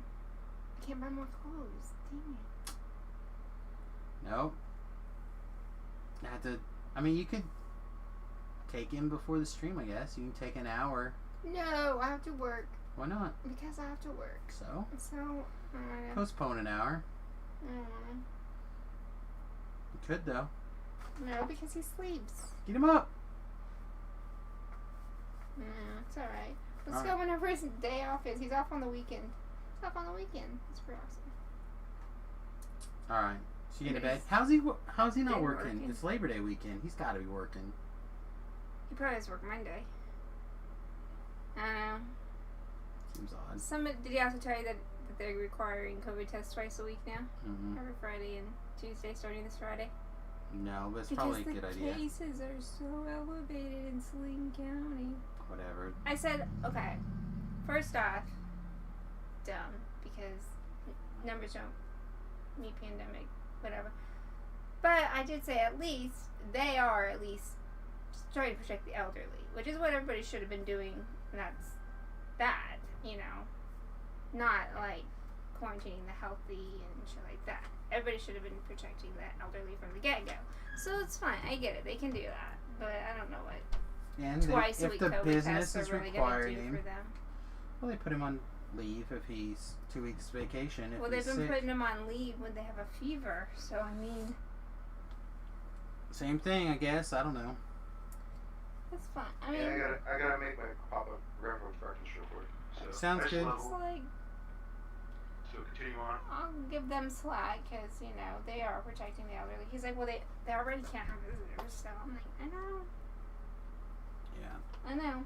I don't know. The CDC reported that they have more people committing suicide than the COVID Yes. deaths again. Yes. I Rough. have coded for a behavioral health facility, and yes, it is definitely impacting the mental health community with suicide attempts, successful suicides. Yeah, it's rough. A lot of those were suicide attempts that I saw, and Alright. yeah, a lot. That's Oh. what happens, though. You fuck with people's, you know, routine Yep. and way of life, and their the way they make a living. I can't think of it. Their jobs, like the way that they support themselves. Like when you fuck with that, they don't know what to do. Their brains can't handle it. It's all good, babe. Sucks. Oh, it sucks. All right, you And heading to I bed? Still, I'm just like, God, when it isn't gonna end. Still no message? Did you check your junk filter and everything in your... Well, he was gonna text me, and I got nothing. I know, but just make sure. I Just did check. check it earlier. 'Kay. My Gmail doesn't. It like sends it to like promos and It could be anywhere. yeah, it doesn't really send it to junk. Promotions, It could be anywhere. Just social. There's also a way that you can look for all emails for the day. Also. Alright. Anyway, so we're ready to take a level. It's level 12. This will be another Warlock level. I'm just glancing through to make sure there's anything important. This says Power Attack. Again, I'm not sure why Power Attack is on my list. Unless there happens to be some prerequisite that I want to take in later where I want Power Attack. I can't think of Oh, anything, boxes. but maybe in Power Critical requires Power Attack.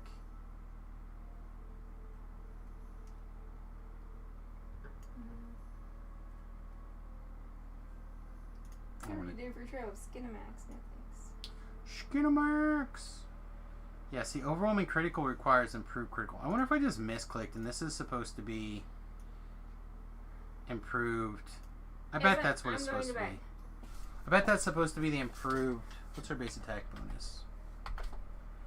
Yeah, it's +8. That's supposed to be improved critical. I love you. Get to bed, you. Get out of here! You smell bad. I really do like that one. Okay, well, hopefully it'll be something we can afford. I do like the silver one too.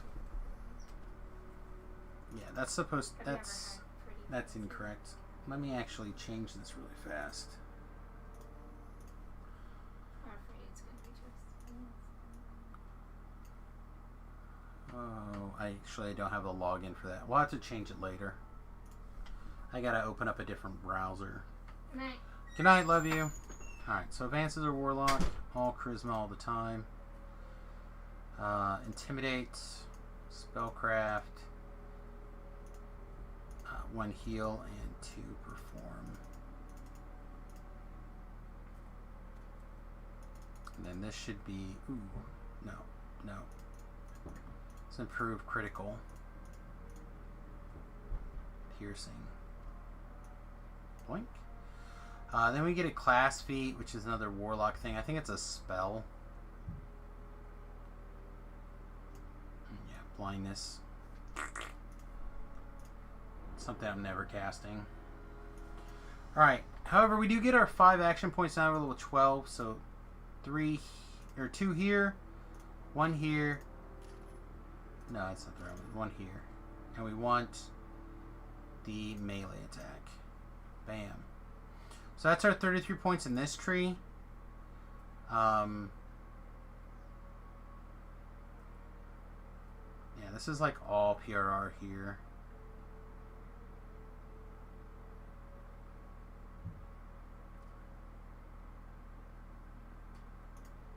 Click this one for now. So this tree is now done. We're done with our swashbuckler tree. Now we're going to start up the enlightened spirit tree with the vengeance. So we're going to coup de grace. Guess I could go on the 7. It's kind of weird. Thread the needle is giving us 5 extra damage while precision is active. So sweetness. So that should be a big damage boost.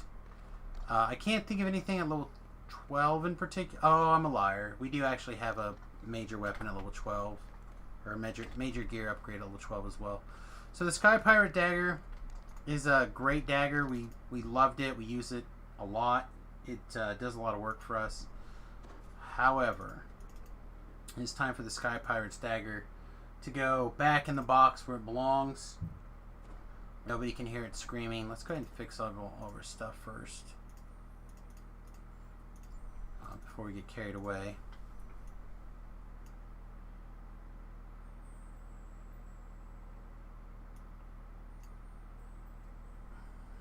I have to wait like 80 million years before we can do things. Alright, so Sky Pirate Dagger is gone. For damage, we're probably going to be heavily focused on our Nightforged Stiletto, and we'll talk about that in just a minute. However, somewhere over here should be a Vacuum 2 Green Steel Dagger. And that is probably going to become our primary weapon. It's not going to do quite as much damage as a couple of other things that we could have. Like, it's not necessarily going to do as much as, like, even this Nightforged Stiletto when it comes to, like, damage over time or whatever. Once you factor in the criticals and all that happy jazz. But what we are going to get out of it is we're going to get insta-kill effect that will be very, very good. And it does do quite a bit of damage. And I do want to grab this Macabre Dagger. Is this our heal stick, by the way? I think it is.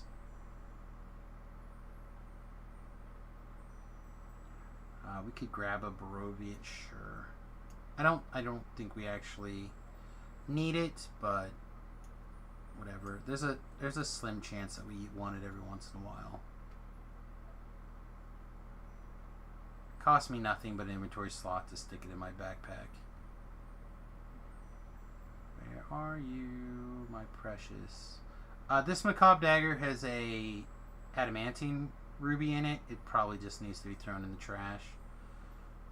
But keep it because I'm too lazy to throw it in the trash. Yeah, we'll throw it in here for now, and it'll try to clean it up later.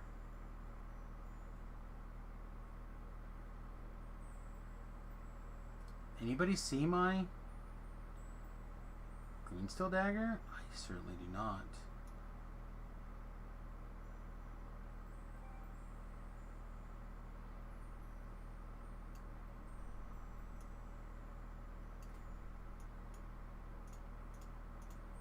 We'll go through here just a little bit slower, maybe.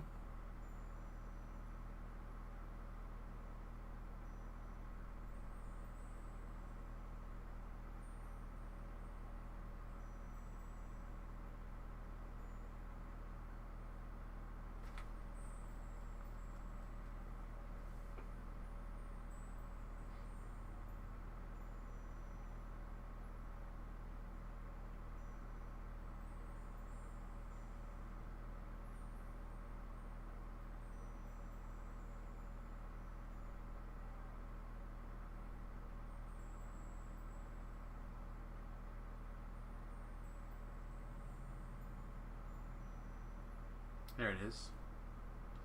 The vacuum dagger.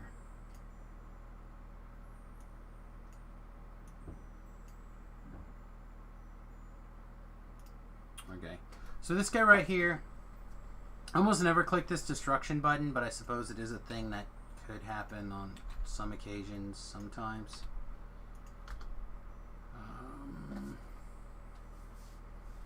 We have a...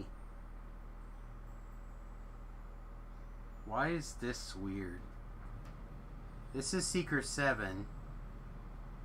This is Seeker 3. Oh, this must be a new one I made. Okay. Yeah, so we don't have anything over here that matters. Okay.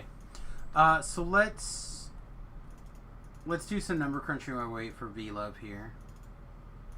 I know some of you are paying attention, and some of you have glazed over, and some of you bounced out. Of course, if we're level 12. If you're level appropriate, you're welcome to join.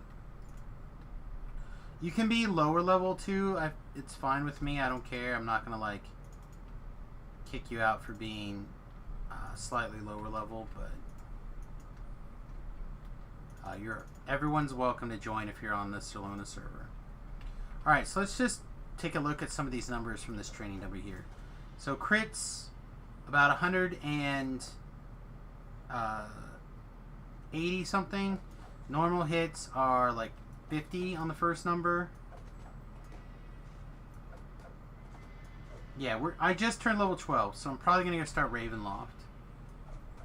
So, not too bad. Now we're going to switch over to the Nightforge Stiletto. I suppose before we do that, though, let's look. This says 15 to 20 now on our crit modifier. Our Nightforge Stiletto is 13 to 20. So we're going to crit quite a bit more often. And remember, every time we crit, we're doing that extra sonic damage. And it looks like we're critting for just a little bit more. So, we are basically still going to use this dagger as our primary weapon. And both of these are really close to dead. I don't want either of them to die. But, yeah, this is the guy. This is definitely the man we are looking for here. Unless we need to, like, crit, or we're going to be fighting a boss where we're not going to worry about trapping the soul, and then we want to switch. Switch weapons.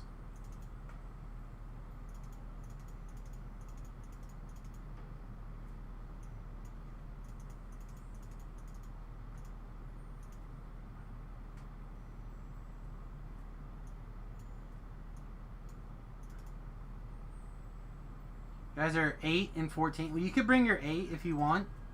I said my plan is to go do like Ravenloft, chain 1 really quickly. So if you're not worried about a little bit of XP hit, it would be close actually. Yeah, you probably want to wait. At 11, you could have brought your 8 and it would have been fine. Yeah, 4-way would...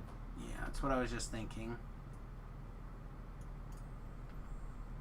Unless we're in like an Explorer zone or something, then it would be a little bit... something with a bigger range. Didn't talk to this dude first. I'm assuming I have it. I don't actually have any idea.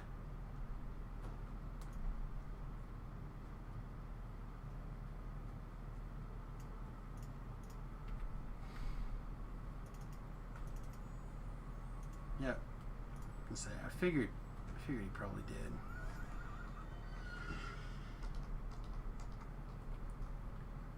We have another hour and a few minutes at least. Probably almost 2.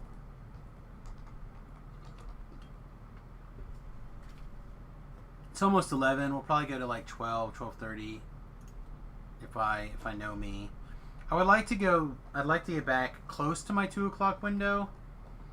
But I have just been getting up like at 8 or 9 or whatever, not getting a nap in. So he told me I could. Oh, maybe that was the first free one? Oh my god. Never talked to this guy. That is too funny.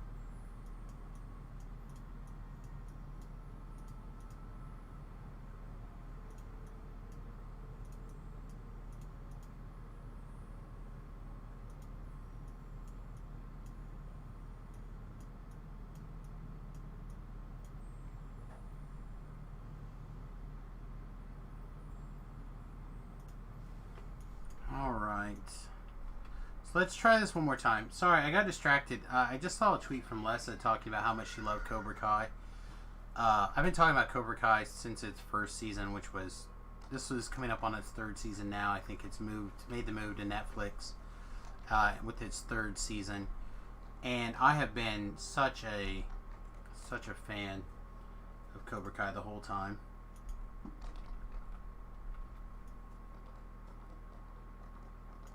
I actually think I like it more than I like the Karate Kid movies.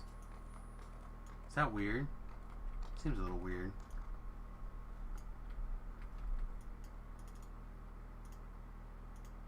Oh my god, I literally had talked to you.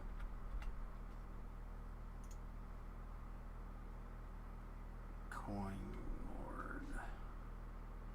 Yeah, I talked to him, he just literally didn't give it to me?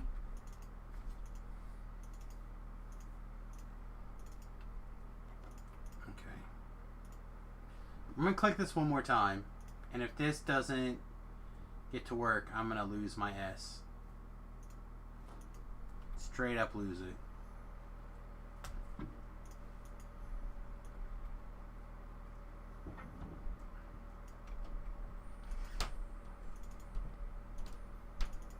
Happy to accept such an honor. Happy. Happy. Alright. Yep.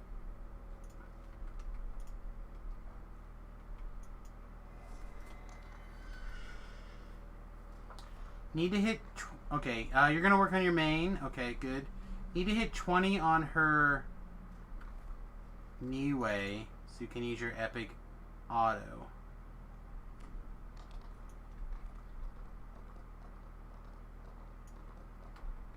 Did it work or will it not? Anyway, okay. Yeah, hopefully we'll catch up to you pretty quickly here.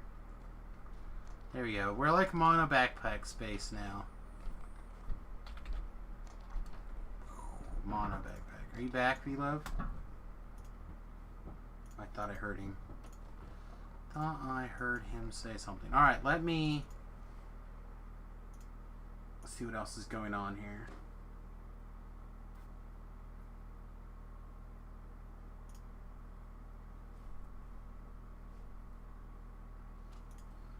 I have to answer a work text message here. I'm sorry, everybody. Give me a second.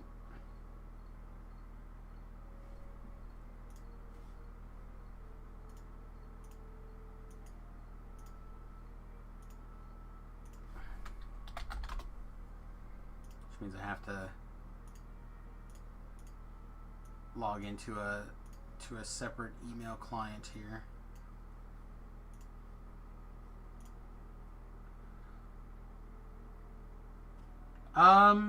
I'll see if V-Love is interested. I like doing Tempest Spine, so I'm pretty tempted to jump in there.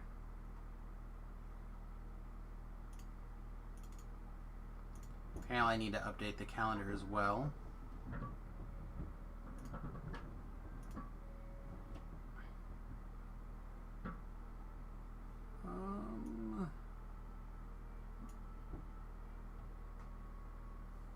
The calendar says advanced. Let me...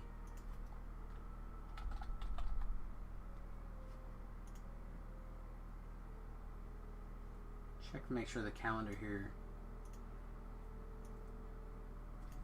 Yeah, never mind. I do have the calendar up to date for this.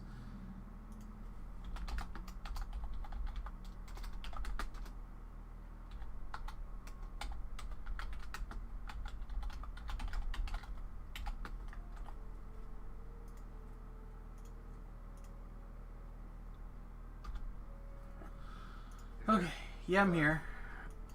So we were just invited to a Tempest Spine. Are you down? No, I'm okay. I'll pass. Yeah, I'm good. Are you logged off even? Yeah, it's logged off. I was waiting for the computer too long, so it logged me off. Oh, okay. And I'll die in there so quick, I'm fine. I don't know. You can come with us. I'll bring you along the backside. Who cares? That's cool, man. Hey, good morning, Rhett. Yeah, I'll knock this out really quick. You can level, get your gear together if you need something. This shouldn't take very long. Yeah, I leveled right before I took off. Okay. Yeah, this is that same group that I was with a little bit ago, and they just asked if I would be interested in doing a Tempest Spine. Dude, like this super fast Tempest Spine run. Shouldn't take very long. Yeah, I just, what was that, what was the Taylor ladies, what was the warrant for anyways, do you know? Drugs? Was it drugs? Yeah. Her and her boyfriend were, like, doing the things. So you see the video of the guy in Baltimore getting hit by the head with a brick? Is that the guy who was just, like, walking down the street during broad daylight and got slammed in the back of the head? The old man said, yeah. Yeah, I saw that earlier today. That... So this is the broad day with okay, so we have Floyd the Taylor and then the guy in Kenosha, right? They weren't like innocent bystanders, right? Like that guy walking down the street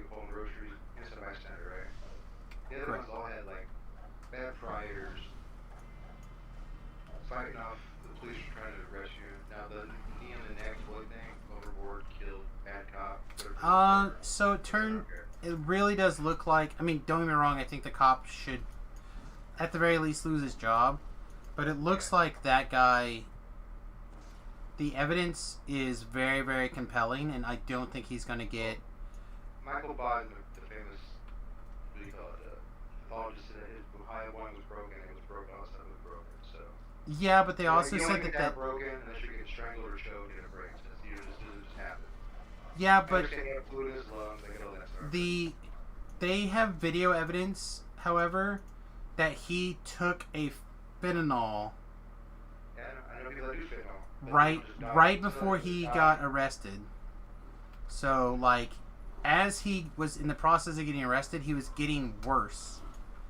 So like, And had you can't figure exactly, he wouldn't have died an hour later, or he would have never died. well, but Can't the figure thing that is that it's going to be enough of a shadow of a doubt that they are not going to be able to convict that cop for first degree murder. Oh, no, I agree, it'll be second degree, or Well, but that's just it. They're not charging him with second. Like, they're not. He could get manslaughter charges, I think. However, again, that cop has the, in that state, has the legal authority to pin him down in that way. However, I don't think you should have left him. He's a shit too. Right, but I don't think you should have left him down for that long, I agree. and you should have got him set up. However, when you watch the whole tape, and you watch the body cam footage, like, they're never going to be able to convict that guy. I talked to two cops as our first principal. I said, what would you do? They go, first of all, I'm not turning my back on my fellow officer with a person on the ground. Second, when it's gone that long, I'm tackling my fellow officer. He's getting off the guy. Yeah, but that cop is, again, not... First of all, are any of those guys day one and trainees? Because that's who was there. But it's okay. Well, you could be day one at working at CVS, or day 30, you still know the right parameters of your job. I disagree. I feel like it's real easy to have things slide out of control. Then This- don't give the first day cop a gun. Just give him a baton until he gets done to year one. Then year two, he gets another weapon. Maybe I don't know. That, I mean, that doesn't sound very plausible either. Because But you know, day you one, you're understand going to get it, shot at, possibly. That's what I'm saying, and that's why I think they need to have more training. It always seems funny to me because, like, you can put all the races together in the military. They could be in a foxhole fighting in a war, and they all get along, no matter what political views, whatever background they came from, whatever lifestyle they have. They all get along. But how come in modern society with that stuff, it never worked? It just seems to always be a cluster. Because, But then they say, oh, the police are too militarized, so don't make them like the military. We'll say, well, then which way do you want it? so here's the thing, is that... Hang on, I'm waiting here. I killed fire, like, right away, by the way. If we don't get it, I'll stay and kill. Okay, so we're good then. So here's the thing: when you're in the military, you become essentially, I don't want to use the word brainwashed, but you essentially become retrained to see the next man on the line as basically your brother. You're desensitized to all these things, like. You run together, you train together. That way though too? No, the police are definitely not trained that way. Because that's a completely different mentality. Yeah, there's a police academy and you do stuff. But also the police are generally not the ones... There's mistakes and there's lines that are crossed and there are bad people and good people. I agree. Okay? Blaming all the cops for mistakes that happen or a bad cop or whatever, these are just not... realistic expectations. Do I think they could be some more training done? Sure, why not? Everyone could use more training. Like, Why can't they train the cops how to use like jujitsu, where you can take a guy to the ground and give him an arm bar and he'll tap out, or a proper choke where they just knock out for 3 seconds and you can handcuff them instead of choking the little life out of them when they die. well, again, Like they were a Gardner guy in New York, a big fat black guy. That he's is telling him, I can't breathe. that is a controlled... You guys know where you're going? I need to put a beacon down for you. Here, I'll put a beacon down anyway. It's like whatever. So the issue is that was a controlled choke. And when you put in fentanyl on top of that, things get crazy. And that guy was fighting back. Like, instead of just being arrested and staying in the cage, he threw himself out of the back of the police car. I got a buddy who does fentanyl all the time, and he trains to fight UFC all the time. Okay. For that can't always be the solution. Like, just because he was on something means like he was gonna die that very minute. This guy does it. He's been doing it for like 5 years. He takes fentanyl every day, and he goes and trains at the gym. He rolls and wrestles and fights. Awesome. But that's what I'm saying is, so they can't always have that as like it would have happened. But the thing is that this might have been his, you know, God knows how much of that shit was in his system at that moment. I understand. But unless it can't be. I don't Sure believe in can. woulda, coulda, shoulda. I don't believe in woulda, coulda, shouldas. I believe in like it's either is or isn't. Yeah, but the problem is that you're talking about a hypothetical situation with an autopsy that is being muddied because you have an autopsy done by the state and the coroner and the city, and then you have an autopsy being done by a private third-party section being paid for people, and the two different and then they did a third one by the city, and you have multiple people, right, saying, whoa, this was this, or this was that, or this is the other thing. And at the end of the day, it's all just a best guess. I agree. So, like, somebody out there, you're not going to be able to know. You just can make your best, most educated guess at the end of the day. So, I've just always been an evidence person. That's just me. Yeah, and the evidence leans towards the odds are very strong that this guy was going to die to the fentanyl.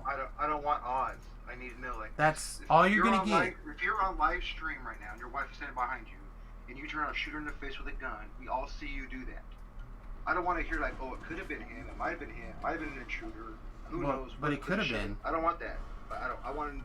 That's why you have a court to show the. Oh, I guess we have a guy coming in. Here, I'll wait. I'll wait to kill this guy for a minute until we know that Super Fox is in. Okay. So the situation. That's why you go to court, man. That's the whole idea. That's why I couldn't be a juror on a death penalty case, because I don't want to hear like all this. Well, it's got to be beyond. It's got to be 100%. You have to be 100% sure to know that somebody's guilty.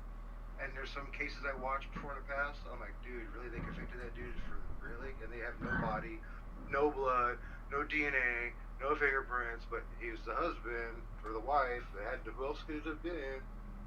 They were fighting over bills the last 2 weeks, so they must have killed her. It's like, dude, everybody fights over bills in relationships.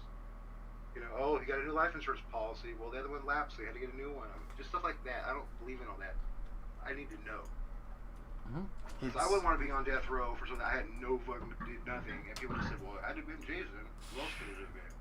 I don't want that. Oh my god! I immediately got thrown off again. So, again, if the jury convicted you, then the jury decided without the benefit, like, that it was enough evidence, like, that it's beyond a shadow of a doubt. Which is why this guy is never going. This is why these guys are not going to get convicted. These guys are not going to get convicted because there's too much evidence there that can be turned the other way. So if they do convict him, they're going to be like, they're going to find the intent that he was trying to kill him, like simply trying to murder him. Correct. You can't do that because you can't get inside someone's mind and know. If they didn't say it out loud to anybody there to think, can you convict somebody from premeditated or you can't? I agree. But if some jury did that, I'd be like, how could you come to that conclusion? How?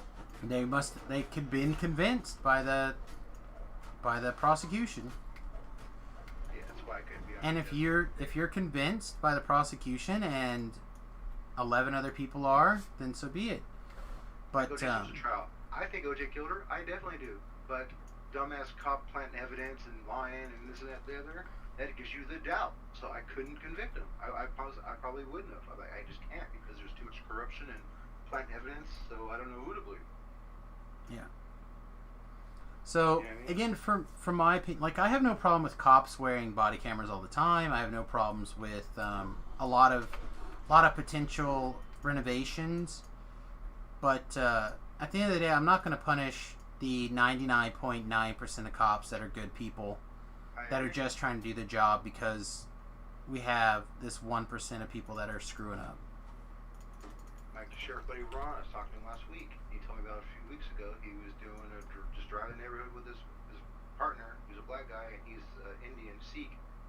And this people outside this cover complex were throwing fucking rocks and calling them pigs and a bunch of bullshit, right? You know? He's like, whatever, I understand it's the territory now because what's going on. 2 days later, they had a 911 call for domestic violence.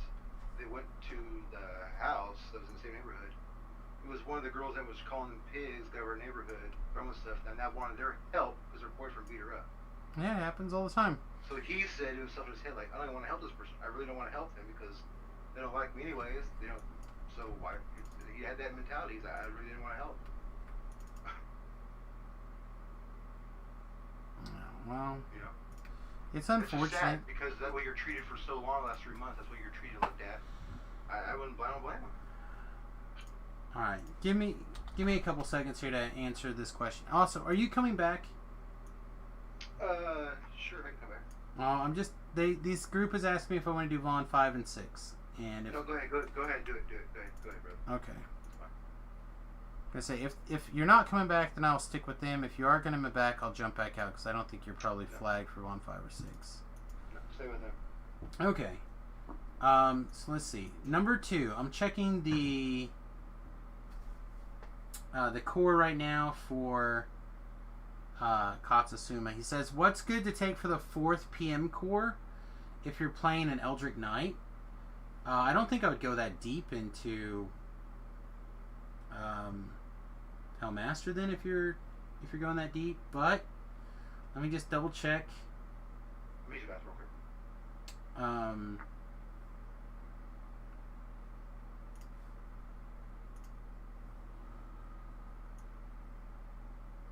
So the reason why the 4th core is kind of important, you get these undead augmentations. If you don't already have Deathly Touch, you probably want to take it. That's 25 hit points and 5 PRR. And then I always like taking either Undead Chill or Undead Shock. I like one of the two of them. It doesn't really matter which one, so you don't take the extra light damage. There's nothing, especially as you start getting a little bit higher, you start taking those light damage, and you get dotted, and you just start getting completely wrecked. So I said I would look at like Deathly Touch, or I suppose you even have the potential to take like Deathly Resistance if you need the extra MMR. I doubt you do if you're doing a Pellmaster or an Eldritch Knight. You probably already have the heavy armor situation going on, so you're probably good there. Alright, Ritz says the murder case I served on was very educational. I was surprised to learn that we didn't have to prove the gentleman actually committed the murder. Just had to be proven that he was there and that a member of the 3 persons of the group committed the crime.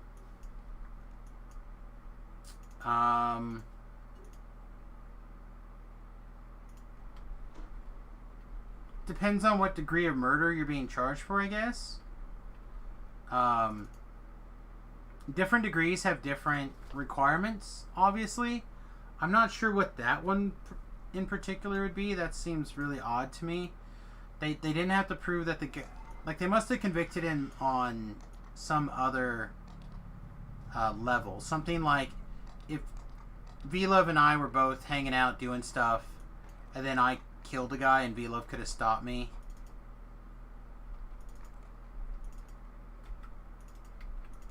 And then, yeah, accessory to murder is a different thing than murder charges. Being on a murder charge is quite a bit different. The accessory to murder, on the other hand, is not the same thing.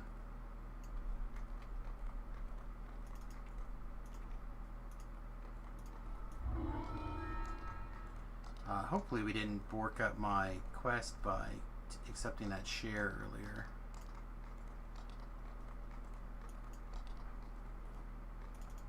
Looks Looks like we did not. Looks like we're okay.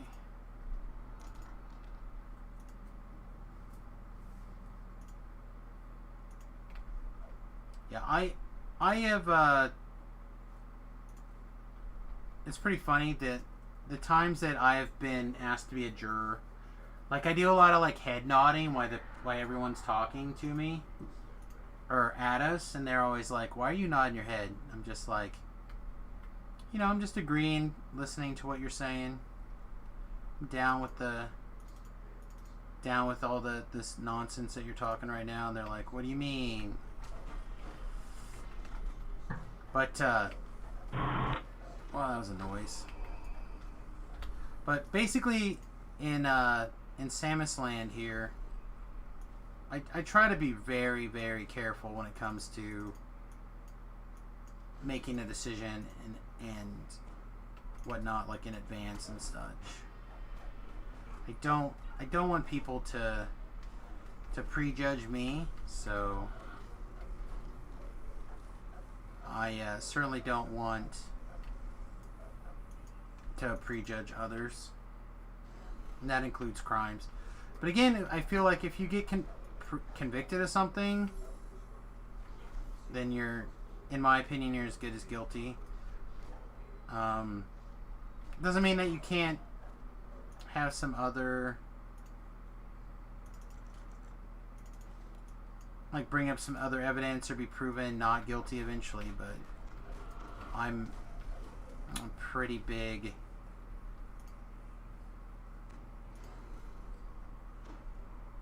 I'm pretty unlikely to jump to your side for quite a while if you are found guilty of something. Accused is not the same thing as being found guilty also. That's the other part of the line that other people tend to forget a lot. A lot of people like to go, "Oh, he was accused of something, he's guilty." I'm like, no, that is not okay in Samus' book.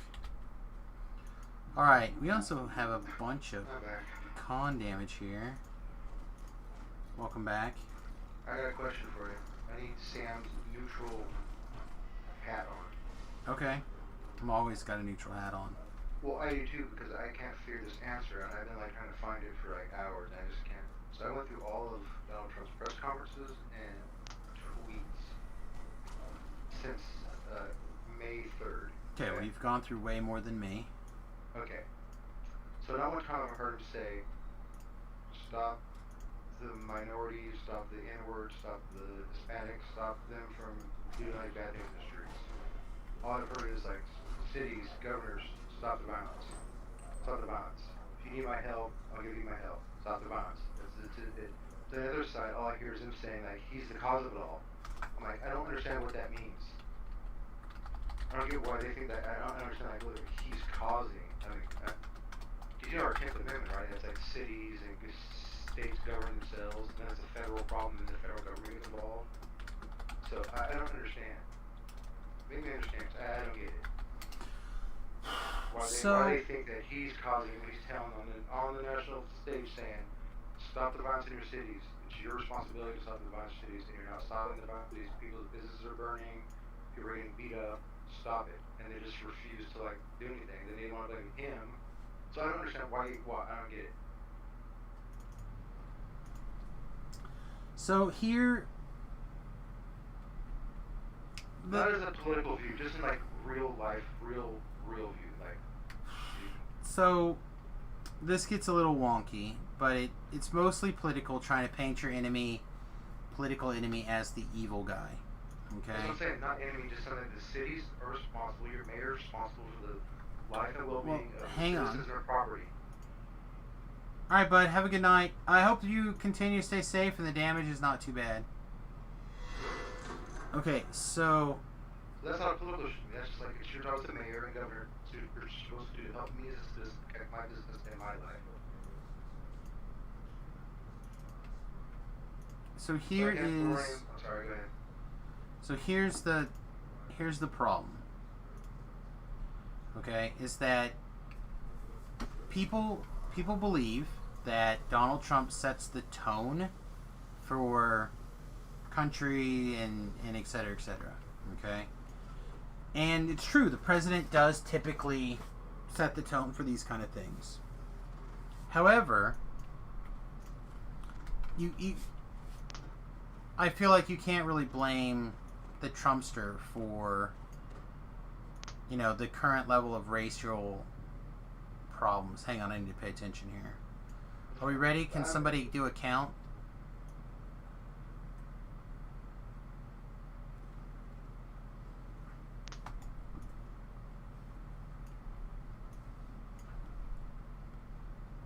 Yeah, we are going to have to go again. We missed something here.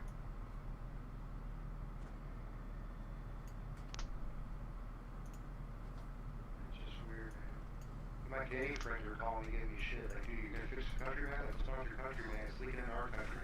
We Well, can't have hockey. They have to take a knee. They have, like, postpone games. Like, I don't know what's going on. So, You here's... guys go to the wall? Did you have a civil war? I mean, maybe. Here's the situation, though, at the end of the day. This is what's going on. Is that right now, people cannot believe that Hillary Clinton lost. So they're trying... Because, remember, after Barack Obama won in 2012 and then 2016? No, 2008 and 12. Basically, it was such a resounding victory that a Republican was never going to win office again. Okay? Like, that's just was going to be the new normal. Is that, Republicans were going to be the minority group forever. It's just the funny part. When they looked at the numbers, like, there was 13 more million people on food stamps during his administration. They don't look at those. Black unemployment was higher. They don't look at those things. But That's if you're in politics, you're a voter, why wouldn't you look at those things? because that's not... Most people don't look at those kind of facts and figures and things. Most people are looking at the things that I'm looking at my make them paycheck, I feel notice good. I'm not making as much, or this man, I'm like, why am I not making as much? Oh, this is why the taxes went up. This is this is this. You would know what I'm think. saying? You would think. I mean, that's would be important to me. Hey, Super Fox, what side are you on? You're over here on the lever. Is there any way that we can get Super Fox over here? I'd rather not bail of opening our way through all these locked doors. Alright, continue on to what you're talking about. Like, what's the reason? So again, What- the idea is to basically paint the villain. All right, we got this door open, thank you. But we're still, I think, need one more. So because they're trying to paint the enemy as evil, because the difference between the left and the right, okay, is that the right believes the left is misguided and don't understand things that are going on, where the left just feels like if you disagree with them, you're evil, right? I don't believe in a lot of left-wing policies, and when I point those things out to my friends, I'm not saying all left-wing policies, I'm saying a lot of left-wing policies I feel like are really bad, then they tell me I'm a Nazi. Yeah, I don't get that either.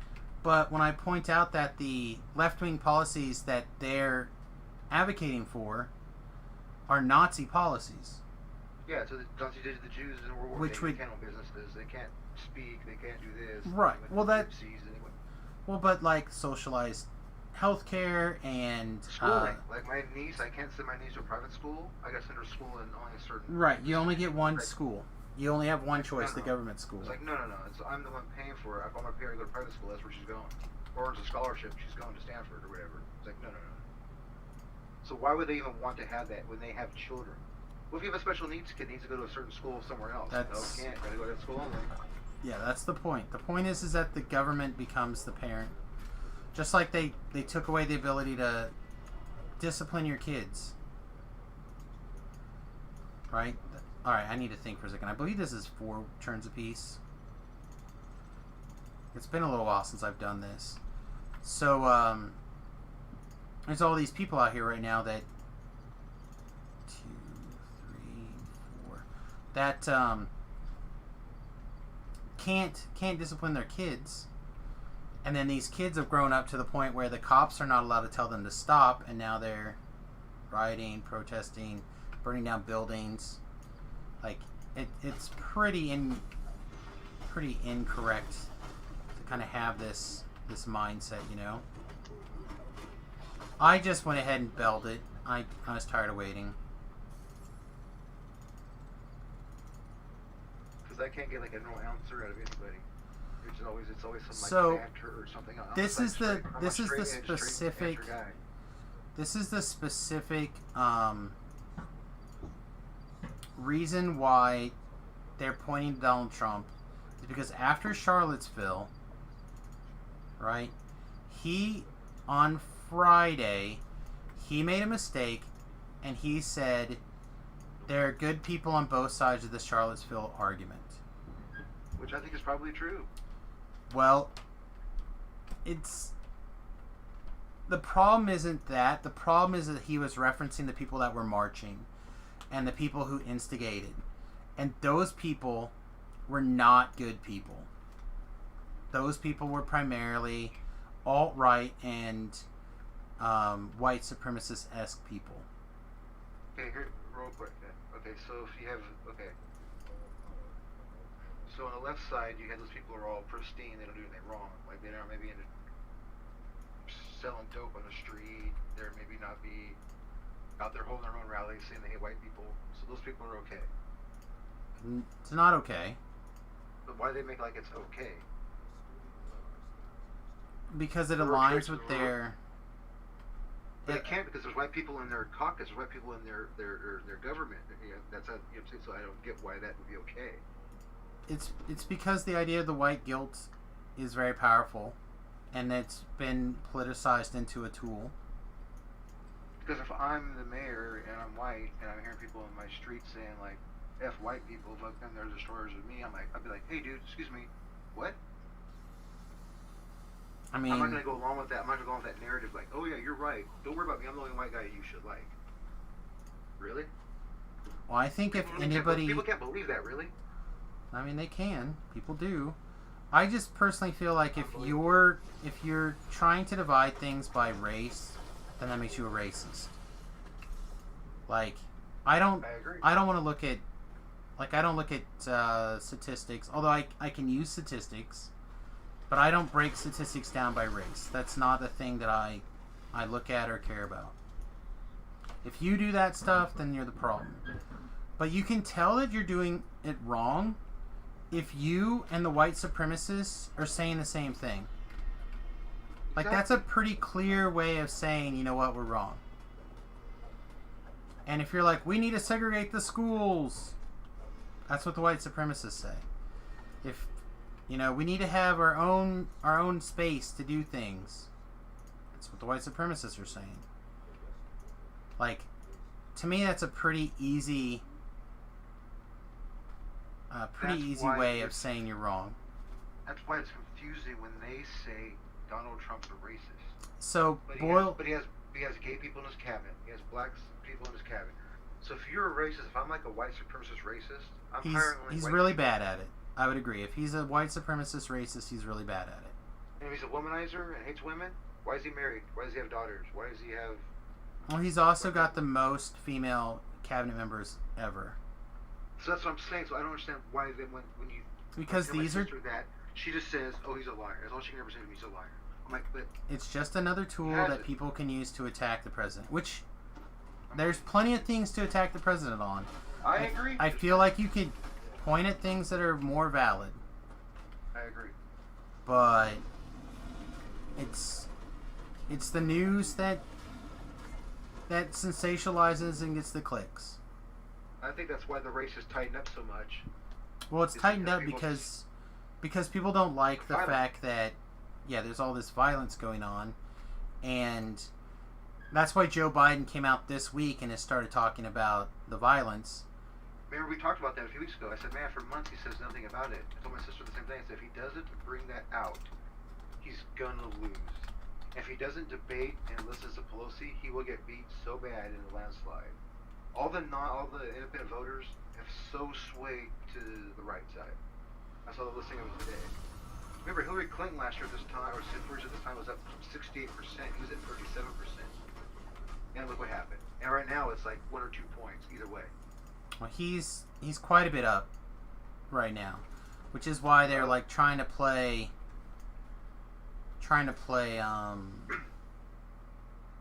I don't know what word I'm trying to think of here. I mean, if you care about this so bad, Biden, why don't you talk about this in May, and then next week in May again, and then the next time in June? He hasn't answered a question from a reporter since July 28th. Today, To be fair, he no basically hasn't been questions. asked a question by a reporter either. He doesn't take questions. Like today at his press conference, he turned around and walked back off. Didn't say any questions. Right. Donald Trump always asks for questions. Any questions, all the time. Every time. And I'm not a Trump supporter. Yeah, that's just the I'm thing. just saying, it's like, to me, I just look at two candidates, I'm like, well, why is one doing so much legwork? Why is one doing so much work? And the other one's in a basement.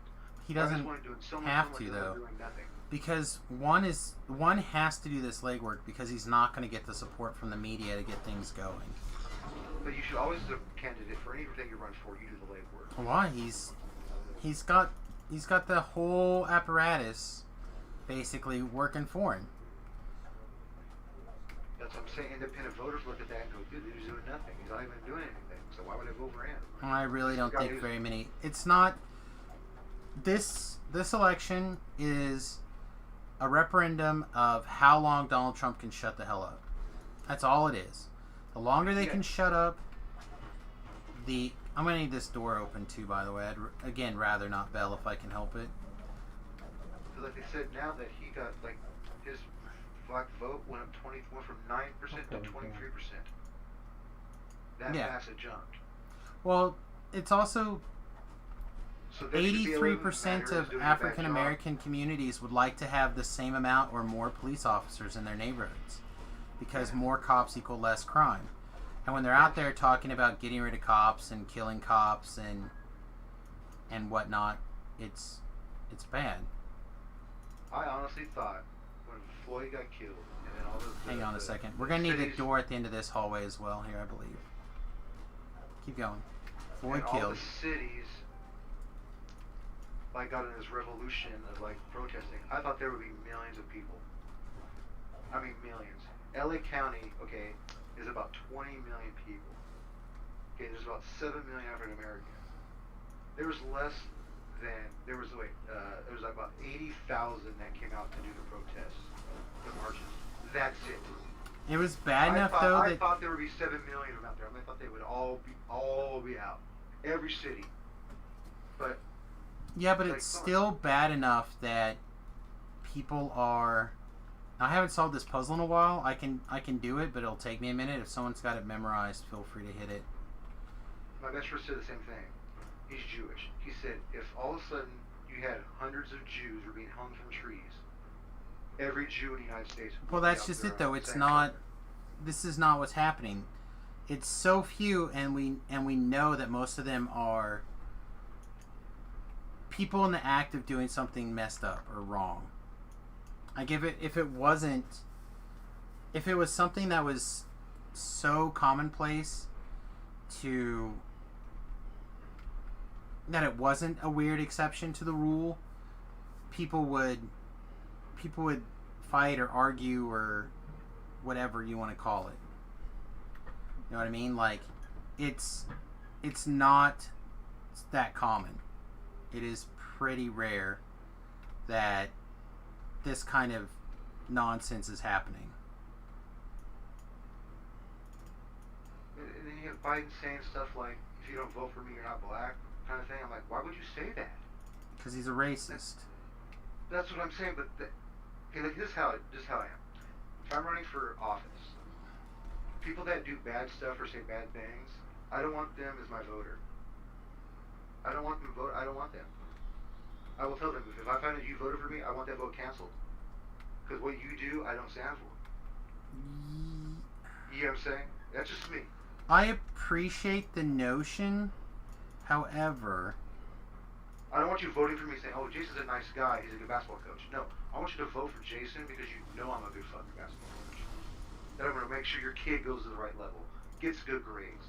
Not because, oh, he's a cool guy, I like him on DDF. No, fuck all that. That's not, I'm not running for DDO Player of the Year. I want you to, why you're voting for me. I don't want you to vote for me because you hate the guy I'm against. What if the guy I'm going against is better, a way better coach? now your kid's gonna fall behind and not be as good. If you go with me, if that guy's better, Yeah, you see what I mean? I do, and I appreciate that. I think that there are too many people out there who they want to win. It's a ploy for power, and you can't stop people. Like, people want power. Some people just want it, and some people will do whatever they have to get it. But as voters, how can people be so like? I remember watching the Howard Stern stuff when they were taking like Sarah Palin McCain's policies and switching with Barack Obama's, you know? People And have done that all the And time. they were just, but it was great, dude. It blew my mind. I'm like, really? These people don't even know what they're voting for. No, they don't. They have Most no people idea don't. what they're voting for. And then when they vote wrong, they're like, oh, I'm actually with the other guy. Well, that's why you should have paid attention. Yeah, it's. I'm not saying you need to fix every problem in society, but you have to have law. You have to have order. You can't just have people run and do what they want to do just because they can do it. This is Somalia. That's Somalia. You be surprised how much people do what they want when they want. People in Iran still get hung for being gay. If they found out they're gay, they still get hung Oh yeah, from scaffolding. yeah, happens. Happens. I mean, that's how fucked. That's what I'm saying. Like, I have a buddy who's from South Korea, and I talked to him a month ago. He's like, dude, more than 90% of the planet would trade places with any American for all the livers and foods you got. And some people just don't understand how good they got it, and it's just sad. And we have to follow suit with America because they're the superpower, and you just don't know how good people have it. Because there's so many people that would just trade in a snap of Well, a it's finger. a little bit of the privilege of being spoiled, right? Yeah, he said like our homeless would be like rich in some other countries. I saw it like in India. Oh my god, I saw people pissing in a river 2 feet away from a guy who was bathing in a river, 2 feet away from someone who's getting water out of the river to cook boiled rice. Yeah. And they're living in cardboard shanties with like siding as roof. It's like it's 6 foot by 8 foot, and there's 4 people living in there. You know what I mean? Yeah, it's. People here get free housing and have to pay bills and stuff, and they complain. I just don't understand. I'm like, dude, you're a king compared to other fucking places on the planet, man. Alright, did I drop that coffer off? Is this door open? Hang on a second. Alright, good, I did. Yeah, it's. I try to tell people that all the time. And again, I appreciate those of you who. We gotta get the crystal. We gotta get the key. This one does have a door in it if you want to, like, swim in this lava.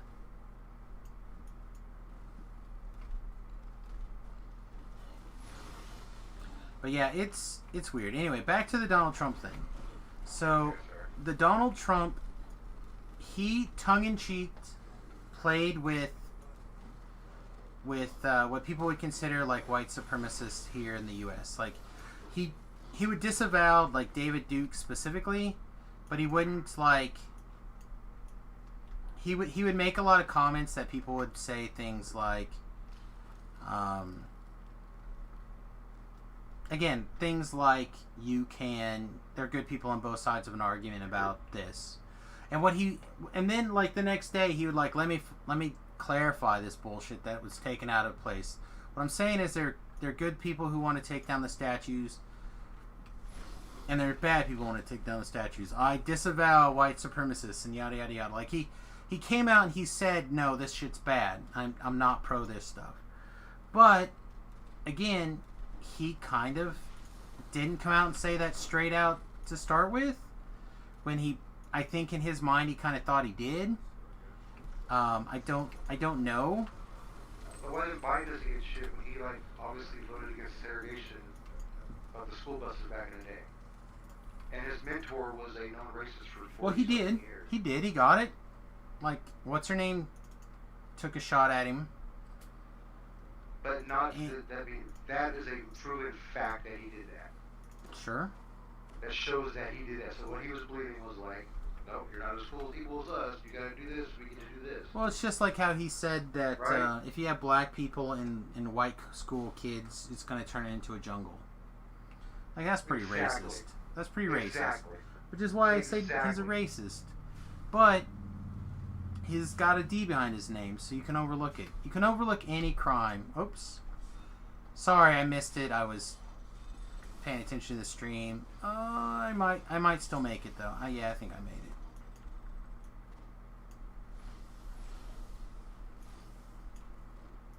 I think that's just the wind gust. Yeah, I joked with my sister the other day too, but like I told her a long time ago, I said no matter what all 6 people have, you're homosexual is, so you and your group always must side with each other. You have to. Oh, I agree. And I said the other day when I showed you the thing of those 2 guys walking on the street with BLM and people calling them faggots and stuff, you just said, oh, they're upset and they need to be venting.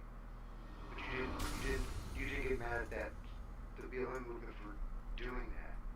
So why would you want to back that group up for what they just did to gay people? Same with Anderson Cooper, same with Lemon, same with they're gay on CNN. They said nothing about it, and that guy called them out on Twitter and said, "Hey, why are you siding with a group of people that did this to gay people?" Because it's politically expedient.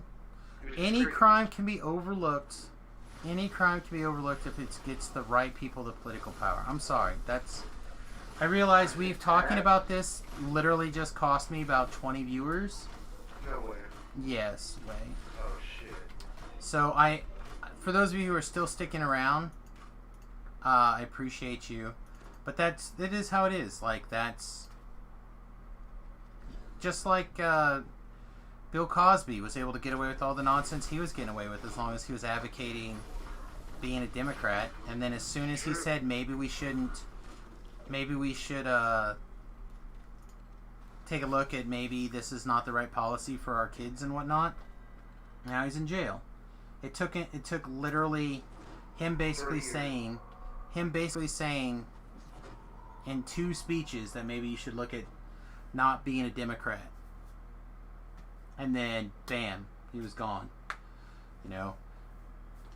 You got one more door and then the traps will spawn. And then all you have to do is unlock that door and the traps will turn off. So, like, if you could knock it and then just open the door, even, you don't have to disable the trap box. But, like, it's just a fact of the matter is if you could... You get a protection from people. I'm just not big in trying to decipher what people say. Like, well, did he say this? Does that mean this? Maybe he meant this by this. I'm like, dude, I don't. It's either to me, it's like you say it or you don't say it. Oh, it's just like I have friends, and again, like I said, a lot of my friends are more left wing than me. I feel like I'm pretty center when it comes to a lot of things. I just want the government out of everyone's life as much as possible, but I still don't. I want my family to be safe. I want your family to be safe. I want my businesses to be safe. You know what I mean? Like, I don't want you to burn down his shit because you're mad. He didn't have anything to do with your shenanigans. Even if he did have something to do with his shenanigans, I don't want your shit burned down anyway. So, like, I'm just that mindset. Okay?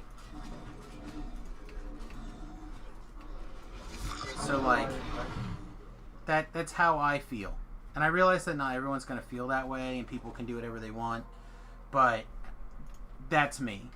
Now, at the same time, I have friends who are saying, oh, defund the police doesn't mean defund the police. And then I like point to 3 different articles in the New York Times and websites that have come out in like the last 3 days or whatever, and I'm like, literally we mean defund the police. Literally we mean we get rid of the police. Literally I mean no more police ever again. And it's like money from the budget, you can't pay police officers, so you lose police officers. And it's They're like not getting more money, they're getting less. You're basically saying, oh shit, you know what? I don't know if I can. Okay, I have 1 bludgeoning weapon. Okay, this is gonna suck. Do I have a different bludgeoning weapon?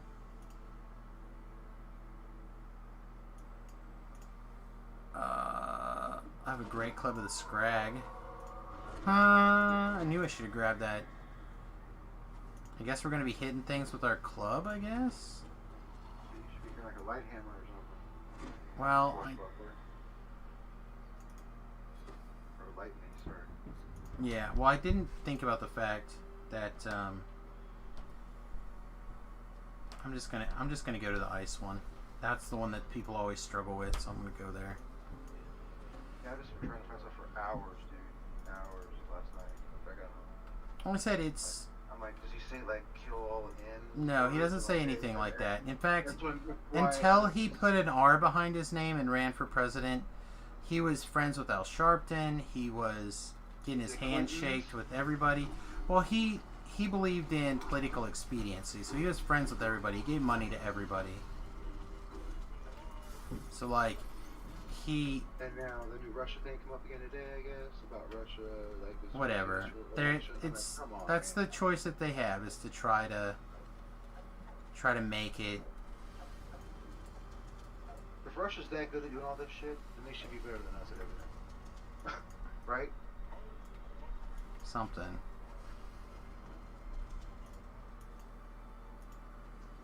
My best friend said this morning, he's like, man, this is a big breakthrough, man. Israel's first time ever having flights into Dubai. Oh, it is. Never It's a big happened. deal. It's a huge deal. He They said don't this got is almost sad, zero news traffic this morning, too. He was like, before his grandmother passed away, that was the one thing she always wanted to Just visit. keep breaking. All over the world. We were dealing with trash over here on ice and didn't get our pillar broke.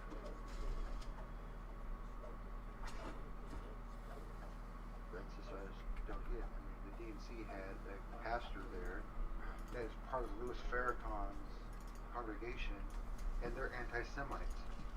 So Right. why would you have an anti-Semite at your convention? Because they have... If Donald Trump had a Klan member there, they'd be like, "Oh my God, see what happened?" Like, hey, I just don't get it.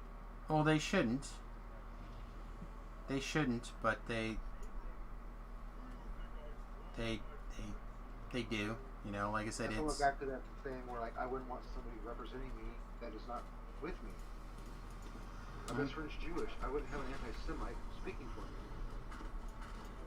Again, it's a good sentiment, and I agree with it, but you got a D behind their name. Everybody who is on the same page, again, this happens, everyone will eat everybody. Every group will eat each other. It happens. The difference is that there's a significant willingness to overlook crimes for political power out of one party in particular, in my opinion. You can disagree, and that's totally fine with me, but you're gonna get, if you go and look at like voting records of the last 10 years for people on the right or people on the left, you're gonna have people like Ron Paul on the right. You're gonna have people like Ted Cruz on the right. You're gonna have oh God, I can't think of his name now. Oh, the one from this New Jersey governor? Sure, whatever. Chris Christie, sure, why not? Christie. But you're going to get all these different varieties of Republican, right? They're going to vote differently. They're going to argue with each other. They're going to say, hey, this isn't very... All right, guys, thanks a lot for the runs. I appreciate it. But they're going to say things to you that are different. They have different priorities, different goals, etc. But on the left, you either are part of the party or you're kicked out. Right? There was a guy a couple of weeks ago. I think he was a senator from Virginia or Georgia or something. And he basically came out and said, hey, you know what? All these riots and stuff are bad. We need to cut them out. Stuff like that. And they told him that he could no longer be a Democrat in his state, and he had to re-register in Georgia, and he had to rerun as an independent. So like, you're gone. So you have these clear anti-Semites in the Democratic Party, and they're going to put out paperwork saying, hey, we don't like that you're saying this stuff. And instead, the paperwork gets changed. Instead of, hey, this person, you're saying anti-Semitic shit, and that gets changed to, nobody should say anything that's bad. Which is a pretty weak sauce way of saying, hey, you're being a racist, cut it out. Like, I would be more respectful of somebody who just was like, that said that. Like, hey, you're being a racist, cut that shit out. That's why if I'm a voter and I hear that, see that, I gotta be like, wow, just because we're saying a different opinion, all of a sudden they have But to switch. most voters don't pay attention. They get bits and pieces of headlines. They don't read the article. They don't look any deeper. They just get the blurb, which again is why I said earlier today, fucking wait to reserve judgment. You know?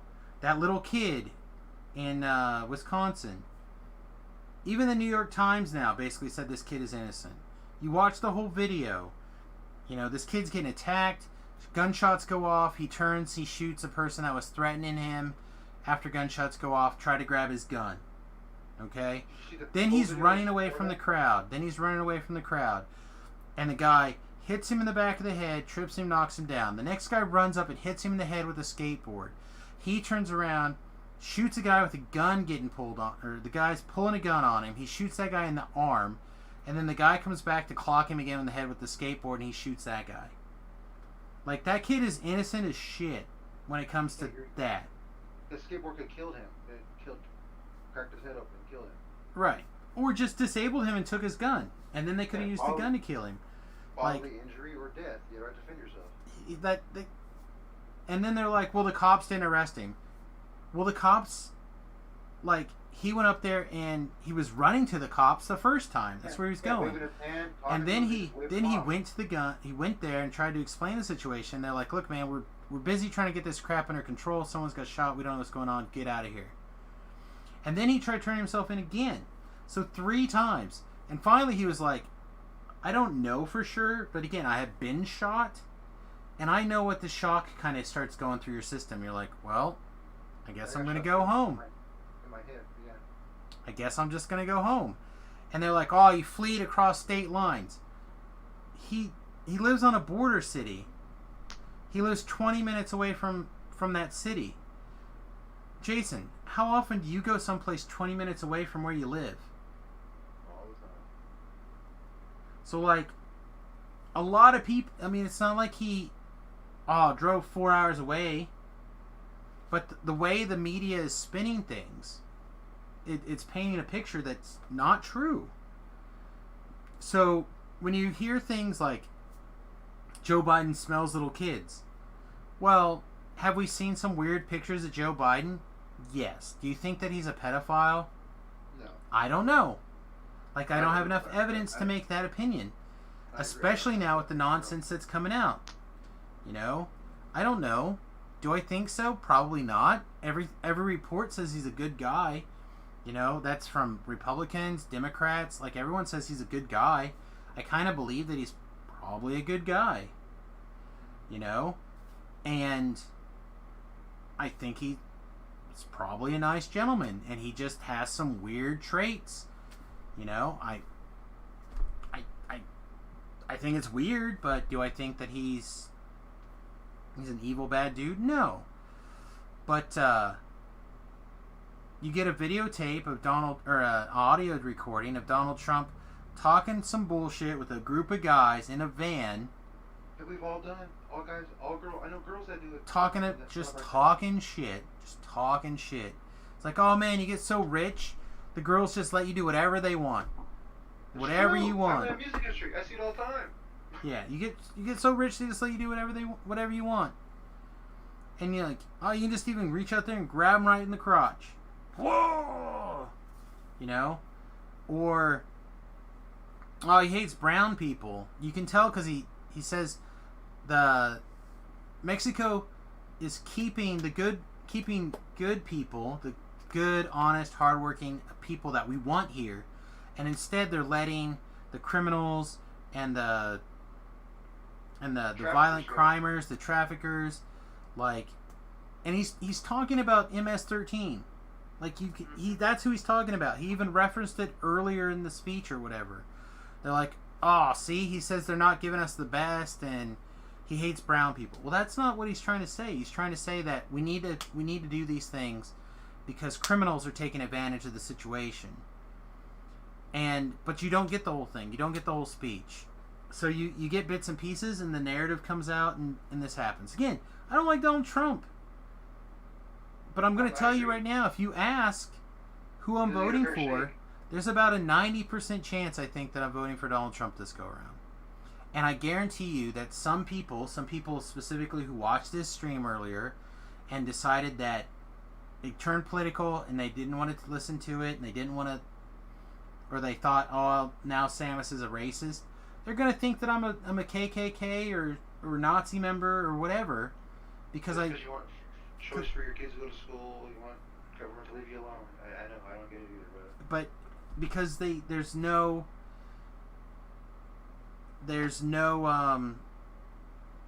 again, when you're on the left, the other side is evil. And I'm just like, Tulsi Gabbard, I probably could have voted for her over Trump. Like, I feel like I would have been close. Honestly, there's not anyone else I think I would have leaned for from the current batch of Democratic people.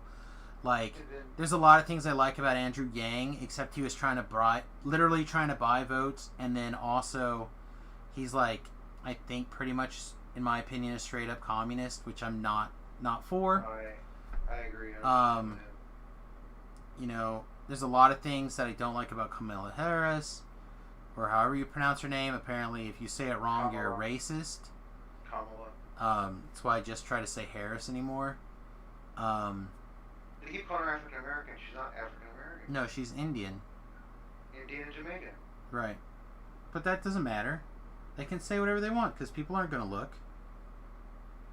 People aren't going to do any research. They don't care.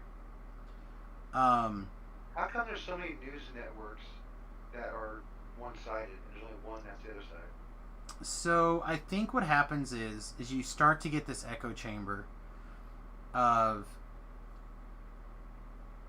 things, and what happens is you just as you have an opinion and you start hiring more people that have a similar opinion, the definition of what you believe to be true, because so many other people believe it also in your vicinity and in your circle, which is part of the reason why I have so many left-wing friends, right? Because I like to argue with people a lot about opinions of things, which honestly right now I'm actually avoiding some of my friends, which really bothers me, because I don't want to get into discussions with them, because I don't want them to start labeling me a racist or a terrorist or whatever, Also, because I know where they're going to go. They don't do the homework like me and you. Oh, I feel like a lot of them, they do some homework. I don't want to name any names, but I have one friend who's very intelligent, and he has very reasonable, thought-out opinions for some of these things. But then, when you question him on some of this stuff, he's just like, well, we have to decide as a society what's the best path forward. But then he shares all this bad information. Like, he was a person who was pointing out, he was talking about this kid in Wisconsin. It's like, look at this white ring terrorist running around shooting people, and the cops are just letting him go. Like, that's not at all what happened. Like, wait for the facts, bud. You're going to be really surprised when this stuff all boils up. And it boiled up, and he hasn't said anything about it. He hasn't admitted to being wrong. He hasn't looked at the situation and rethought about it or had a change of opinion or heart or anything. He's just wait for the next thing. This same friend, when Herman Cain died, he's sitting there making fun of him. That's how I found out that Herman Cain died. I liked Herman Cain. I was going to vote for Herman Cain if he won the Republican nomination. But he, I believe, dropped out before the Kansas primaries, but I was not a registered Republican to be able to vote for Herman Cain in a primary anyway. So the only time I've ever, because in Kansas you have to be a registered party of a member to vote in the primary. So registered as a Republican to vote for Ted Cruz because I didn't like Donald Trump in 2016. And then the day that Donald Trump won the nomination, I went in and unregistered as a Republican. So, like, that's the one and only time that I was able to vote in a primary in Kansas. Okay? And that's how I felt about Donald Trump.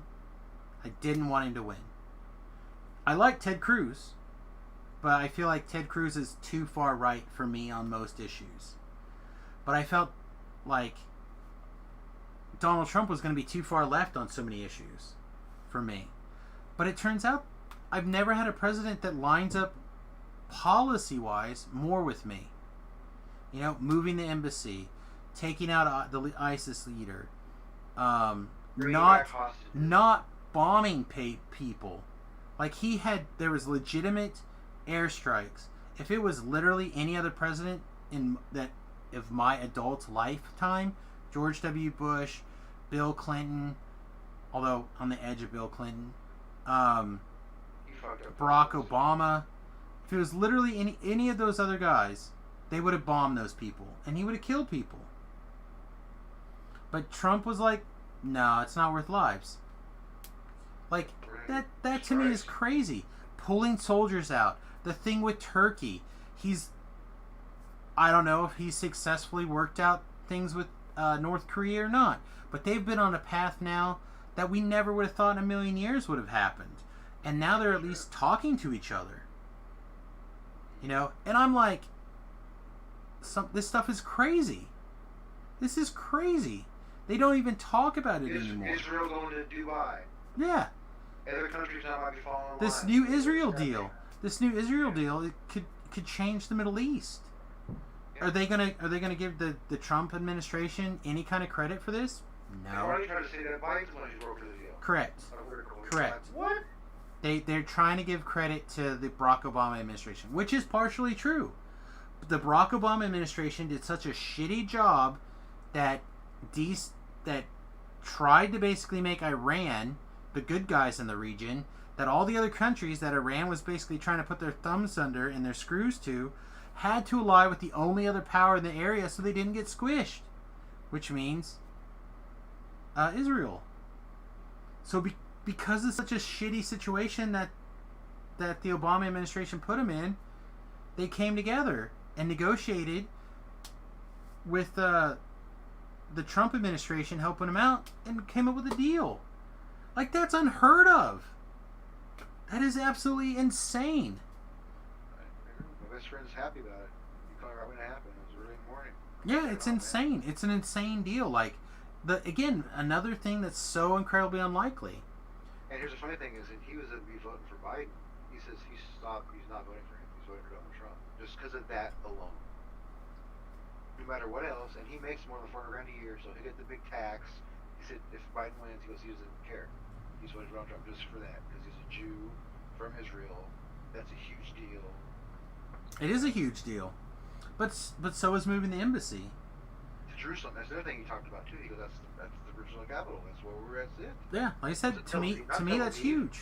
To me that's huge. Like, those are great. Like I said, I've never had a president that I could literally list off like 6 policies. And I did. If you go back and look, I listed off like 6 or 7 things, right? Bam, bam, bam, bam, bam. I've never had a president I could say that about. Not one time. I agree, brother. So for me, it's like, I don't like his personality. I don't like that he runs his mouth on Twitter. But I don't want to give it. And I don't want to get. Well, yeah, but I don't want to force him not to have it. I just want him to have the willpower not to run whatever he wants at the mouth.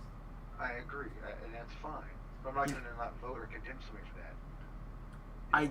I mean, I don't know. People are talking about how he mismanaged COVID. I'm like, my wife got so mad at somebody a few months ago that she like went through everything. She like went through it and put together the timeline and like assembled the timeline. And she's like, the borders were closed.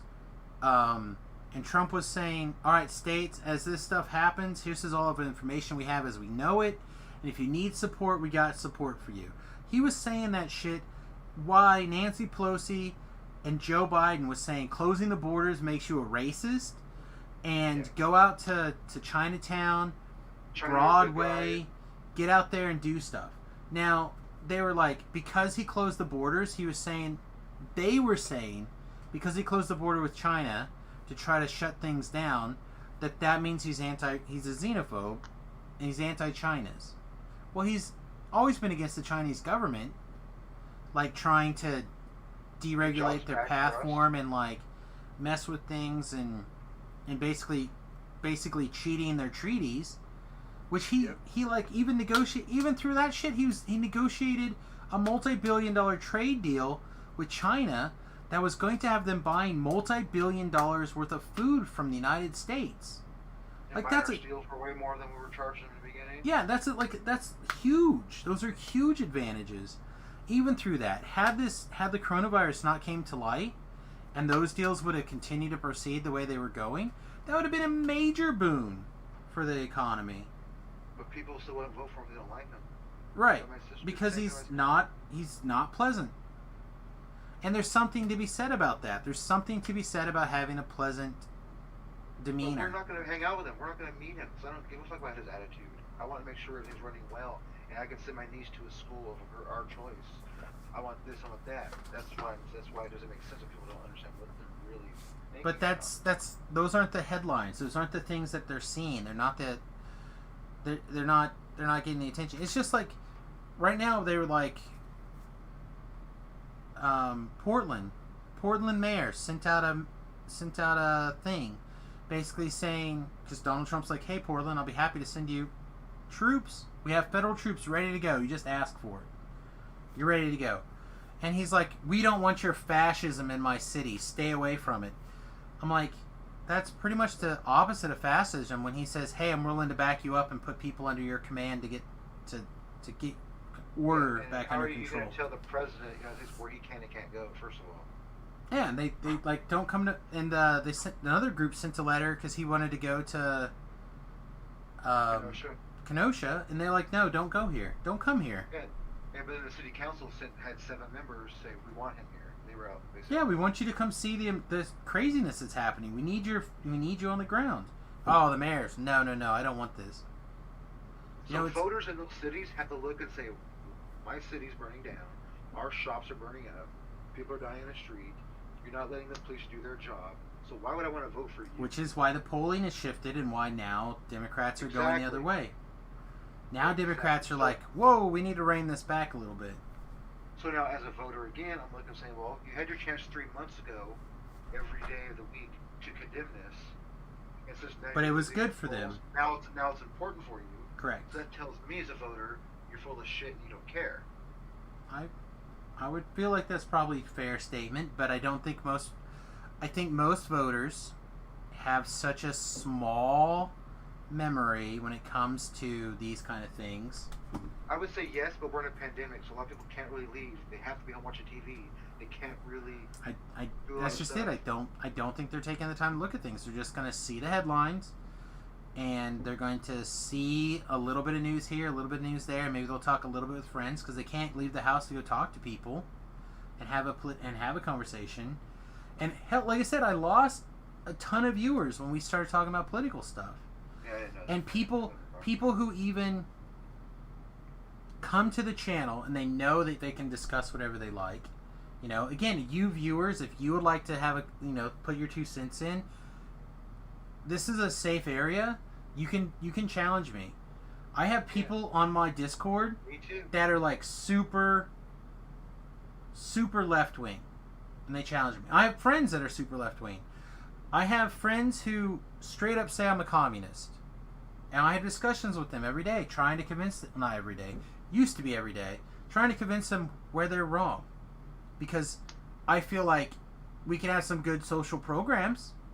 I feel like we can have some good stuff like that, but I feel like if you denature or take away the need to work hard and do things, and you're taking away from people who've already worked hard to do things, I feel like that's wrong. That's stealing. It's like if I go, Vila, if you have more than me, give me half your shit. So like, why? I work hard for it. Oh, Do I I- have to? Yeah. Do I have to? Yeah, because otherwise the government's going to come put a bullet to your head and just, I'll take it all. I'll move away then. I'm a citizen. I'll just stay here. I won't go back. Yeah, exactly. Exactly. That's it. Like, that's how it is. You know what I mean? How about Biden today saying that now he's opposite of fracking, but for the last 2 years everything. So he he's talked about pro was fracking now? Yeah, today he said that. He said he put his hands out to the camera and said, "Let you know, I'm pro fracking. I'm not against it." And then they showed all kinds of videos in 2019. I haven't heard that. 2020. I haven't heard that or Yeah. seen that yet. Yeah, it's amazing. See what I'm saying? So if I'm a voter, I'm like, dude, my sister, I call him the king of flip flopping. Oh, he She's is. like, well, he's changed. I'm like, how do you just change your whole life, everything you believe in? Okay, in 6 that's months? fine. Take it I- seriously, I can appreciate somebody being changed. but not like Show me. 6 months before an election. You Sure, change. I can train. I can No, have. Not I all your believe- policies. Then you're not. If he changed for all those things, then he's not a Democrat. Then he should be another party. Hang on a That's what I'm second. saying. Okay. I feel that somebody can have a point argued and they can change. But you as the person that has changed your opinion now, if need to be able to tell me what changed your mind. That's all. That's all I ask. Like, you could be against fracking and now you can be pro fracking. And then if I go, and this is where if the reporters are doing their job, they could go, "Excuse me, Mr. Vice President, could you share with me like 2 weeks ago you were against fracking, this week you're pro fracking. Can you please Yeah, he can you declined all please questions. can you He please wasn't taking explain to me? Can you please tell me where you got your change of opinion?" That's all. You don't have. It doesn't have to be right. It doesn't have to be wrong. Can you please share with me, what changed your opinion? That's all. That's all I need to know. You know, I don't need every grisly detail. Just I can't believe somebody who's been one way for 40 years, and then the 6 months for election, the polls are tightening, and all of a sudden you switched everything. I mean, And then you won't take questions from the press. You won't take any questions. You get Well- back on the plane right away. That's a problem I have. so I saw this really great meme earlier today, and it was like Joe Rogan and a bunch of other people obviously watching like an MMA match, and like the match went completely 100% 160 the way that it was 180 whatever it is, went the opposite way that they projected it, and they were just like floored and shocked looks on their face, and just like the crowd behind them's going insane, and like it's just like this complete and total what the F moment, right? And it says, Democrats when Joe Biden manages to say an entire sentence and not touch a kid inappropriately. But that's how it feels, man. It just feels like the bar is It's not so genuine. low for It's Joe not Biden. genuine. Huh? It just feels not genuine to me when you just flip flop constantly. I agree. The party can't be But happy. people don't have a long memory, man. People say shit like, I'm old enough to remember when Joe Biden was pro law and order. He's a Republican in beginning. Oh, I just mean his crime bill. And now he'll tell you that crime bill is terrible. Oh, that crime bill is insane. You know? Or, I remember, I'm old enough to remember, here's one that's even closer, when Kamala Harris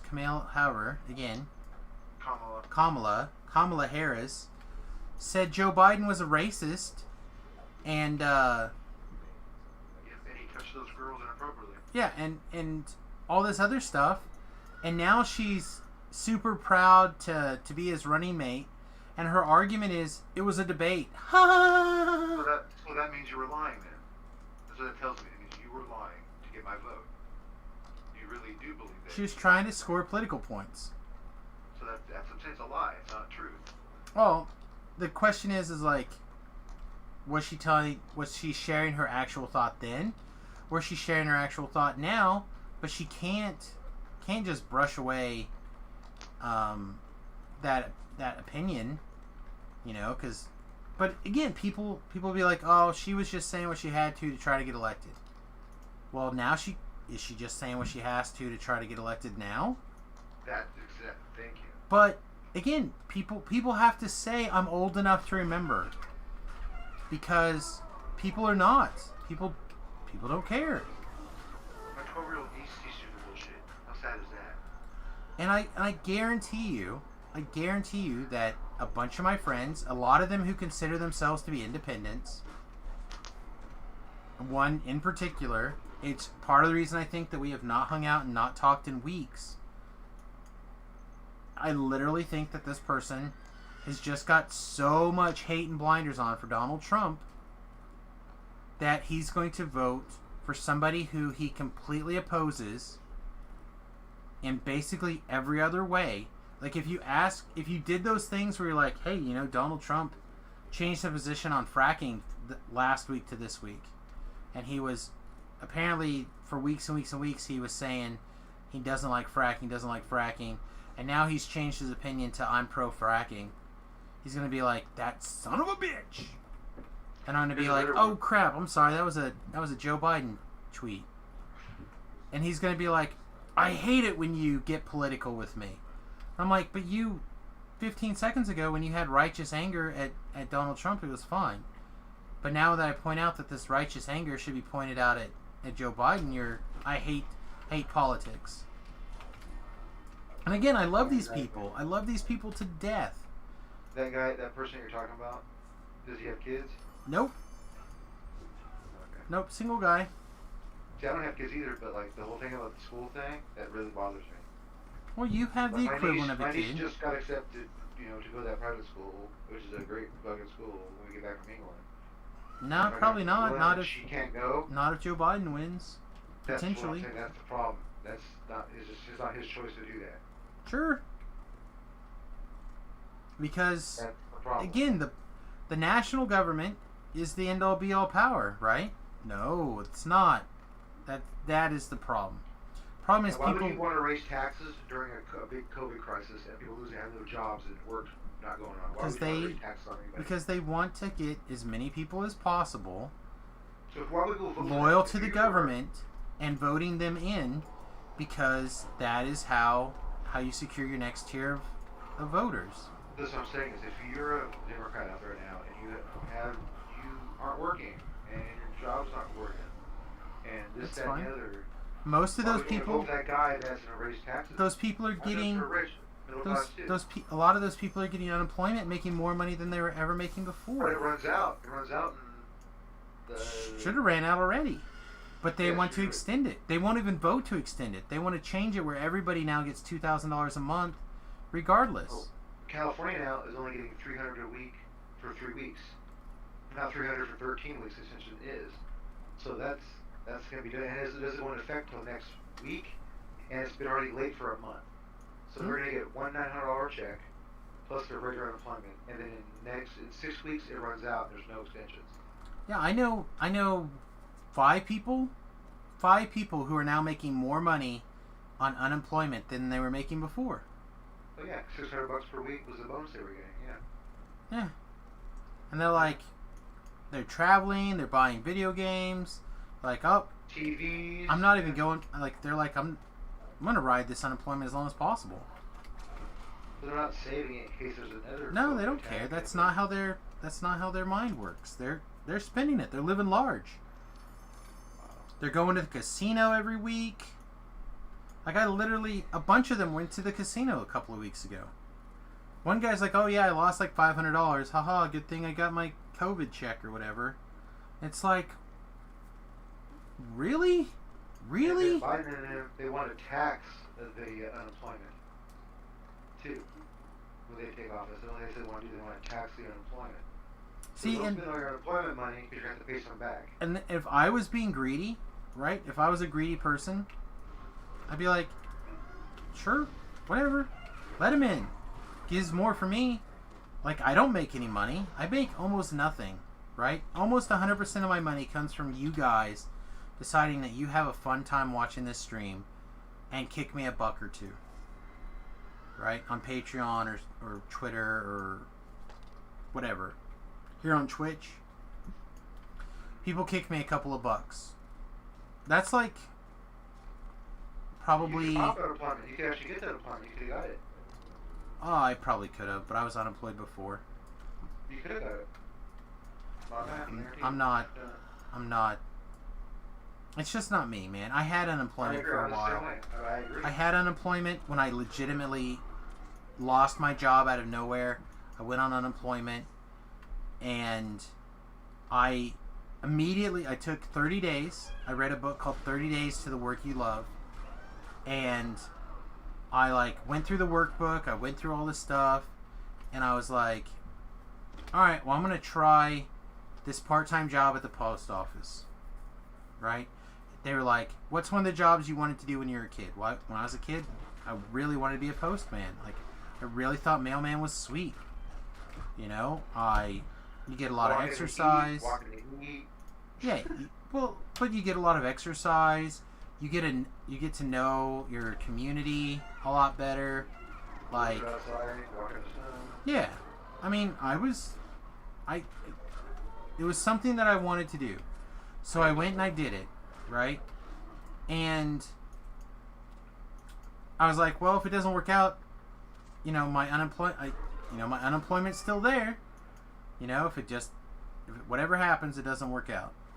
So it turns out that a childhood fantasy of being a mailman unfortunately means that you probably don't want to be very dyslexic or whatever the dyslexia is for numbers. It's got a different name. But you can't really do that and be a mailman.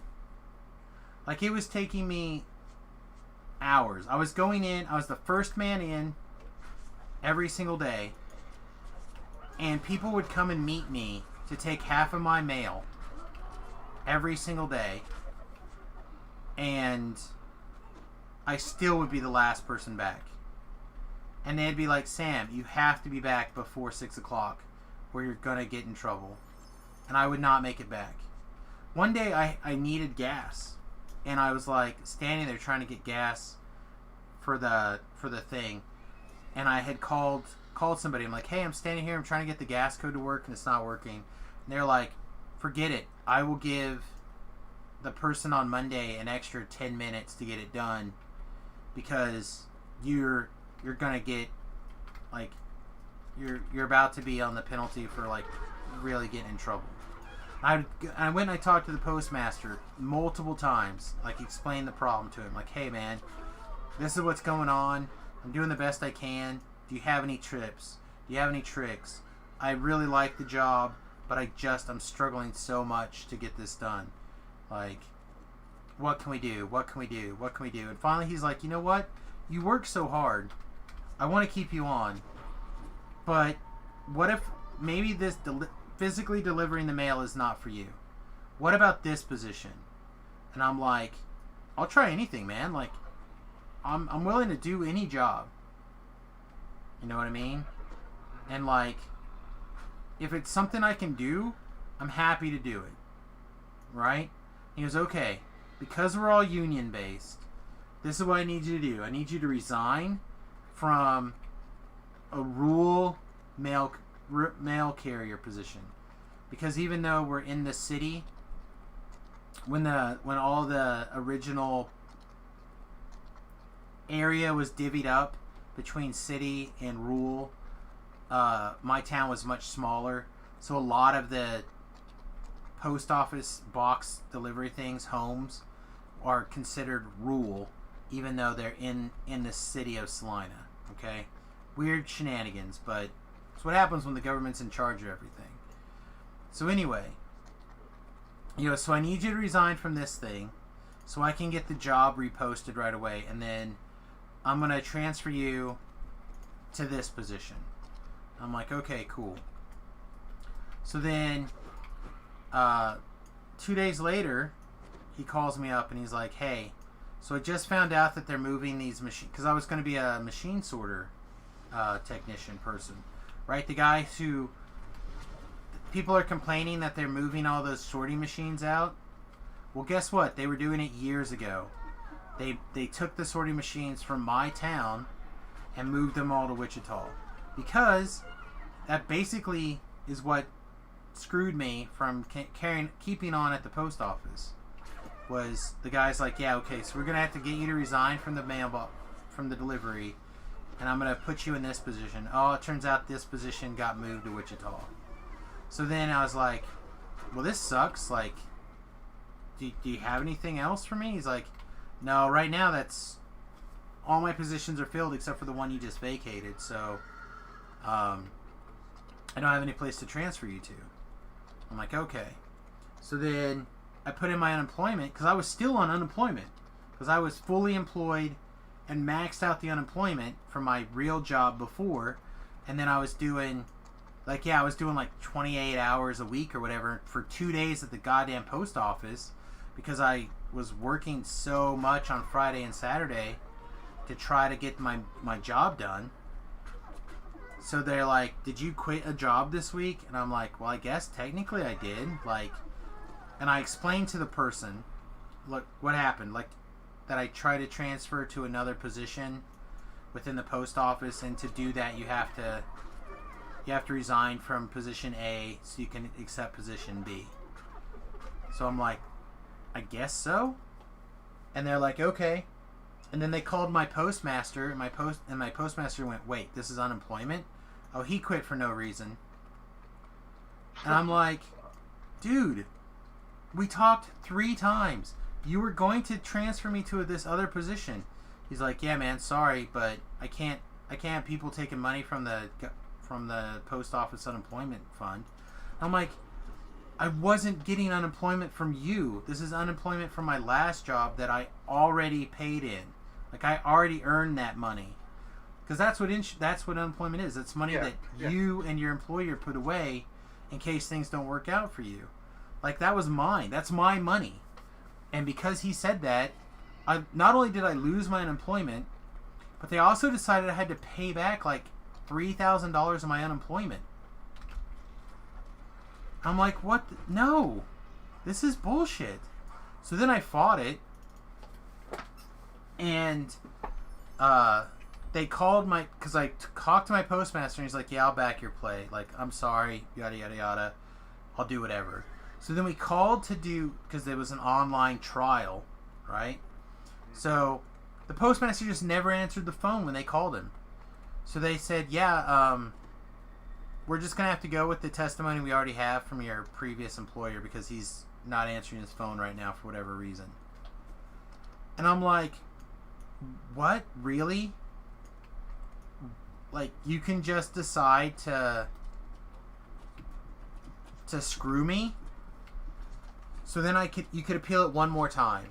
But that appeal cannot be on the merits of the case. It has to be on a technical reason for the case. So then they went, nope, looks like everything was in order. Like, your witness didn't show up, and so we just went with your witness's previous statement. And there's nothing technically wrong with your case. Sorry. Should have got him on recording saying he would have helped you. Well, I didn't expect him to screw me. I thought he was a good guy. You know, I talked to him several times. He talked to the union, and they said, hey, man, you fuck around, do that, you'll get fired. Don't answer your phone. I don't know. I have no idea. Like I said, there's like 4 different unions inside the post office. And I'm just like, I was just literally taking the advice from my postmaster. Like, I was doing everything he suggested. And had I quit, I could have quit on the grounds that I was only getting paid for 8 hours because I was the way the post office works is they decide how long a route's supposed to take, and if it takes you however long it takes you to do it, it doesn't matter. You're getting paid for the time that they think that it should take. So somebody evaluates your route and says, okay, this is a 10-hour route or a 5-hour route or a 12, whatever, right? This is how long your route's going to take. So, like, for example, I was on a 10-hour route. If it took 8 hours, you got paid for 10? Correct. No matter how long it takes for you to get it done, that's how many hours you're getting paid. But I was working 14-hour days. I was going in as soon as the mail was delivered. The only person who beat me in was the guy who drove the mail truck from Wichita. And sometimes I would beat that guy in to try to have as much time getting the mail sorted. Because what happens is you get the mail, it comes to your little cubicle, and you like sort the mail into these little mailboxes, right? And you pile them up, and then you put them together in like big piles, so you can take them out to your truck, and you can basically, as you drive along, you put those piles and just shove them in mailboxes, right? So the idea is that you get all this prep work done, and then it only takes you a couple of seconds to double check the mail at each mailbox and throw it in. Right? But this was my problem. Like, I could get it sorted, and I was late getting out. Like, you were supposed to be out by 11, and I was always a little bit late. I'd get out like at 12, 12:30, whatever. So I was already behind the ball before, even though I started hours before everyone else got there. Okay? I was behind the ball. But I could make that up, right? By being fast at the mailboxes. The problem is that I would pull out the mail, I'd look at it, and I would go 1, 2, 3, 4, right? 1, 2, 3, 4, 1, 4, 3, 6, 1, 2, 3, 7, and I'd be like, shit, what number am I supposed to be at? And then I have to start all over again. And it would take me 2 or 3 or 4 times to be able to say, okay, this is all the right mail, right? Like, and put it in there. And I would still get it wrong. Like, I was the worst mailman ever because of that. I just get the numbers scrambled. And it was so bad. And then, like, I would find out that, oh, man, here's 4 letters that should have went in that mailbox. So then either I have to throw it back in the box for, like, my person to do the next day, whoever comes in the next day to do it. Either so I had to make them do more work and redo work I already did, but I did it wrong because I'm stupid, or I have to turn around, drive back, put it in the right mailbox, and then resume.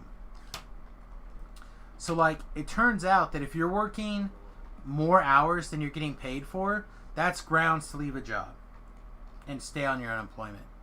Well, I didn't know. And when I talked to people on the phone about it, they didn't say anything. Like, nobody was like, oh, these are grounds for leaving. Well, when I explained to the person what was going on, you know, nobody said anything. Nobody went, oh, well, this is a valid reason for leaving a job. They just, we don't want to pay you. And I was just like, man, this unemployment thing is terrible. Like, I just want to do my job. I just want to get the benefit I had for doing things, you know? And I kept looking for other jobs the whole time. Like, I never stopped looking for jobs. And so many people, they just, like, send it. Like, I could have sent in resumes to places where I knew I didn't have a chance to work.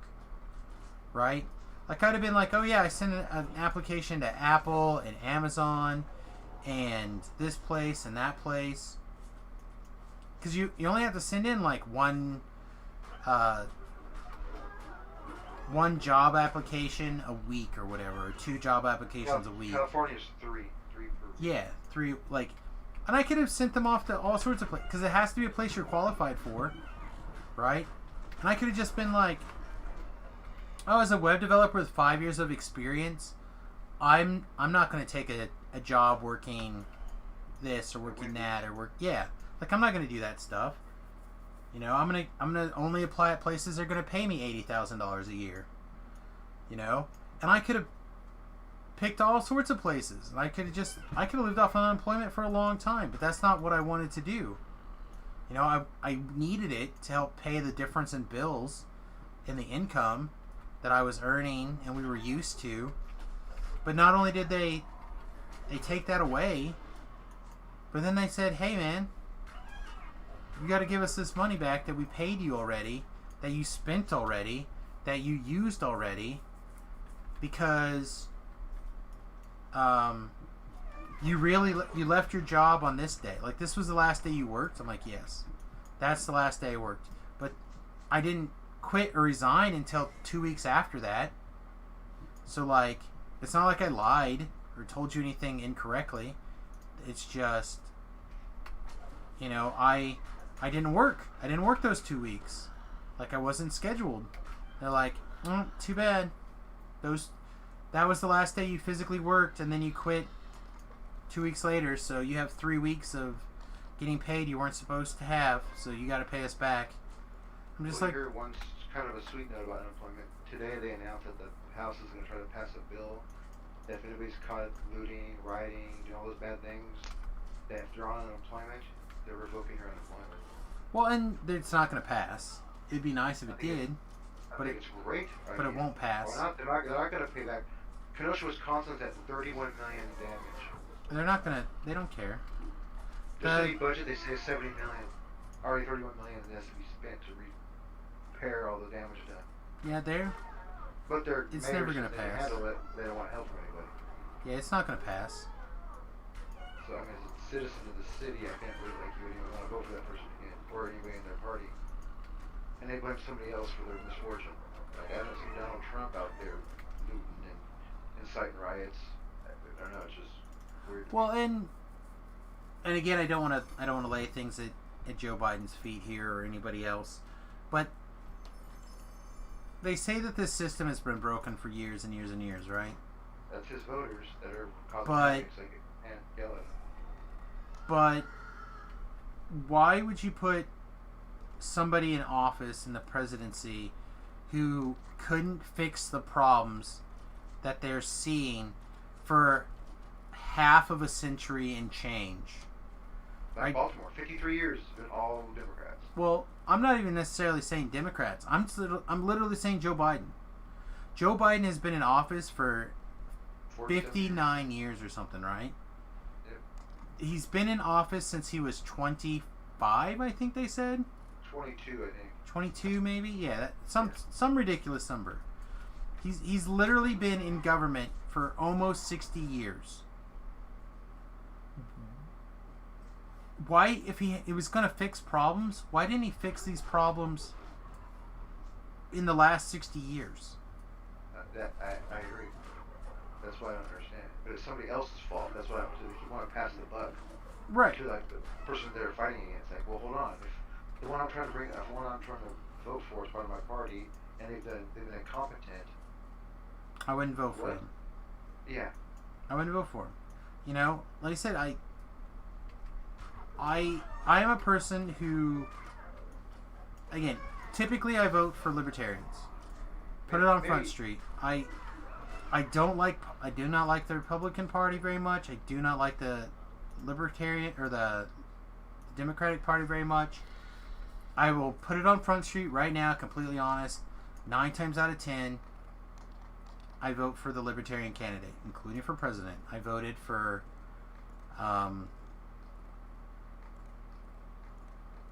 Gary Johnson. I honestly don't remember who the president candidate on the Libertarian ticket during the Obama thing was, but I didn't care for Obama very much. I did vote for Romney. I did actually like Romney quite a bit. I felt like he was more of where I wanted to go on a bunch of issues. And then he lost and he immediately went crazy, in my opinion. But I didn't vote for George Bush the first time around. I tend to vote for... I voted for George Bush the second time around. I felt like he had a really shitty hand dealing with 9/11, and I felt like he was trying. I didn't like all the war stuff, but I felt like he was trying to get stuff done and trying to make America safe again, so I thought I'd give him a shot. Maybe this is how they think about it on a Democratic side. For example, this is how I am. If my nephew, I found out tomorrow that my nephew went out and murdered like 3 people, I'm sure it's not defending him at his trial. I don't care how good he's been in the past, how well he tries. He murdered 3 people. I don't get. So now in my family, I get calls sometimes like the non-loyal one. Like those to be loyal to people that make bad decisions. Yeah, I'm not Like, loyal to a person. I'm loyal to the ideals of this nation. So maybe that's part of the Democrat Party is they just feel loyal to Biden. They don't care how bad he would be. Well, They're so loyal to him. remember we were talking... Instead of saying like, oh, he's done nothing for 50 years, why would I vote for him now? right? Same thing. Like why? Remember how we were Understand talking a few weeks ago, and I need to do some more research on this, but that there's a morality test, and there's like the 6-pillar morality test, I think it's called, Yeah, you know that or not. Yeah. and that if you're a Republican, or you tend to be Republican if you have high scores across the board, but you tend to be a Democrat if you test high in loyalty and something else. So it is true that loyalty is more important to like liberals, specifically Democrats, than it is to Republicans. Republicans See, are like, loyal I started to an talking this ideal. for moral high ground. Like you're always no one was doing always thinks about having high morals like you. I said, why? It's just right or wrong to me. It's not about morals or not. It's like just right or wrong. Don't cheat on your wife. Don't beat your kids. Don't steal from the store. Why does it have to be a high moral issue? Well, those are all those are high moral issues. Is it just a right or wrong issue? Should you teach your kids like, hey, don't go to the grocery store and steal? Well, those are Hey, high morals. Just because you have high morals that so clearly Democrats define. have high morals. That's what we're trying to say then, I guess. I mean, They don't care.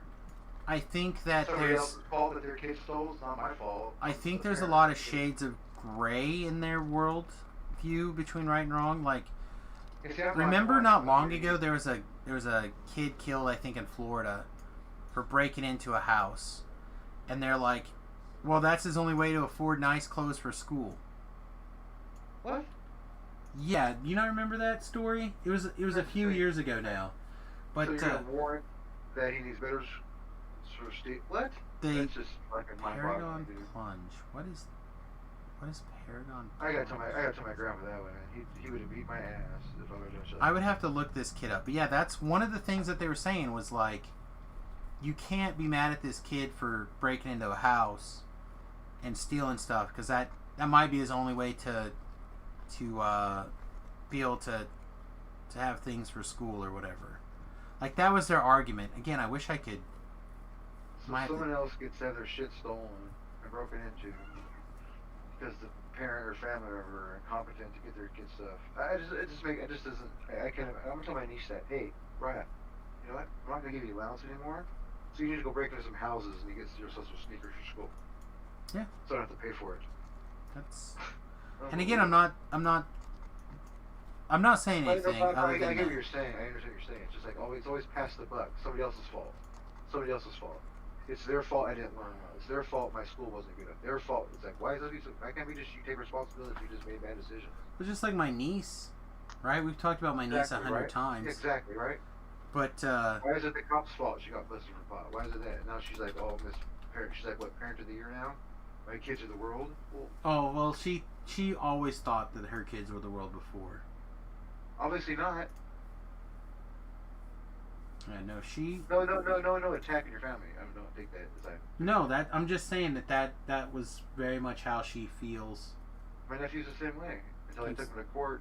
It's like, oh no, my kids are the most important things to me ever, but I can't not get high to make sure that I can take care of them. What did I? But you know what? Wait till she's gonna do something next week. You watch. She's gonna call you and say it's Donald Trump's fault. Oh, I don't know. She might. I have no idea. But she's the kind of person that would just vote for like a Biden, right? Just vote. Oh, I Like, get it. oh, look at him doing these poor people on the streets. It's not his fault. Let's vote for him. It's like, dude. I don't know. I imagine that she probably, if she can vote, I have no idea. Is she a felon? I don't know Yeah, how vote the for trial Trump. went on Friday, to be honest. Oh. Like it could go My grandpa said anyway. something last night that was funny. He was like, just let all those people do all the burning, and then when you catch them all, they're all gonna be felons, and they can't vote anyways. I was laughing. But the thing is that they're just getting let loose. They're not getting charged for anything. That's another thing. They did research when Harrison Biden and all those people put up money for the people that got out of jail. There was one guy was convicted of rape twice. One guy is under investigation for murder of shooting of a police officer. The other one's under investigation of a murder. They all were bailed out. Yeah. 2-time rapist. Well, and just like I lost a lot of respect for Seth Rogen. Like, I there's a told you, lot of right? things I How- really how like. horrible? Yeah. There's a lot of things I really like about Seth Rogen, but he like donated like $5 million for people getting out and doing stuff. I'm just He like, said the Jews should leave Israel because they have a monopoly on that, and they should just leave there because it's caused problems in the Middle East. And he's a Jew, yeah, well, he's a American-born, blah blah. Yeah. But So, it's just a lot of like, the Jewish people, and Donald Trump did this for the Jewish people as well, saying that the Jewish people now get here in the United States are recognized not only for being a religious Jew but also for being a cultural Jew, and that Yeah. counts for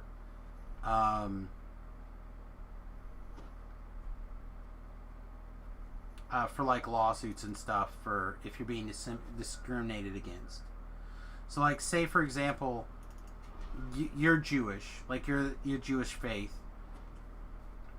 and somebody's like at work denies you a promotion or doesn't give you a job because you're Jewish.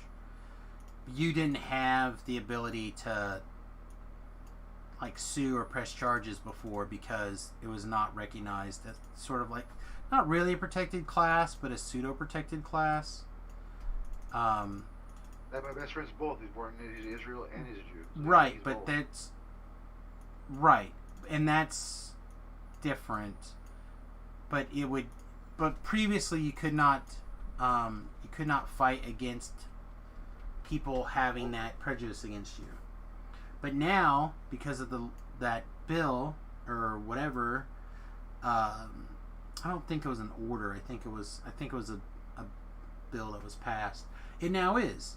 So like, but it talked about the difference between being a secular Jew or a religious Jew and then being a cultural Jew.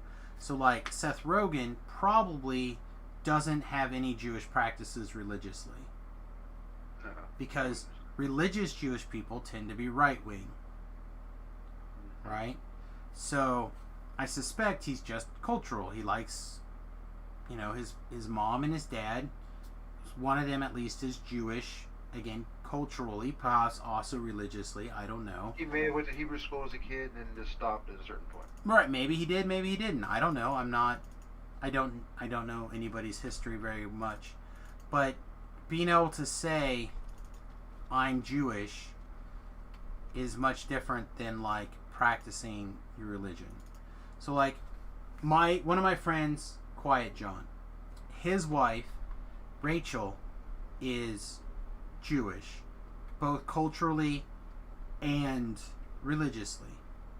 At least religious enough that they got married in a Jewish wedding, which He was is too? awesome. Huh? He converted. He converted for her. Right on. Yeah, like, so they could be married in the Jewish ceremony because that's what she wanted. That was important to her. He's like, okay, well, I will do what I have to so we can get married in this Jewish wedding. My best And friend was opposite. He didn't want his wife to leave her Catholic faith. He wanted her to be her own. yeah, well, which is fine. I get it. Like, however you want to do it.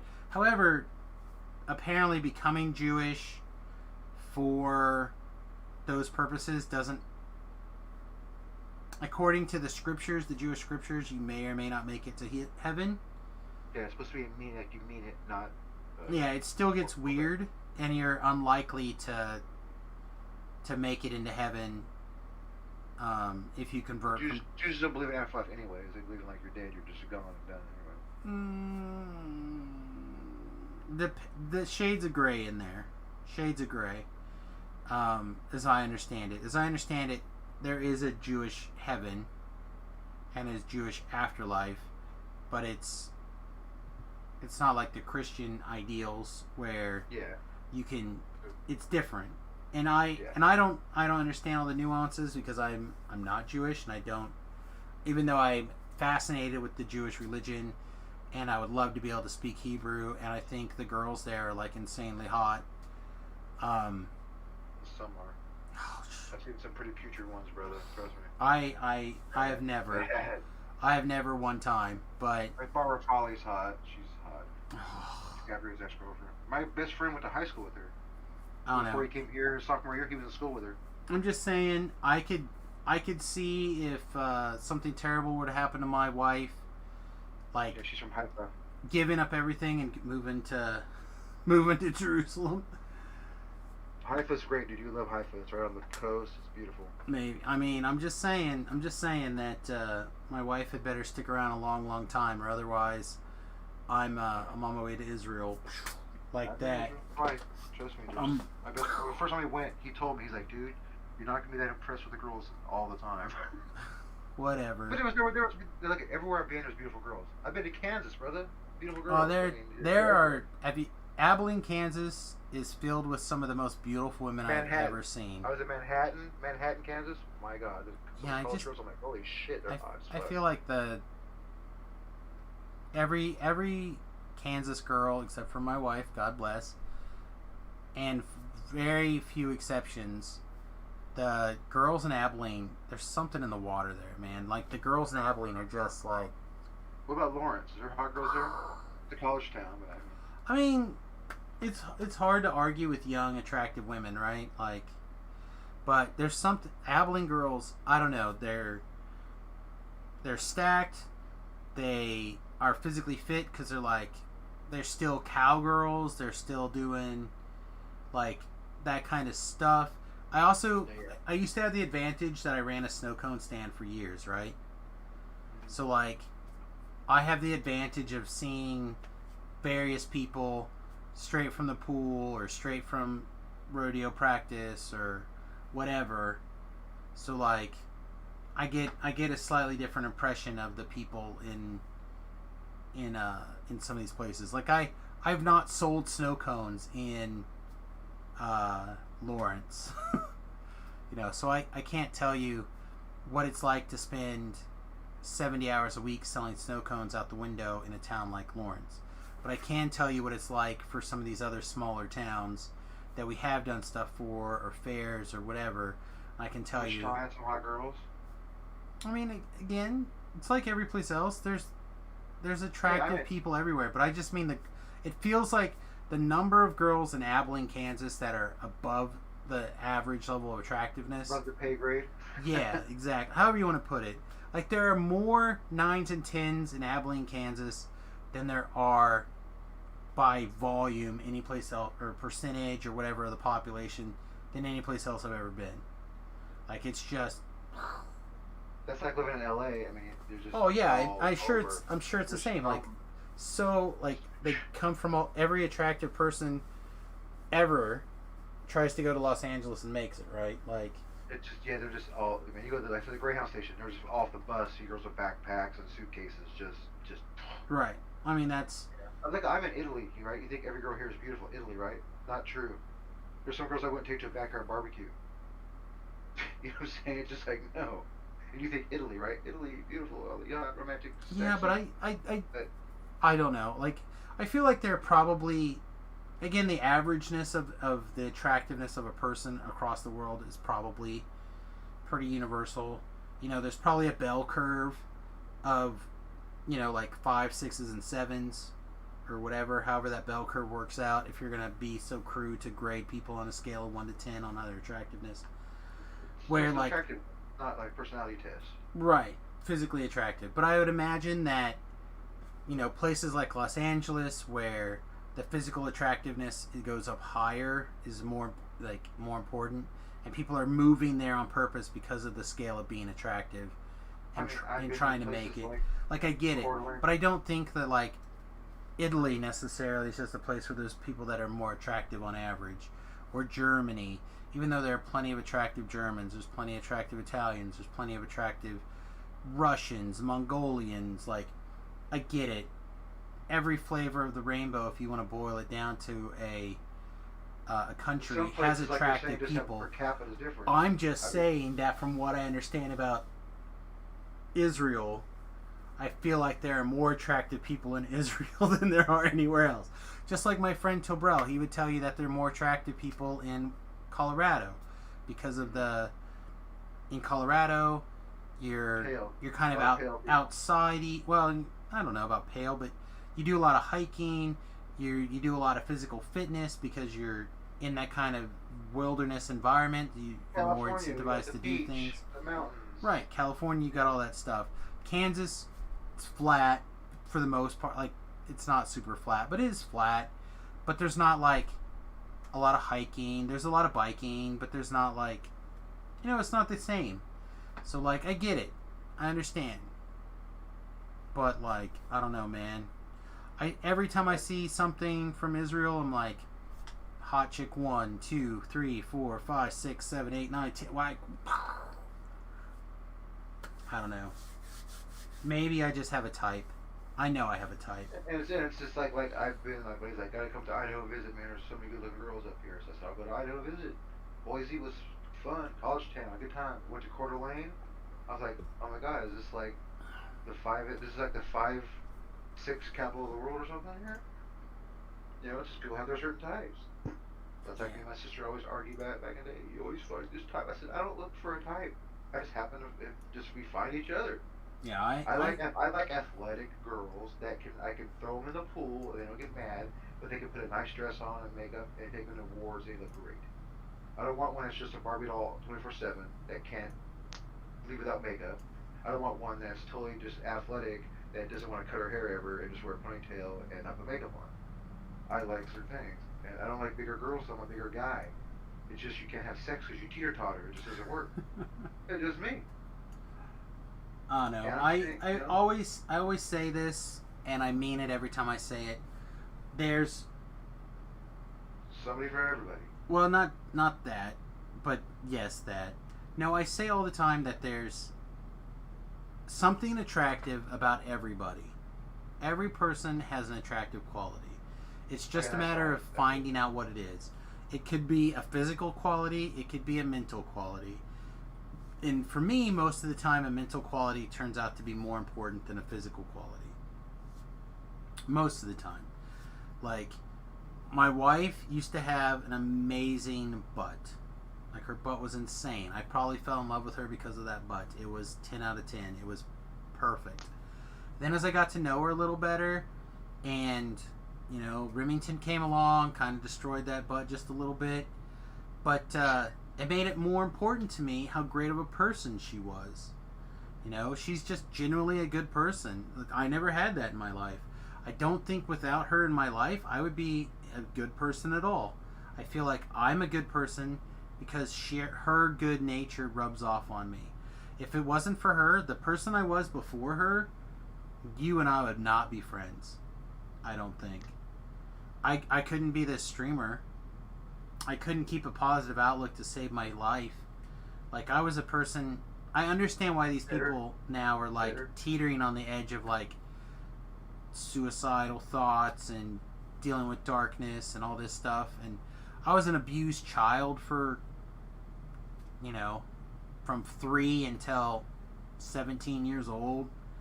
Like, I was consumed by these things. I thought I was going to be dead by 30. Like, I was never going to have kids. Life wasn't worth living. I was just going to work some random dead-end job and just die. The only thing I had going for me, my only possible escape, was that I was good at playing the cello.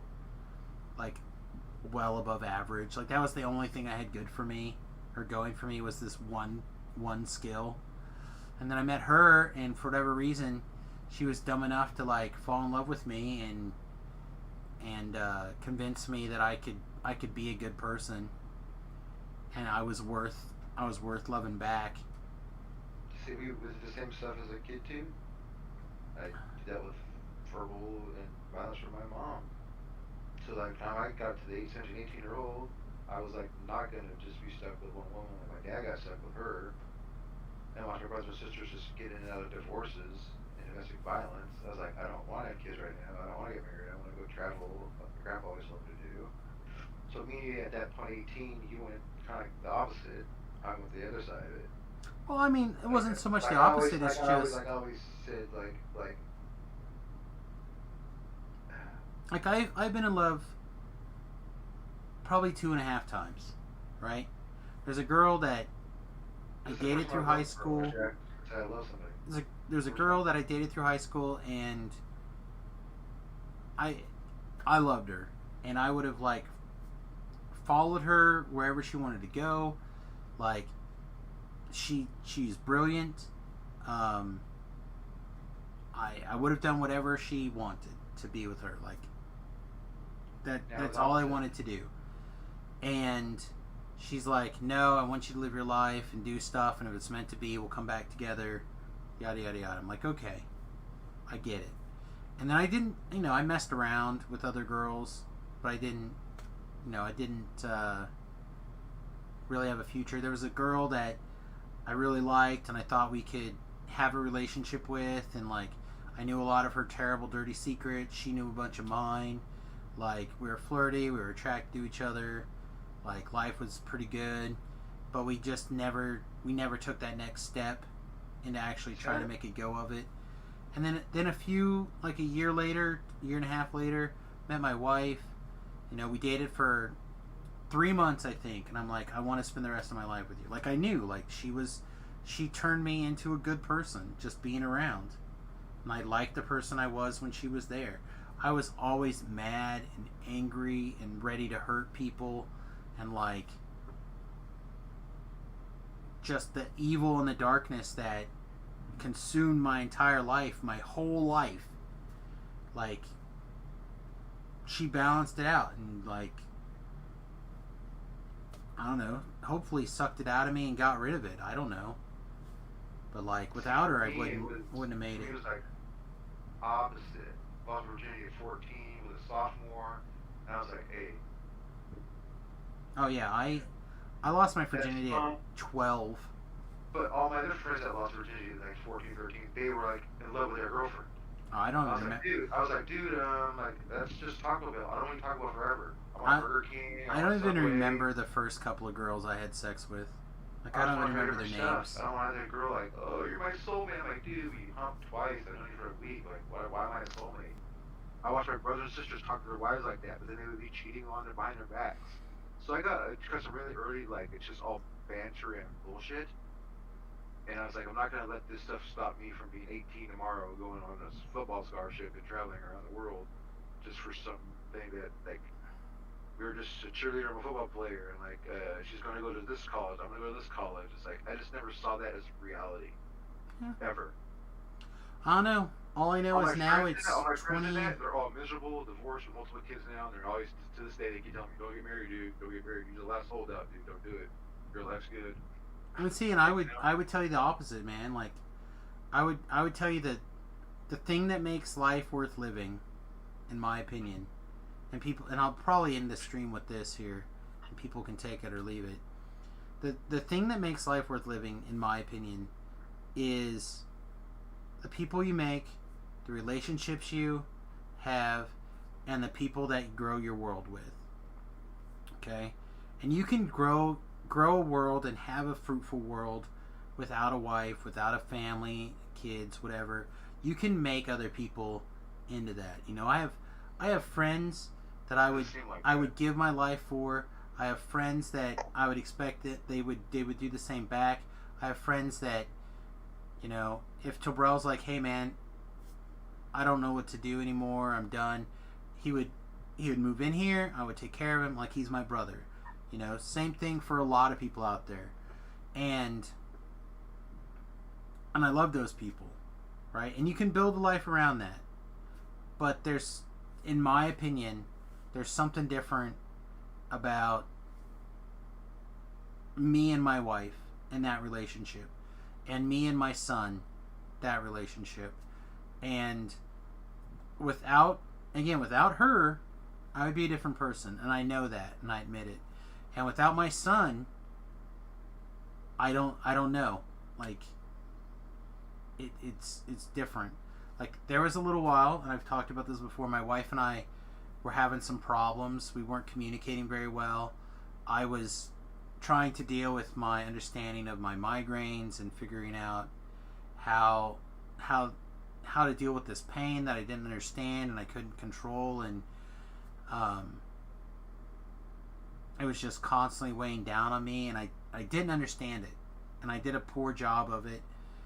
And then we started seeking Western medical stuff, and that, I talked about it again, that I feel like a lot of the drugs that I was taking, prescribed by my doctors and whatnot, they caused brain damage, and I still feel like to this day I'm still recovering from stuff, although I definitely feel like my memory is much better now than it was 2 years ago, and it's probably way better than it was 6 years ago. Like, again, there's a year that I can't remember. There's literally a year that I remember 3 things about, like an entire year just gone from my memory.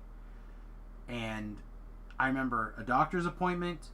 I remember having a conversation with my wife about how I never pay attention to her, and I remember like a work thing. Yeah, the abduction. But that whole year is just gone. And I remember thinking towards the end of that year, it's like, man, this is messed up. This drug it's got to be this drug just melting my brain. And so my wife and I, again, we weren't handling it very well. She's like, hey, I don't think I want to, like, I'm unhappy. Like, you're not the same person that I fell in love with. I don't think this is going to work out. And I'm like, okay, let's try a separation, see if it works out. We can go see a counselor. And we did those things, and we decided we were going to keep working on it. And that's basically the day I stopped taking that medication. I'm like, I'm not going to do this anymore. And it's I remember her saying to me, a few years ago, she said, you can't complain to me about the pain if you're not willing to do something about it. And I feel like that was the same thing that she said to me when we were having problems. Like, you can't complain to me about our relationship if you're not willing to do something about it. And we worked on it, and I'm so glad we did, because it's, again, to me, it's the thing that makes it worth doing. I'm not saying that there aren't other attractive women in the world. I guarantee it. I know it. Obviously, there's opportunities there that I could have had that I didn't have. There's people that I could have experienced in other ways, but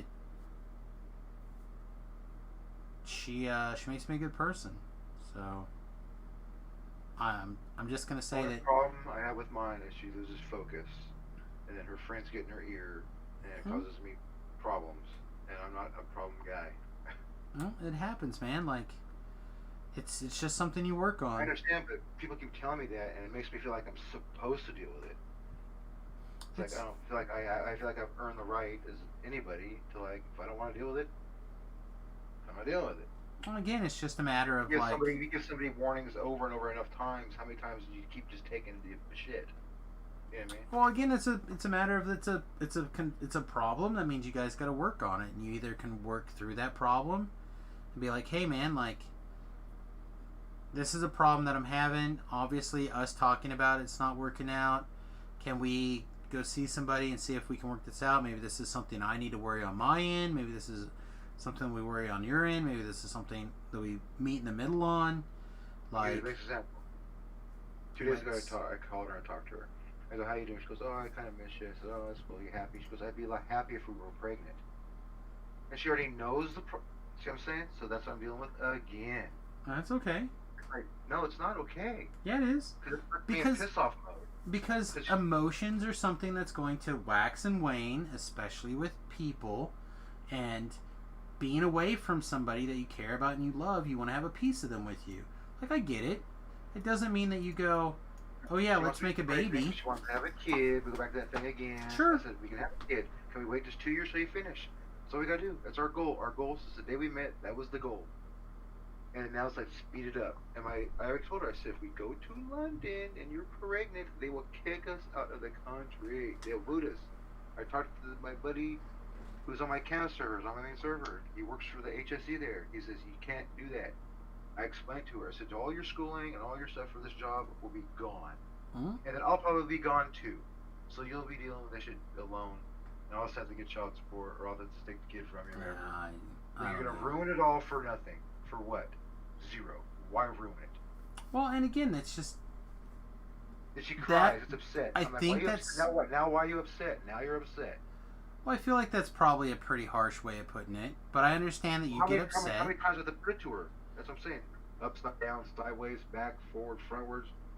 Yeah, I mean, you like my wife and I, we argued about having a second kid a lot, you know, and then eventually I caved and we tried and we tried and tried and we didn't have another one. But you came to an agreement that you're going to try and try and try. And we did for a long time.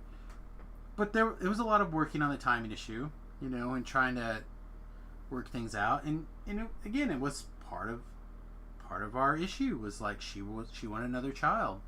You know, she felt like she missed out a lot on the first baby stuff from Remy. And Your wife's excited about going on the bus and traveling, right? yeah. So you're going to do all this work on the bus, you're going to sell the house, and when she comes to you like next week and goes, we're not moving anywhere, we're having a second child, that's the bottom line. You'd be like, well, all the stuff you've been doing. She said all that this stuff. she wants a baby. She tells me probably every 2 months that she wants to have a baby instead. But I mean, And she she's she pushing does. the issue, Yeah, she pushing does. the envelope. Like every 2 months. I guess I'm just weird. Dan. Every couple of months she tells me, like, you know what, how about we don't do the bus and we just have a baby instead. And I just go, honey, you wouldn't be happy long term with that. You know that. You know that you want to get out there and travel and do stuff. She's like, we can do both. We can't do both. That's not a way to raise a baby. Is get out, like, and But my point is, explain don't tell me when I'm things. in Italy for my grandfather's birthday, and I'm going to go look for housing for us in England. That you'd be like happy if you had a baby in you. Don't Well- put that shit on me. Well, again, that's 'Cause it's- I just want to come home. I'll sell my house here, have my niece move here, she can go back to her parents' house, and I'll stay here. no. She's just trying to tell you that she misses you and that she fantasizes about the day that you guys can finally have a kid. I asked her, And that's what talk you to your tell friends her. Today? Oh, we all went out to lunch today, her friends. I go, oh, so that's who's speaking for you. It's not you, it's your friends are speaking. Okay, I get you. It's easy. The ones that are miserable and have kids now. It's easy to get baby fever when you're surrounded by either other babies or people who have kids. It's easy. It's easy to get that. I get it. If it was like It's funny, crazy. it's You know, like my serious. wife It's like goes out serious. and I think, oh, she's gonna get her baby fix, you know. And then she goes out. She plays with these babies for like a day. Like we go to Christmas or whatever, and she like holds a baby all day long. She's loving on it. She's having fun playing with the baby. And it's time to go, and I'm like, all right, we'll put the baby down and let's get out of here. And then for the next week, all I hear about is, why don't we have our own baby? Why don't we get a baby? And it's like, honey, we've been over this 1,000 times. You know, It's not a toy. It's not a toy. yeah. And we're done. We did it. We did our job. We had our kid. We raised him the best we can. And now we're going to go live our life. And we deserve it. We deserve having our life.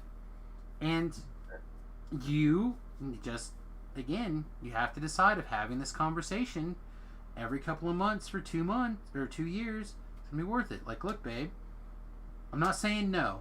I'm just saying let's finish just these not goals. now. Right, let's finish these goals.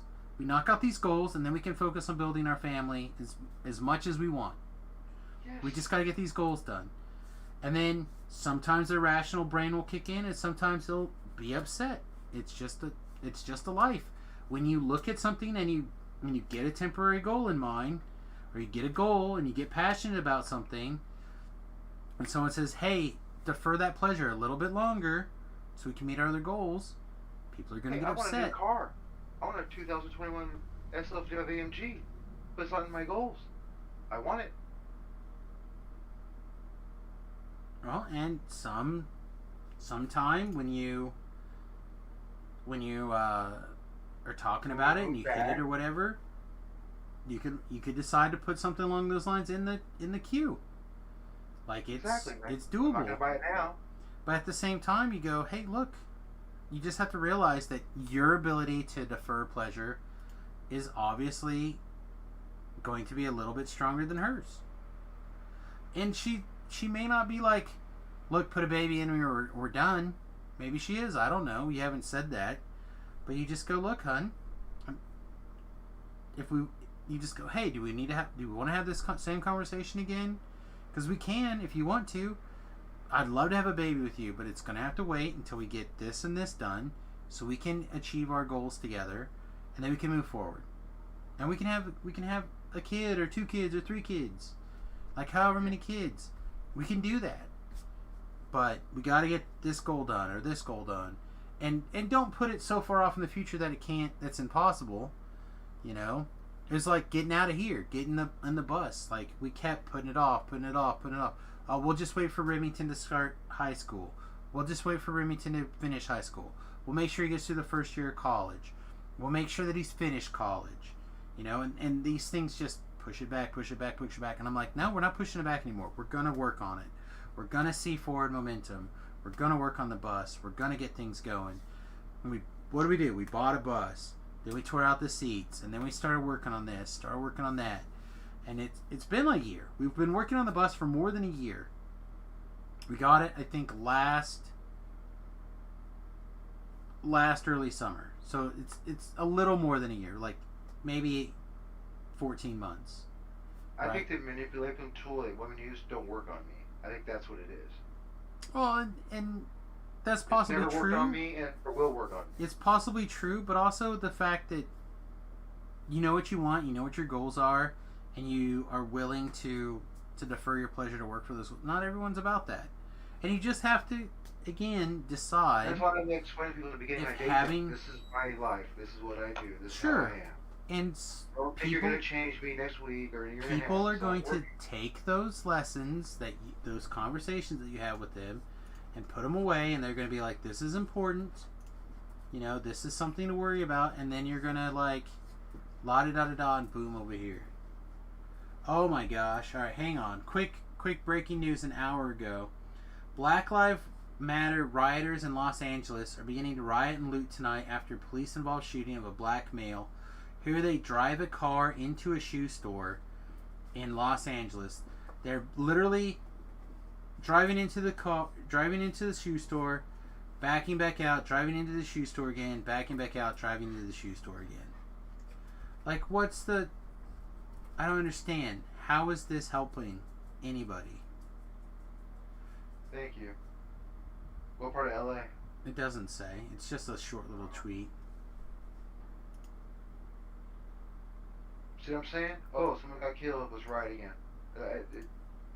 Los Angeles County Sheriffs killed a black man, Dijon, on 1/9th or 109th Street in Budlong. Left his body face down in the dirt.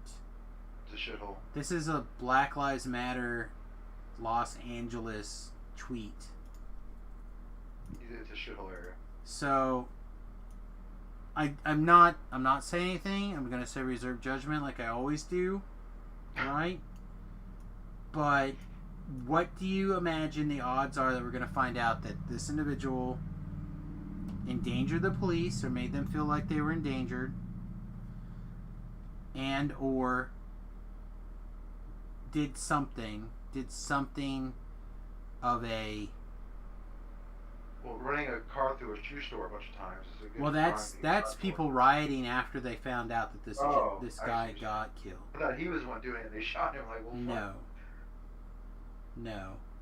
So is there anything down here that talks about what it is? I ain't going to KTLA News and check online. Our suspect was holding some items of clothing, punched one of the officers in the face, and then dropped the items. Deputies noticed that inside the clothing items he dropped was a black semi-automatic handgun, at which time a deputy-involved shooting occurred. So, what do you want to bet that this guy punched the cop in the face after whatever happened? Reaching for the gun on the ground. Reaching for the gun. I mean, I don't know. Again, I'm saying reserve judgment. Obviously, there's an opportunity for things to go poorly. But come on, people. I just don't understand. Like, you get one little piece of news, and you boil it down to the barest, least important facts of the case. Skin color. Who wants to incite rage? Is that Donald Trump doing this in the tweet?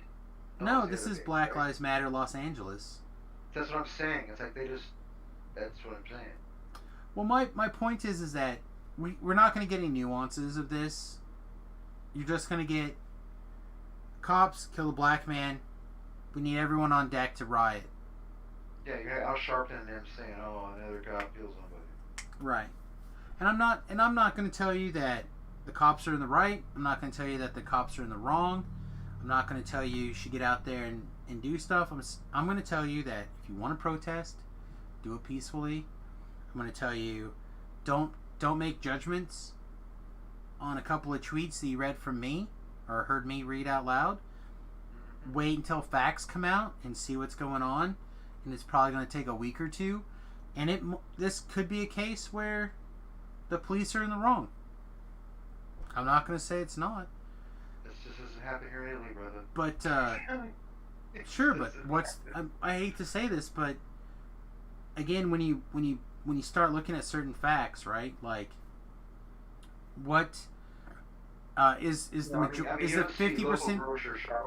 If 50% of the crime committed by 6% of your population in Italy, I don't know, but 50% of the crimes in the United States are broken down by a small community, and when that 6% of the population is engaged with the police officers, those altercations turn violent at a higher rate than others, which I'm not saying that they do, but they might.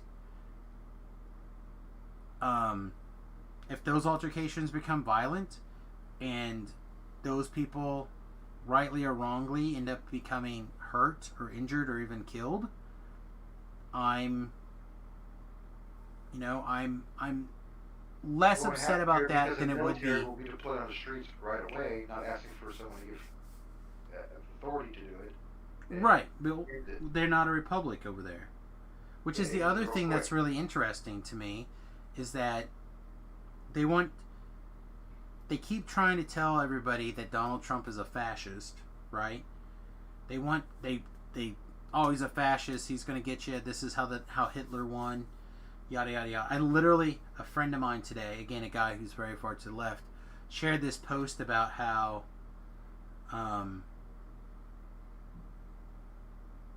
Hitler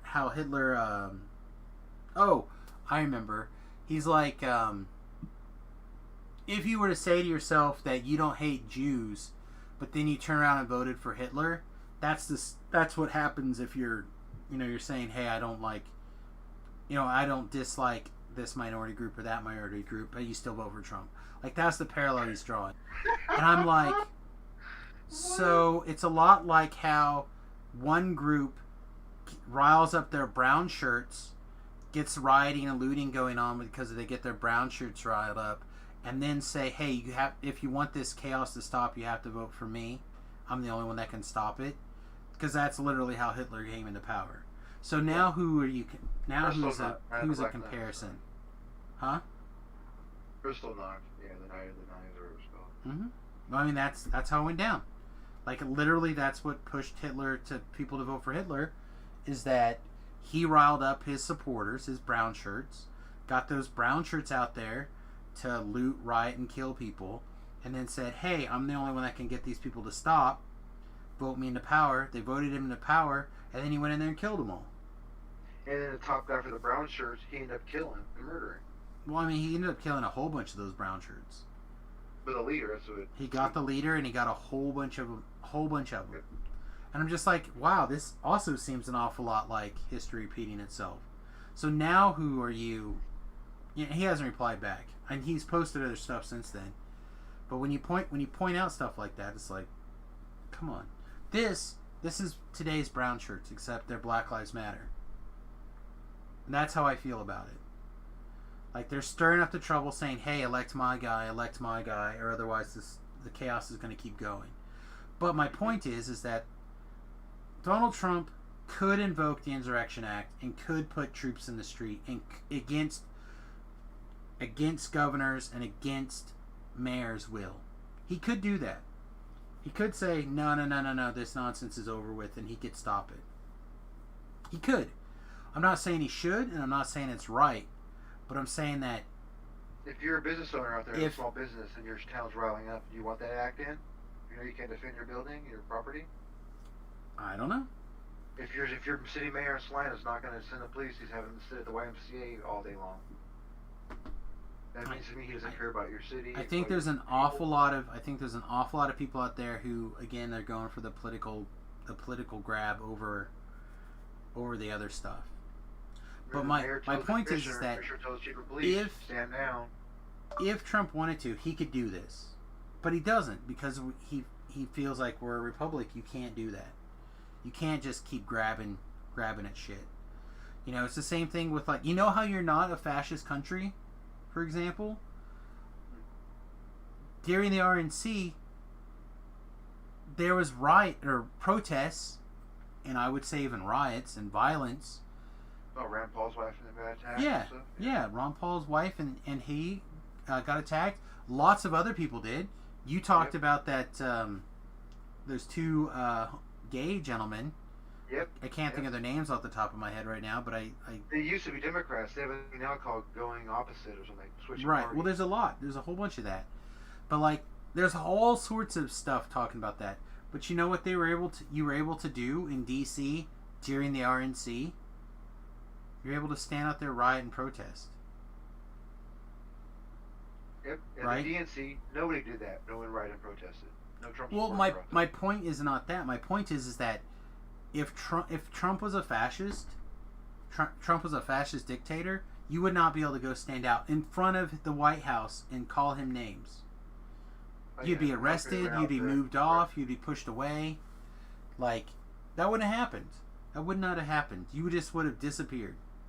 Because that's what fascism is. You just disappear. If you're trying to talk about somebody and you don't like their political opinion, you just get rid of them. That's what happened. Just poison him. That's what Has influence now. happened in Portland last night. Somebody didn't like somebody else's political opinion, went, hey, we got another one of these Trumpers, and shot him twice in the head. That's fascism. And the next block they were celebrating it. Yeah, that's fascism. People going out protesting, telling people that the Trump is a fascist, or that the president is a fascist, in front of the White House where he's giving a speech. That's not fascism. So anyway, hopefully people are not going to, like, watch this last half and get all mad at Samus and, like, poop on my People my just need to be account. open-minded and know their history. That's just bottom line. Yeah. My grandfather fought World War II on both sides, so he knows firsthand. He talks about it every day to me. Yeah, it's crazy. Anyway, I'm gonna go ahead and link. I'm gonna link the YouTube channel. If you'd like to help support the channel for free, that's a great way to do it. Just go over there and subscribe. I'd appreciate it. We're trying to get to 1,000 subscribers. And of course, if you would like to help us out financially, a buck or two at patreon.com/Samus is a great way to do that. All right, everybody, I'm gonna get out of here. Again, I hope you enjoyed the stream. I hope you enjoyed both the chit chat, the political talk, etc., as well as getting stuff done. Tomorrow we'll easily be able to take level 13 pretty much whenever we want. And yeah, we'll see you guys tomorrow. Peace, much love. Jules.